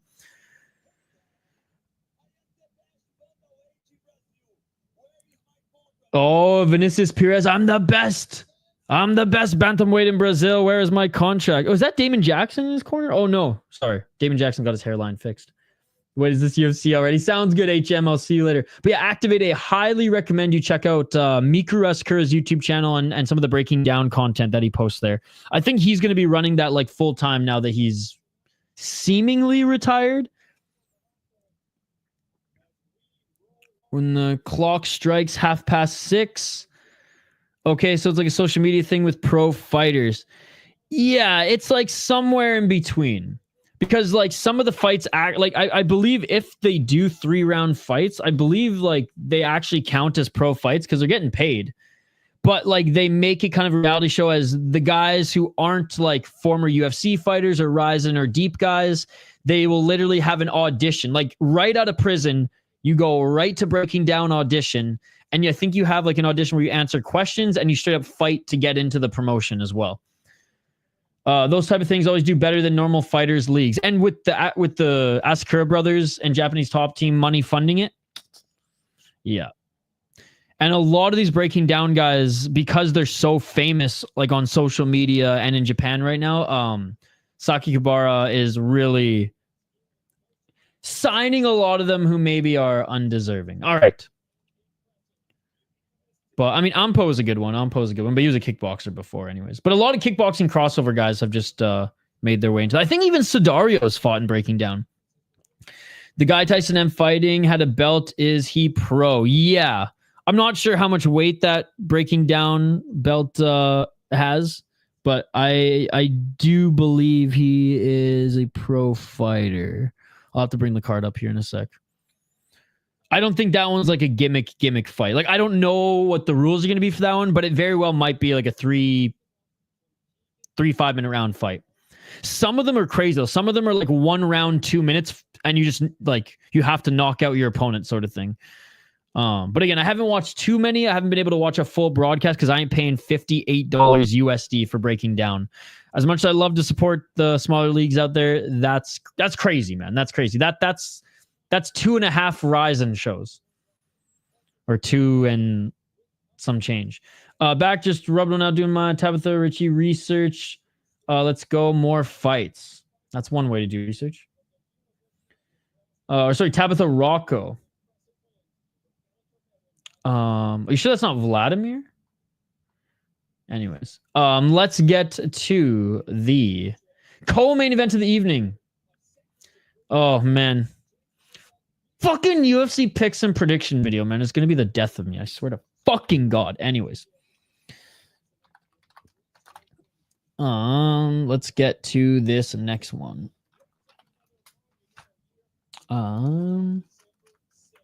Oh, they're showing off the 198 card. Pretty good card. 2 title fights. But how many title fights should be on 200? That is the real question. How many title fights should be on 200? Let me know in the live chat, ladies and gentlemen. Let me know in the live chat.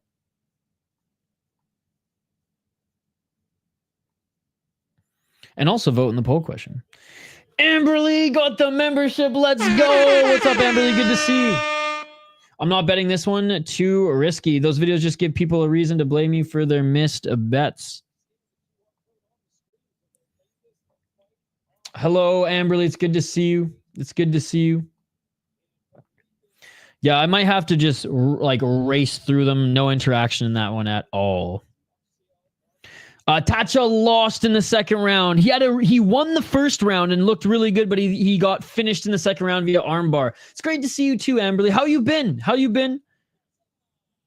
Hope you're doing okay. All right, next 2 fighters are making their walkouts now, ladies and gentlemen. Amberly, you staying up all night for UFC as it starts at 3 a.m. Eastern?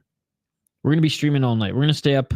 We're going to do some predictions video after this. Then we're going to do Deep, which again, I'm just crossing my fingers that Deep says it starts at 10:30 Eastern. I'm really hoping, because sometimes with these Deep cards, they'll start the broadcast and then they'll have half an hour of just like a shot at the cage, some B-roll of all the nice snacks they have in the freaking university lecture hall, because that is where this one is probably being taking place. And then we get to it. Shout out to ESPN throwing hockey on. No, the Wild played yesterday. I was streaming yesterday. Another good win. UFC's at 3 a.m. Eastern. Yeah, it's in China. All right, ladies and gentlemen, let's highlight these next 2. I can't. There's no time to nap tomorrow. That's the thing. Like literally right after UFC, jump into Cage Warriors. Right after Cage Warriors, jump into VKFC. I never heard of the Wild until your stream. Now they're a good team. They weren't good last year, but they were good the year before. The Minnesota Wild have only made a deep playoff run once, though. They are kind of known for, you know, that textbook Minnesota sports curse, whereas like they'll tease you, then they'll break your heart, and they haven't been out of the first round in a long time. But no, last year they were decimated with injury and just they weren't that great. They missed the playoffs. Competitive at times, but this year, yeah, they're nasty.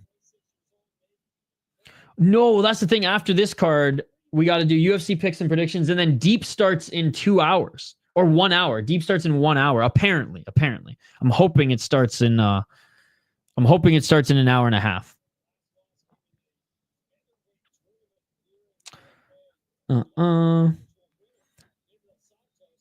Trust me, I would have won. I slept in a little bit. I slept in till 8 a.m. this morning, 8:30 a.m. to be exact, actually.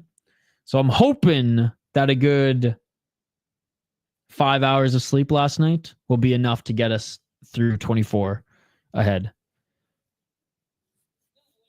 That and like 2 liters of coffee. All right. You're going to miss most of that one anyways. Well, I'll miss Deep Jewels. I don't think we'll miss too much of the Deep card. It's a smaller Deep card. It'll be done before UFC. We're missing the Deep Jewels, unfortunately. That one starts at the same time as Deep Jewels. So I'll bite the bullet on Deep Jewels, but $20 a month for Deep. Gotta watch it. Yeah, no, that's the thing. Actually, is like I'm like kind of happy that Deep starts a little bit earlier, but kind of pissed that it's the same weekend as UFC. But at least I get to watch one, but not Deep Jewels. Yeah, it's just one of those days or one of those nights or one of those mornings. Which again, I'm not even complaining about the UFC start time itself. I'm complaining that's the same weekend as Deep. Oh, because let's be honest, all we really care about, everyone in this chat, Hank the Tank actually more so than anybody, is Deep. That's gonna be rough. No breaks after UFC. I know. I mean, how long do you think UFC is gonna go? That's the thing. Like, do you think we're gonna have some time between UFC and Cage Warriors? And like an hour for me isn't a lot of time because it takes me about half an hour to set up a stream. We'll see. We might have like 2 hours, which would be ideal. Balls deep, baby. It all depends on how long UFC goes. Yeah, 6 given hours. Bro, we're going to go right into Cage Wars. It's going to be so fun because I think Cage Wars starts at like 10 my time, 10 or 11. Third round, we're going into the next fight, Laura. We're going into the next fight. Vinicius Pires won via second round armbar. Thank you, Amberly. Shout to Waggle Golf. It's a good one. It's a good one. They make all the nice toques as well. You match perfectly. You know what? It matches with the bonsai tree. And I guess the green in the shot here. That's actually a good observation. Tacha lost. Yes, Tacha lost. He won the first round, but lost the second round and lost the fight.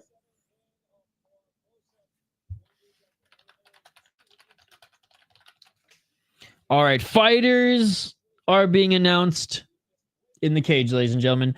Márcio Barbosa. He is 15-2 as a pro. He is the favorite at -150. 4-1 in his last 5 fights. He is on a 2-fight win streak. We're being an 8-2 guy via KO TKO and a 13-2 guy via KO TKO. Damn. Do we have another prospect? Do we have another prospect here, ladies and gentlemen? I think we do. 12 KO TKOs, 2 submissions, 1 decision. Oh my goodness. Oh my God. Wow. And he's beaten really good opponents. 6-2. Lost to Gabriel Santos. No shame in that. Gabriel Santos is literally in the UFC now. And solid. Luis Felipe, no shame in that either. And other than that, he's just dominated pretty much every single one of his opponents. Going up against Felipe Oliveira, who missed weight, by the way. He's a slight underdog at plus 115. 10-3 as a pro, 25 years of age. We got two prospects going up against each other here, ladies and gentlemen. 5-0 in his last 5 fights. 3 KO, 2 KO, 2 submissions, 5 decisions. 1-2 in Shuto. Brazil, 1-0 in LFA. Was a Cage FS champion. He beat a 7-1 guy via split decision. Fought in Inca. Honestly, his title fight was his best opponent yet. Okay, he beat a 5-3 guy in Arena Global. But yeah, I'm going with Márcio Barbosa. I just think he's way more dangerous. Ouch, that's a shame. He looked good in the first round, Laura. He looked good in the first round. Going to Márcio. I'll be more involved in deep. He was winning before he got caught in the submission. Yep. All right, round 1, ladies and gentlemen.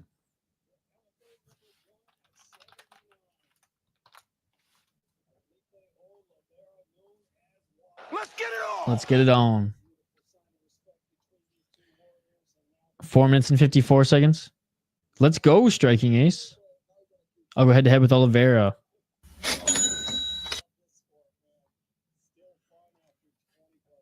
Four minutes and 43 seconds. Double left jab by Oliveira. Going balls deep.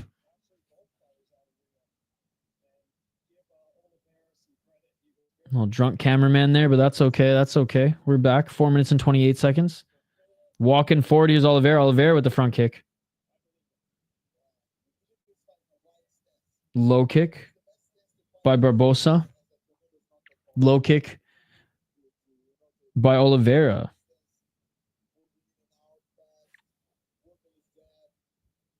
Four minutes and 8 seconds. Double left jab to try to set up that right hand was Oliveira.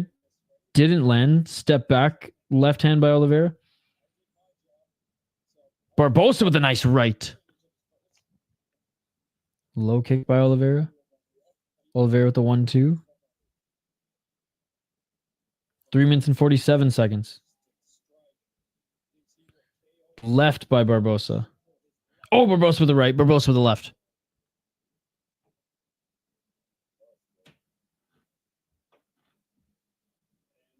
Three minutes and 31 seconds. Low kick by Oliveira. 3 minutes and 24 seconds.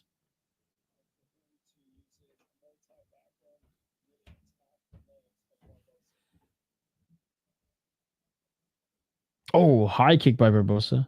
Despite Oliveira with the Muay Thai background, like the broadcast says, his low kicks are fine, but Barbosa's, he's finding the target a little bit more. Oh, swinging and missing with that. Or I guess didn't quite swing with that left hook, but was setting it up was Barbosa. Barbosa with the right. 2 minutes and 50 seconds. Throwing that jab out there is Oliveira. 2 minutes and 41. Step back right by Oliveira.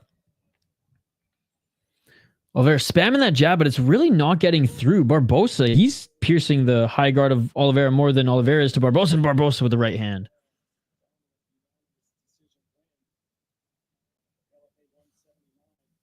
That is true, Amberly. That is true.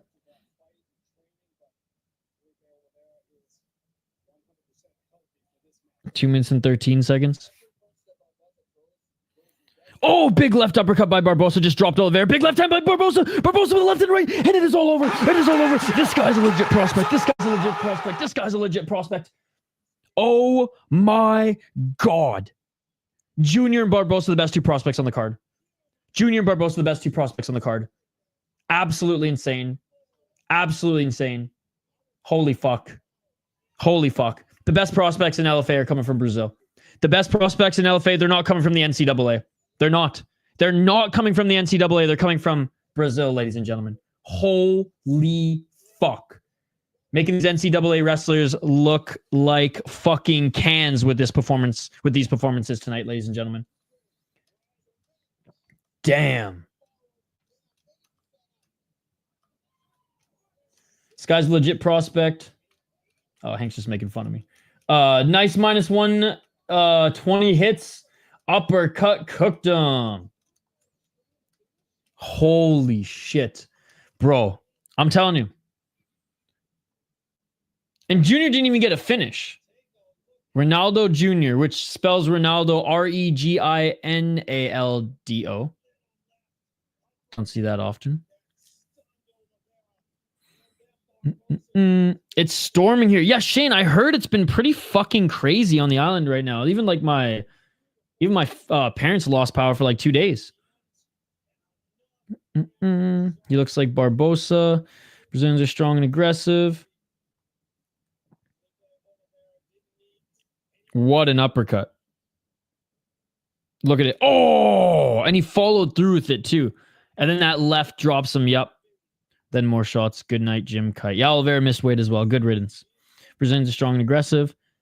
God fucking damn, what a KO. Followed through with it, right?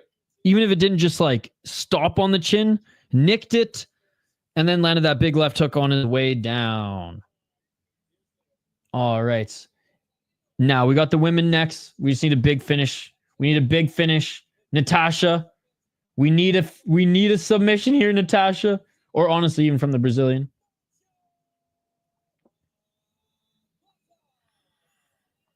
Barbosa won. Holy cow, Swiss guy in karate combat got eye poked. Waited 5 whole minutes recovering. Then KO'd his opponent cold crazy. I didn't even know it was karate combat tonight. My bad. Badass fight.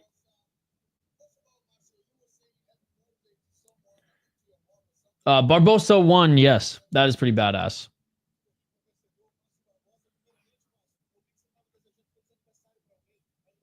LFA translator. He does some of the, I think, the Brazilian commentary too. Great win by Barbosa. All right, main event, ladies and gentlemen. It's a title fight. But we're hoping for a finish here. So we can get to deep earlier than later. So we can actually do a UFC picks and predictions stream, ladies and gentlemen. I'm down 1 with 1 fight left. Yasmin Guimarães up against Natasha Kuziutina. Kuziutina, 35 years of age. She's a Russian, but I believe she's out of ATT, if I'm not mistaken. 6-1 as a pro. Yeah, out of ATT. 0 KO TKOs, 3 submissions, 3 decisions, 2-0 in LFA, 0-1 in Invicta.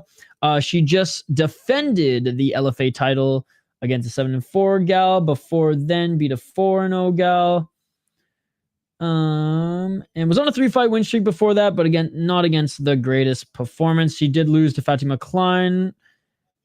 I guess not really any shame in that, as Fatima Klein did put up a competitive fight in the UFC against Jasmine Jasdovicius and was the Cage Fury and is the Cage Fury FC champ. Well, I guess vacated now that she's in the UFC. Again, not a lot of striking to her game at all. It's more of a control and or go for the submission. Yasmin, 8-1 as a pro. A little bit taller, has a little bit more reach, and in my opinion, is a little bit more well-rounded, is the way better striker. But again, her grappling, which is okay, it's not on the same level as her opponent. 1 KO, 2 KO, 1 submission, 6 decisions. Actually fought twice in KSW, which she won, and 1-0 in LFA. So I like that. Beat a 7-0 gal in her last fight. Beat a 5-0 gal in KSW. This chick who was probably fucking juicing, let's be perfectly honest. Which I totally support in KSW. And I wish in these other leagues. And actually had a better amateur career as well. I'm going with the Brazilian and new. But it's, there's close odds for a reason. If Natasha can get her grappling game going, I do think she will get the upper hand. She's just a little bit stronger, not necessarily bigger. Let me know your thoughts. Let me know your thoughts in this one. Again, reminder, we have our UFC picks and predictions video that will be live between this stream and Deep. Deep's official broadcast says they're going to start at 10:30 p.m. Eastern. I think the fights are going to start at 11. So I'm going to change that quickly on my stream. And if it does start a little earlier, well then, tough luck. We missed the first fight, which will probably end up being the best fight. But you guys like these UFC prediction videos, and I've been behind. I didn't do one last week. And I know we're doing a last minute one here, but we'll get it done. Begrudgingly, but we'll get it done. But that is UFC picks and prediction video stream. I'll share the deep one in that one at the end. But if you guys do want to at least go and like the deep stream already, it is up. It's up right now. It's already scheduled, just like the UFC picks and predictions. Let's take a look at the poll question here before these next two fighters make their walkout. I imagine we're gonna have a cold open for this title fight as well. 43 likes, by the way, guys. Thank you so much. We hit our like goal. Let's try to get to 50. 57 more likes. There's 30 plus people watching. 7 more likes. That's all we need. Let's try to get to 50. Poll question: how many title fights should LFA 200 feature? Big shout out, over 130 votes on the poll question. 1 says 30%. 2, 21%, 3, 20%, and is this UFC 29%? Oh my goodness. Oh my God. All right. I've picked Guimarães to win this one. 28 years of age. Damn, Natasha's getting up there. 35, but again, still has that strength, not as lanky. Doesn't have the same, even in the pocket. I don't think Natasha's a better boxer, despite Guimarães being more of like a lankier striker. I think like just I know her striking is just better all around. But like I said, let's see if Natasha can do it again and out muscle and out strength her opponent.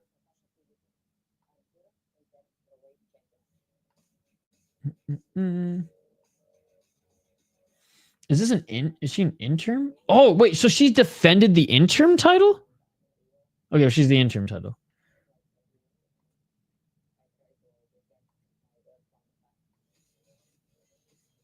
So she won an interim title last year, defended it in August.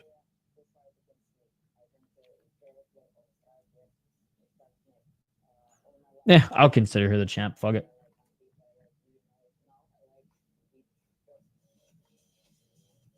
All right, guys. I got Guimarães. Let's go, striking ace. You and Hank are killing it. All right, here we go. Making their walkouts now, ladies and gentlemen. Making their walkouts now. And honestly, yeah, this card has not disappointed at all. Some really good fights up and down the card. Oh, I guess the women haven't exactly made their walkouts yet. Oh man, Deep Tokyo Impact they just made it so the stream starts sooner. Fucking UFC picks and predictions, dude. Fucking UFC picks and predictions. Oh, that's so annoying. So originally Deep was supposed to start at 9:30, but they just literally changed the start time of their broadcast to 9. We're spoiled, and I'm complaining. I shouldn't be complaining. We're spoiled this week, and I'm complaining. Sorry, guys. I'll stop. Q Hank saying thank you. All right, guys. Last little bit of buffer time here as we are going to the desk. And honestly, Bohio done a pretty good job here tonight.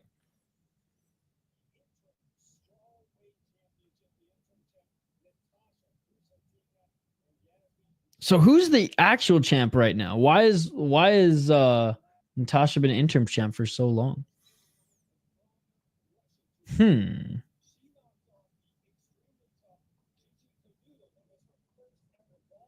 Like, I'm trying to think, was there a girl who went on Contender Series this year? Like maybe, but she won the interim title in December last year. Wonder if there's like a long-term injury or something like that. But anyways. What fights are you guys looking forward to the most? I won't ask Deep, okay? But in UFC here tonight. Or I guess this morning. Obviously, The main event is unreal. So there's that one. But what other matchups? What other matchups? I'm excited to see the return of Kong Wang. I don't think she knocks out her opponent in this one, though. And if she does, well then, like, awesome. Icing on the cake. I do think she beats her up. So I'm excited for that one. Honestly, the first fight on the card should be fun as well. Heiser against Mota. That should be a fun one. Somebody's getting chinned. Somebody's getting chinned in that one. Ozdemir and Alberg. I think that one's going to be super competitive. Alberg definitely has a... definitely has a chance to chin anyone. But Ozdemir hasn't been chinned since 2020. Since Yuri made his, I believe, debut in the UFC. Yuri Prohaska, that is. And has fought way better opponents than Alberg has throughout his career. And they're similar age. I know Ozdemir obviously has more miles on him. But they're similar age.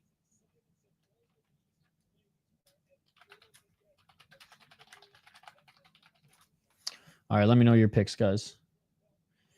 Let me know your picks for this one. Let me know your picks for UFC coming up if you want to talk about that. And let me know what fights excite you the most on the UFC card. I also am excited to see the return of Kwong Lee, Minnesota boy. Looked really good against Chris Gutierrez in his last fight. So shout out to him.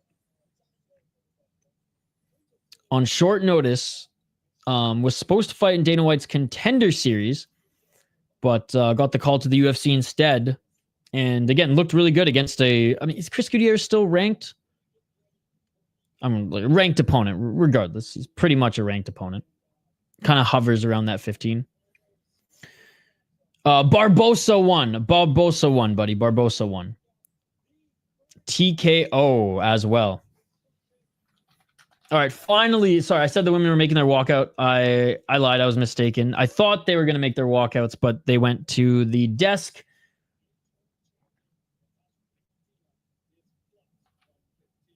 Very close odds for this one. All right, finally the women are making their walkouts now.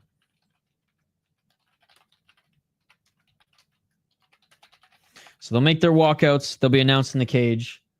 And then we'll have our main event title fight here. Right after this, we'll jump over to UFC picks and predictions. I'm not going to be interactive at all throughout the picks and predictions. We're just going to fire through them, and then we're going to jump right to deep, ladies and gentlemen.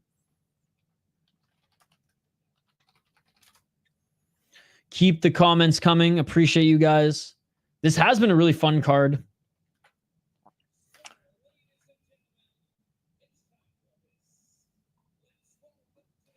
All right, here we go. Finally, here they come. Here they come.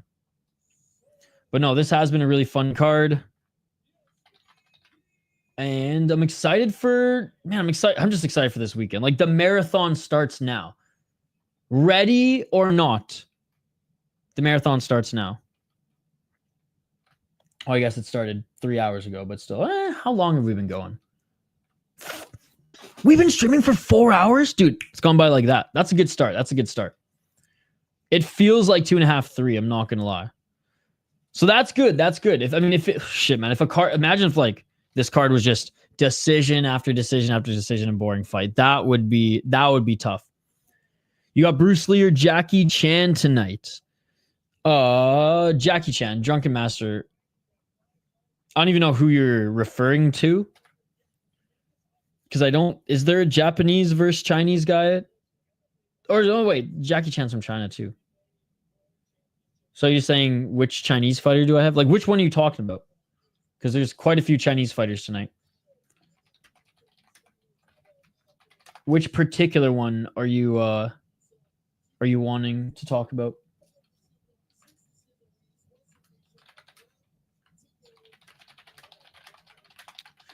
All right, so the challenger, Guimarães,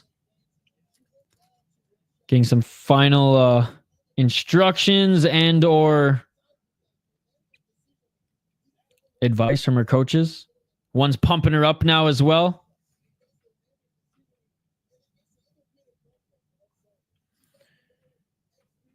Just because it's China, literally the dumbest no joke.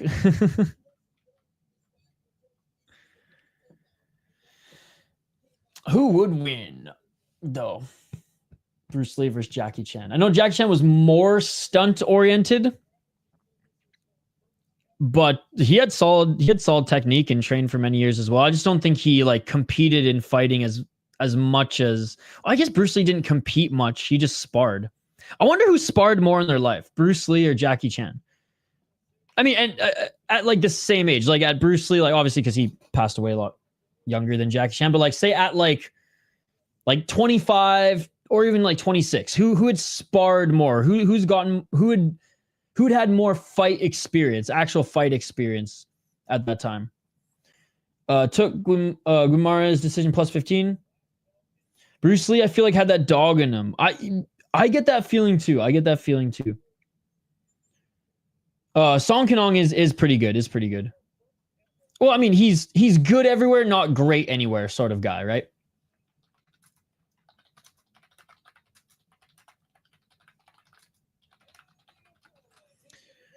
All right. Champion making her walk out now, guys. Champion making her walk out now. Again, big shout out to everybody who's joined us here tonight. Really appreciate you guys. We got plenty of ASMR Ask Isha tonight with a little bit of, well, I mean, deep, we actually won't be too ASMR because that's starting pretty soon here. But UFC ASMR stream is new. I'll say that much. We've had some early UFC starts. I mean, the Abu Dhabi one was honestly perfect. This one a little too early for my liking. But that's okay. Honestly, and then again, the only reason it's too early is because it's on the same fucking time as Deep, which should be a fucking crime if you ask me. It really should. I mean, the UFC disrespecting Deep to the point of overlapping their airtime should be a crime. Really should be a crime. Going to be more involved for the main event. Sounds good, buddy. Also, experience might be Bruce. Yeah, I would like to know. Who had more actual fight experience at that point versus just martial arts experience, like at the same age. All right, the champion being looked at by the Cutmen right now. Again, guys, smash that like button. Thank you so much to everyone who has liked the video thus far. We hit our like goal and we're trying to get up to 50. We're close.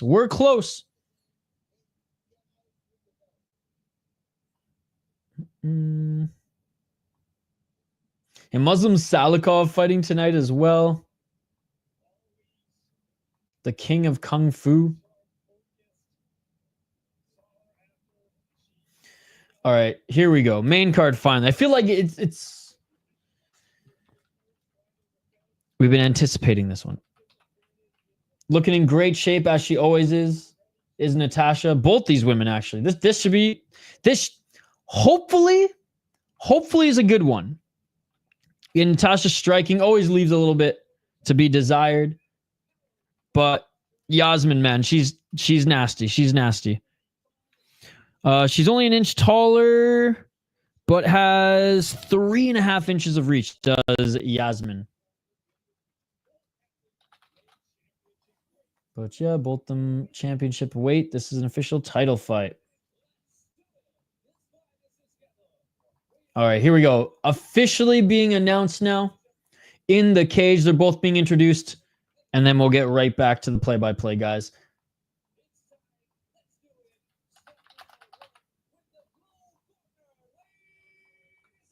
Not the most pumping announcer, but he's doing his best. He's doing his best.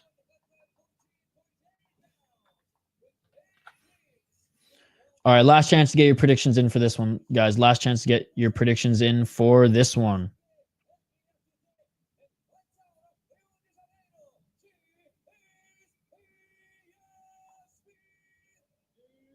Hey, crowd giving their hometown girl a huge ovation. Love that.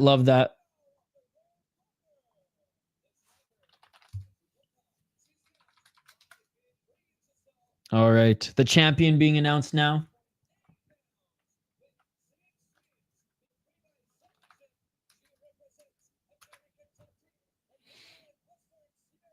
And I believe she competed in the Olympics for judo. If not, I know she was a world champion.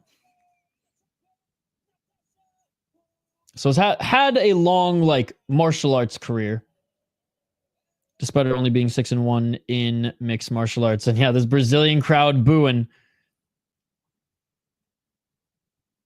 Each of them a little mean mugging each other right now. I like it. I like it.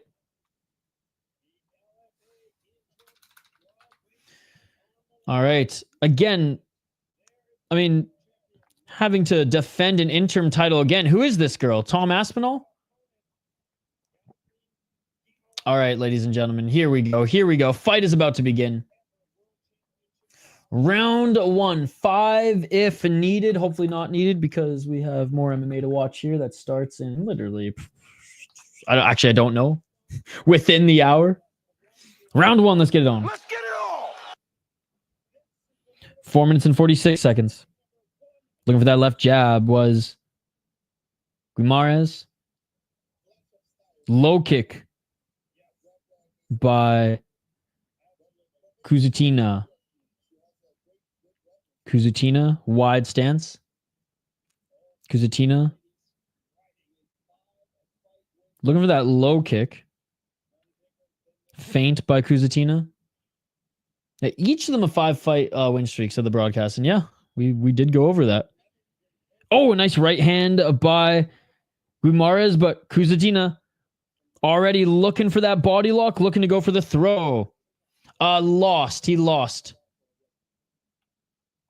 Oh, Takoto? Sorry. Takoto. Sorry, I just thought you meant Tasha. Oh, big knees, elbows. Oh,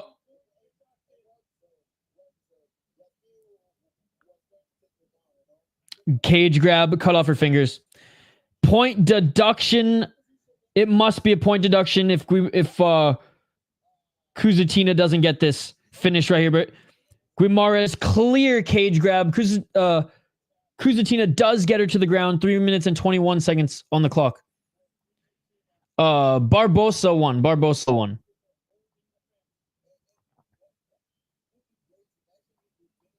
Clear as a day cage grab. Point already. 3 minutes and 3 seconds. I'm glad he took a point. And Guimarães back up to her feet. Kuziutina trying to trip her up again. But yeah, Barbosa won. 2 minutes and 45. Who is the lone person still watching on Twitch? What are you doing with your life? Come over to YouTube. 2 minutes and 37 seconds. Controlling the neck is Kuziutina. 2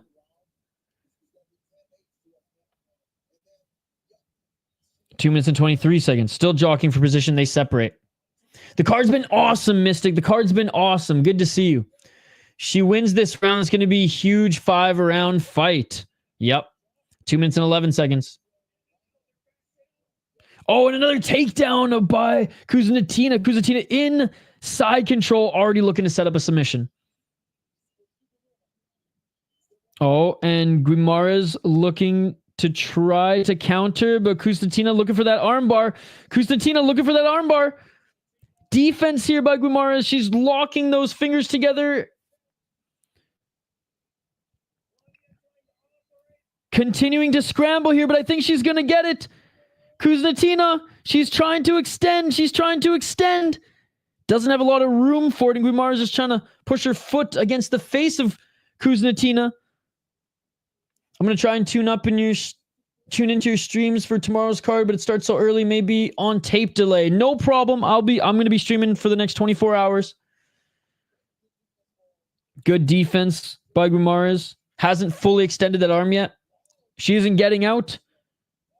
But again, the arm's not straight. Oh my God. Oh no, stop. Oh my God. Oh, the arm's not straight because literally the bone's popping out the other side. Fuck, dude. How is she this flexible? I can't even look. How is she this flexible? Oh, tap. Is that not a tap? No, that wasn't a tap. How is her arm bending that way? 47 seconds on the clock. How is the arm bending that way?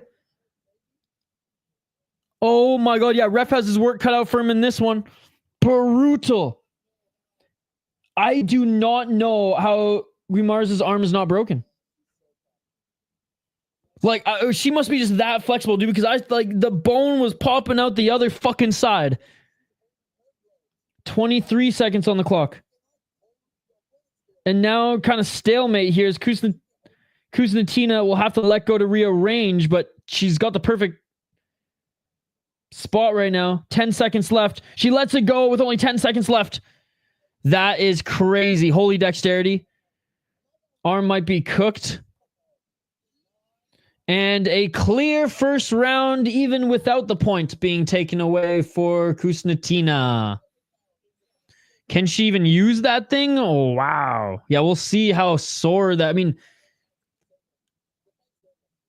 Oh, her arm might be broken. Oh, her arm's just... Oh. The ref wants to call the fight, but she's saying, no, I'm good, I'm good. She's saying she's good.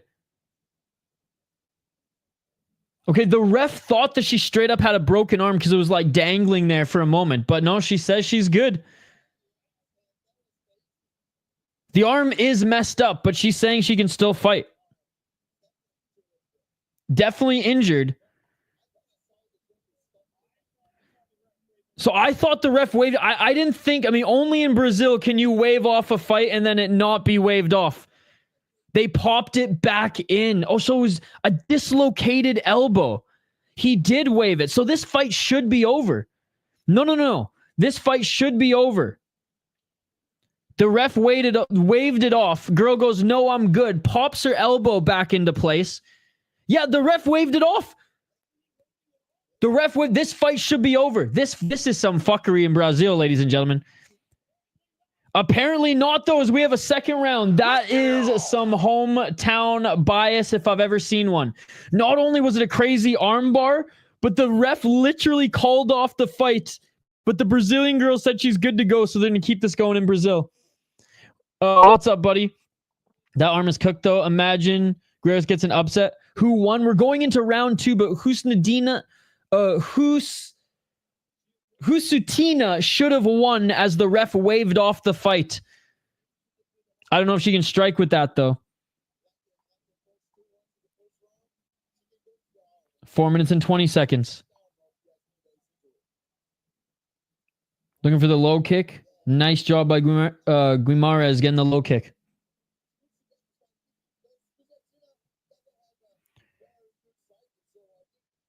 She's going to be all right arm now. I don't think we've ever seen that before. No collusion in Brazil whatsoever. 3 minutes and 55 seconds on the clock.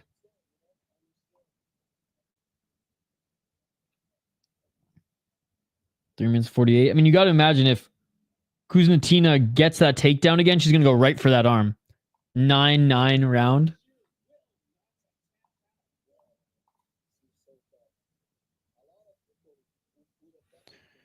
Now we need an armbar to her other hand, right? What's up, Loki Day? Good to see you.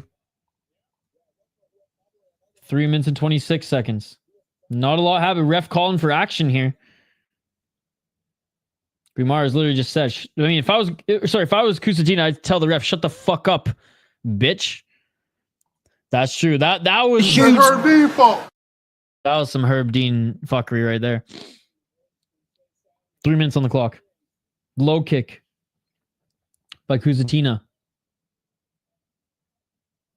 Oh, a nice right hand by Guimarães. Excuse me. Left jab by Kuziutina. Oh, please don't make this title fight go this long, MMA gods. Please. Swing and a miss by Guimarães, and Kuziutina unable to hold on to her to get the takedown. 2 minutes and 32 seconds. I love Herb Dean.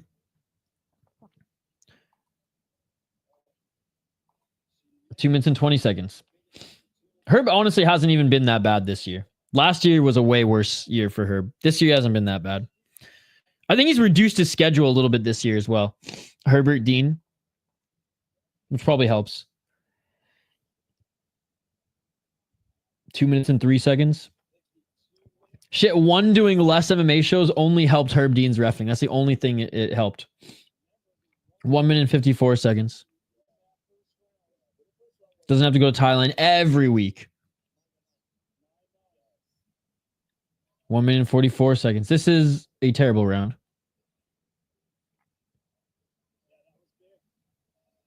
Neither of them doing anything. Guimarães can't do anything. Kuziutina can't strike, so she's looking for the body lock. If she wins with one arm, Herbivore Dean.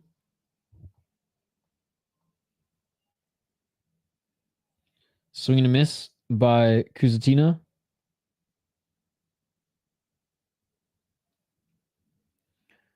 Oh, catching the leg by Guimarães, and she's looking for that single leg again. Is Kuziutina. Kuziutina, clear cage grab again by Guimarães. Cut off her fingers. Cut off her fingers. Another cage grab. I need the over. What's up, famo? What's up, Rude Hoyos? Good to see you. Another point deduction. 50 seconds on the clock. Cut off her fingers, or at least bring out those Brazilian nuns to whack those fingers with some rulers. Herbertov Dinamogomedov.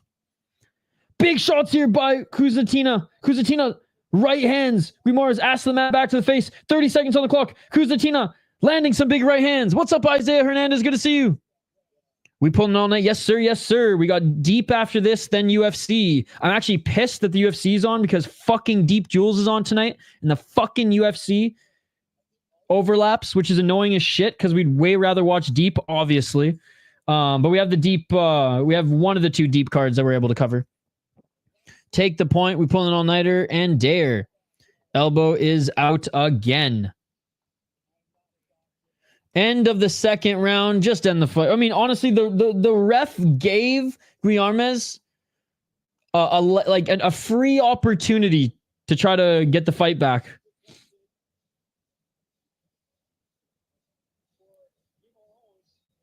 Ref talking to somebody, doctor, coroner, I don't know. I wonder if there's any collusion. No, I mean, there has to be. No, like it's not even a wonder. He did this by like the rules in mixed martial arts. I mean, obviously the Brazilian Commission, I guess, can say whatever the fuck they want, but like this means the fight is over. And even on the regional scene, you can't take that back. But that left elbow is completely fucked. Damn. It's on UFC Fight Pass. Let's be honest, ref made a mistake, but the point deduction for holding the fence should stay. Yes, agreed. At least the ref is taking points away. Yeah, the arm is fried. Round 3, ladies and gentlemen.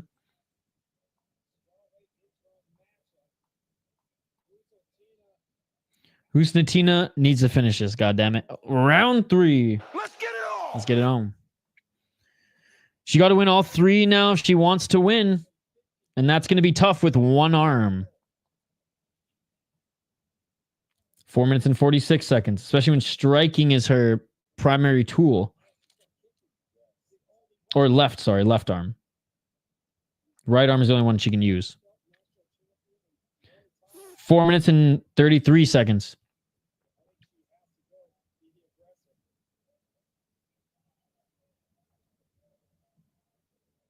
Left and a right by Kuziutina.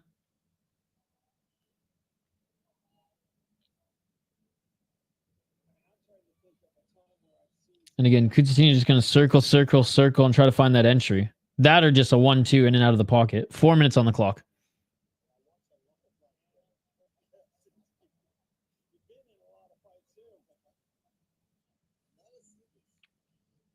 Right hand by Kuziutina. Kuziutina locking up the neck again of Guimarães here and looking for that trip takedown. 3 minutes and 48 seconds. Oh, now the fight path. Okay, we're back. 3 minutes and 40 seconds. Again, just holding that neck right here, looking for that left trip. Is Kuziutina. Good job by Guimarães putting her left foot up against the cage. But who's the... Oh, here we go.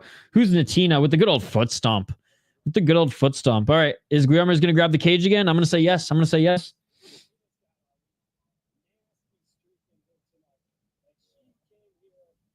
3 minutes and 17. I didn't realize how close LFA was to 200 shows. Hopefully they do something special. Yes, they're actually coming to Minnesota. And they have 2 title fights already on the card, but they might add a 3rd.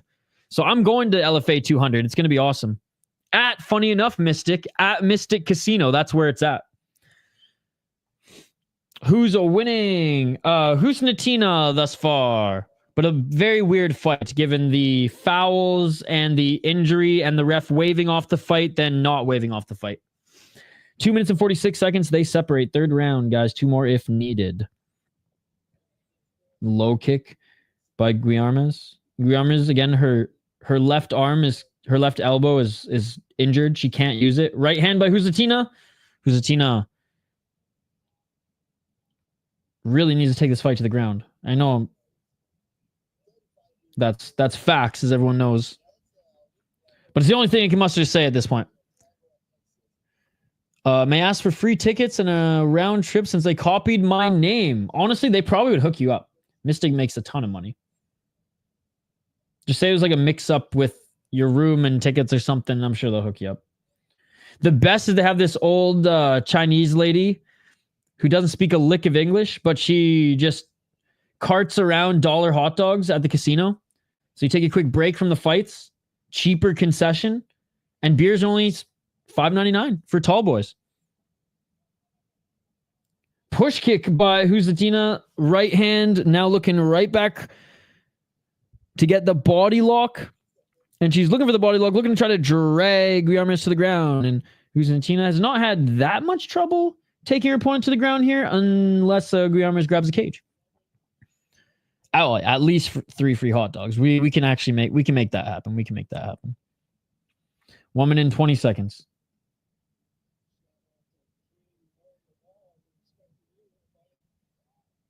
Ref calling for action.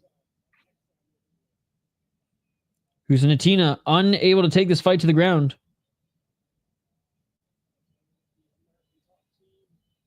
Left underhook. And the ref is going to separate them. Back at center. 50 seconds on the clock.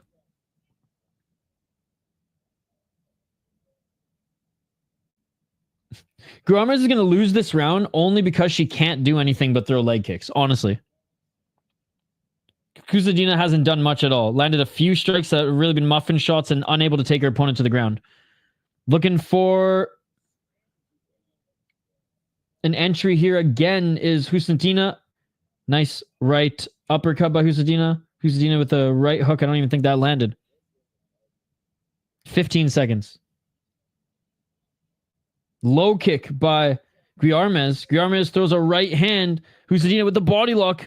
She needs to get that trip takedown, but too little too late in this 3rd round, and we're going into round 4. We are going into round 4. First of 2 championship rounds. This ain't no Cage Fury FC. We are going to the 5th round, regardless of if this goes the way of Natasha. Other than that armbar, Kuziutina has been doing nothing. I know, dude. That's the thing. Like, Guimarães lost. I mean, maybe Guimarães honestly won that round because of leg kicks. I wouldn't even hate that if that was the case.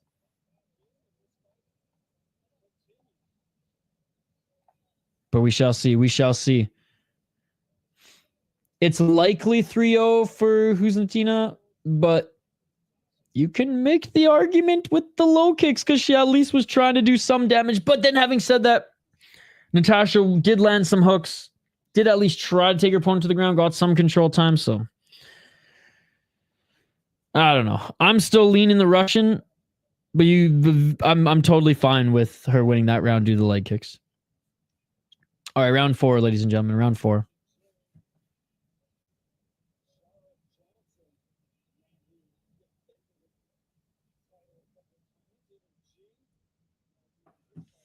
I think they'll give the 3rd round to Hometown Girl. All right, round 4. Let's get it on. The Reddit live thread about this great There never was no stoppage.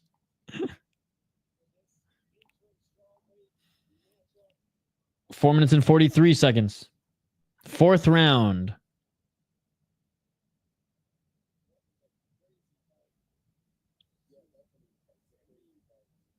Low kick. Each of them exchange a low kick. 4 minutes and 26 seconds.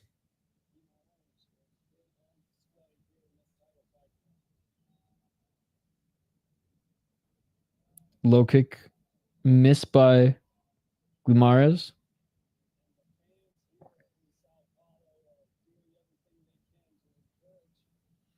Oh, and dude, even when Guimarães tripped and fell to the ground, she went to grab the cage. Bro, even with an injured arm, she tried to grab the cage. And there we go. Beautiful takedown by Kuziutina. And I think she even like threw Guimarães down on that injured arm too. So that must not have felt good. Oh, but a reversal. How the fuck do you get a reversal? Guimarães gets a reversal and gets us back up to her feet. Kuziutina, there is no excuse for that. There is no excuse for that. Round 4, says on the bottom of the screen. 3 minutes and 33 seconds on the clock. Beautiful reversal by Guimarães to get back up to the feet. Kuziutina not only threw it to the ground, but threw it to the ground on that arm. Still was able to get the reversal. Yeah. Strong and a cheat. Like, just when you want to, like, praise her, she cheats and you have to rip on her. Because she is a cheating fuck. She cheated so much in this fight. Tough as nails. I'll give her that respect with the elbow, but cheating fuck nonetheless. 2 minutes and 57 seconds on the clock. And Guimarães just holding Kuziutina, throwing some knees to the thigh. Not really doing much here. Ref already warned them. Hey, let's go. Glad you made some money, my friend. More knees to the thigh by Guimarães. Guimarães getting that control time. Kuziutina now. Kuziutina looking for that foot stomp. Guimarães, this is her best round so far, guys. More knees. 2 minutes and 12. Devastating glute knee. Yep. Glute knee.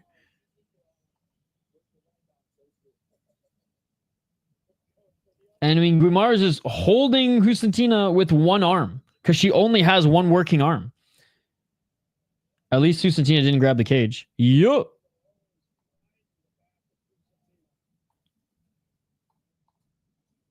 Guimarães still holding on to Kuziutina with one arm. With one arm. I mean, she does have both of them, but like she really only has strength in one, and the ref's going to separate them. 1 minute 36 seconds on the clock. 1:31. And a 1-2 by Kuziutina. And Kuziutina, oh, takes a big knee to the body.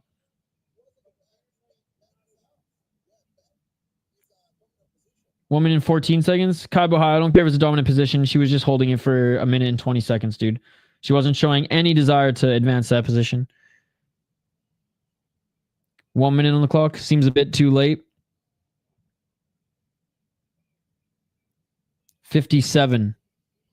Man, I bet on Guimarães. I mean, if she wins the last round, Andrew, if she wins the last round, this is the last fight on this card. Then I'll get to UFC picks and predictions, which we won't be interactive with that one. I'm just going to fire through my picks, guys, and then we'll get too deep. Into deep. And I'm trying to keep just some part in my hand instead of going under. 22 seconds on the clock. Knee to the body by Guimarães. Man, could you imagine if Guimarães had two working arms right now as this fight went on? Final seconds. And a 1-2 by Kuziutina, and Guimarães tagged with her right hand because she can't throw her left. And that is it for the fourth round. Fifth and final round, ladies and gentlemen. Fifth and final round. I liked Guimarães in the last 2 rounds. I'm not going to lie. Well, I mean, I didn't like it. And cheating fuck grabbed the cage again. But still. Who is winning? Probably Kuziutina. Guimarães could maybe get a draw and or squeeze this fight out if she wins the 5th, but she got a point taken away in the 1st round, lost the 2nd round, maybe. 3rd round could have won. 4th round definitely won. I've heard that song so many times, but didn't know the lyrics. Sum 41.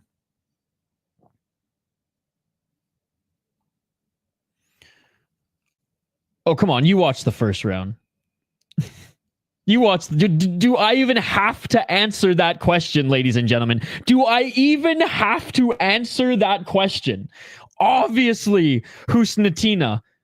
Obviously, bro. She literally she dislocated her elbow and almost finished the fight. The fight was finished. The ref, Isaiah, waved off the fight and then, dialed it back because the Brazilian wanted to stay in it. So, long or the short of it, Natasha won the 1st round, and it wasn't even close. And if anything, Guimarães, she was cheating and probably got a point taken away in that one too. Guimarães got a point taken away in the 2nd round for cage grabbing. Okay, I thought it was the 1st round. Regardless, 2nd round too. So, highly doubt Guimarães is going to win this one. Thank you. Round 5. Let's get it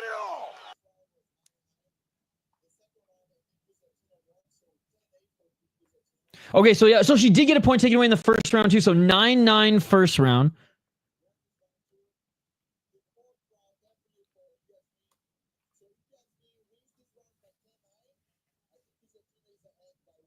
So even if Guimarães wins, so okay, Kai Bohai was just breaking up on the screen, or breaking it down on the broadcast.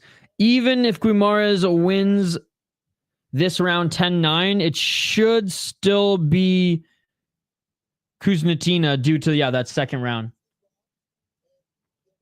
I got a 38-36 Russian. Kuziutina got a point taken away in the 1st, Guimarães in the 2nd. Right.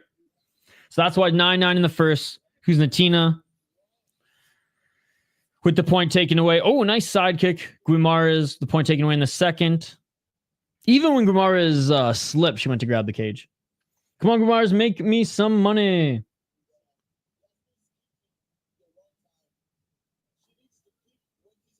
Swing and a miss by Guimarães with that right hand. Again, she can't throw that left. 3 minutes and 28 seconds.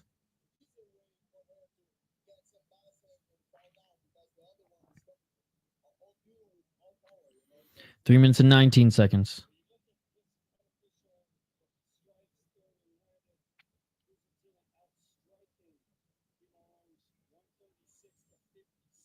Oh, a nice left by Kuziutina. Then she got tagged with the right hand by Guimarães. What a weird... With the points being taken away, with the fight almost being called off, with the injury, this was just such a weird one. Such a weird one. Because again, points being taken away aside, like Kuziutina started off first 2 rounds looking good. Really good in the 1st round. 2nd round, but still. Man, 3rd, 4th, and 5th. Just talk about fading against an injured opponent. Kuzi's so fun, man. She looks like a robot. First, last one, I bet, gets her arm destroyed. Yet she's the one looking good later in the fight with a nice kick to the body. If she had a working arm, honestly, she would probably be piecing up Kuziutina late. She just lands a big right hand, forcing Kuziutina to walk backwards. We're missing deep for this, guys. We're missing deep for this. Oh, and I step back right by Guimarães.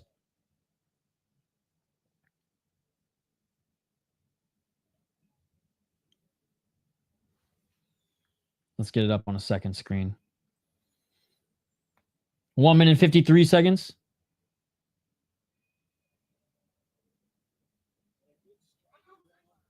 Oh, they already got fights going on, dude. We already got a TKO. Bro, we're missing TKOs in deep right now for this. I hate my life. But I love you guys. Finally, takedown by Kuziutina.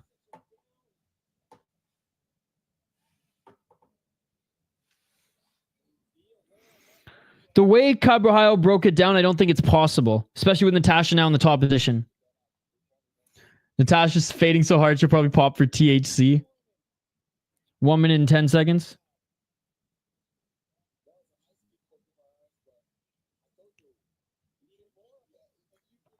On the deep card, I don't know if it's the first or second fight, dude. I literally just put it on right now. Your guess is as good as mine.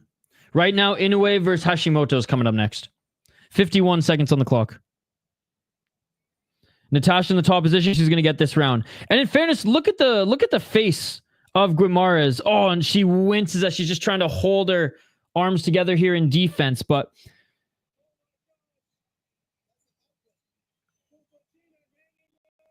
oh, wait, Guimarães maybe looking for a submission, but she's not going to get it. That left arm, dude, that left arm is so fucked. She can't get that left arm under for the guillotine. There's no squeeze there. 15 seconds. Oh, wait, she is squeezing though. Yeah, she popped. I was going to say, if Kuziutina tapped to that would be horrendous. And that is it, ladies and gentlemen. That is it.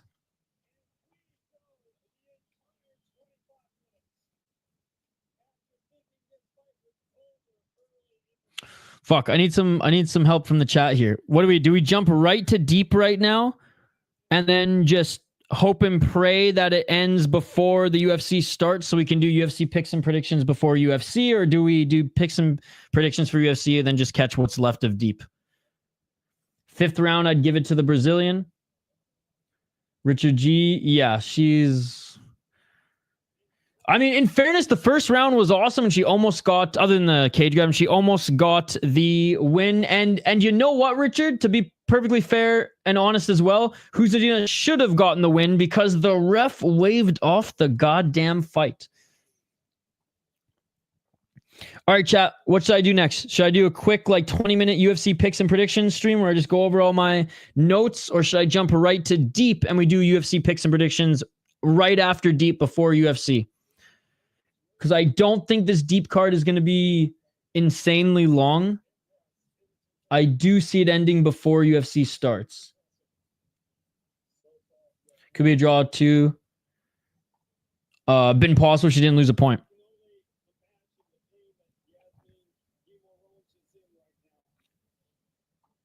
If you guys don't let me know your thoughts on what we should do next, I'm just going to make predictions maybe. Okay, then I was just going to make an executive decision.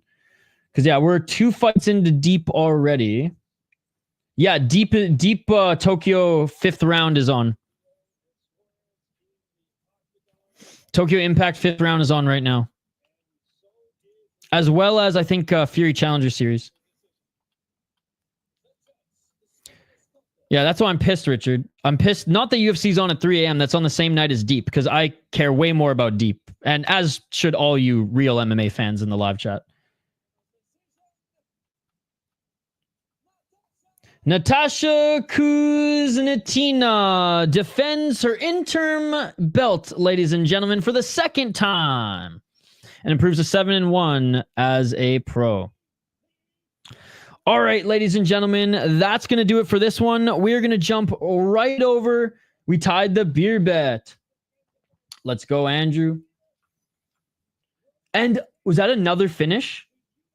Another finish on deep. Dude, we're not going to have enough time to stream any of deep if we're going to have finishes left, right, and center. This is why deep is so good. God damn it. It's such a good promotion. Fucking UFC. Taking the spotlight away from deep. As well as LFA right now.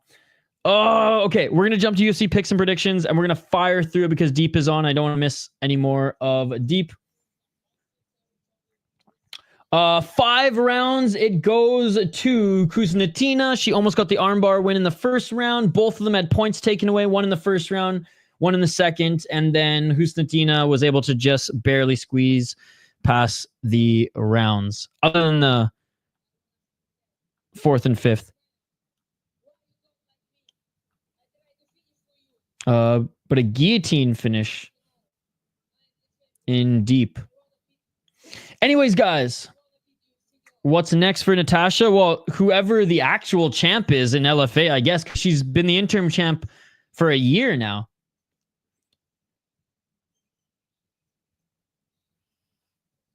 Okay, anyways. She wanted the mic back. Oh, and they're going to give it to her as well.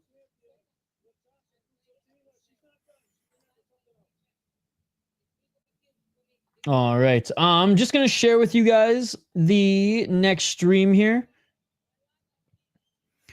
We're going to fire through this. And then we start deep an hour late. It is what it is. It is what it is. Check out the next stream, guys. We're going to be live here next. God, we're already to our third or fourth deep. But anyways, we're going to start. Yeah, I said it was going to start at 9. We're going to start here right after this, ladies and gentlemen. So go check us out. Quick hi, bye, boys. Got a great weekend. Yo, dude, I love me. We're going to still be streaming. I'm jumping over to UFC picks and predictions. Then we're streaming Deep. Then we're streaming UFC. Then we're streaming Cage Warriors. Then we're streaming BKFC. We're staying up for 24 hours straight. Yo, dude, I love me. I will see you later. Okay, guys, that's it. I got to jump over to UFC picks and predictions because I don't want to miss any more of this Deep card, the best card of the weekend. Why the fuck is UFC taking away from Deep? I don't know. They should be sued. It should be a crime. Back on the other side. Don't go anywhere. And still, beautiful armbar in the first round. That chick, tough as nails. Let her freaking elbow be dislocated. Thank you to everybody who donated throughout this stream. I really appreciate it.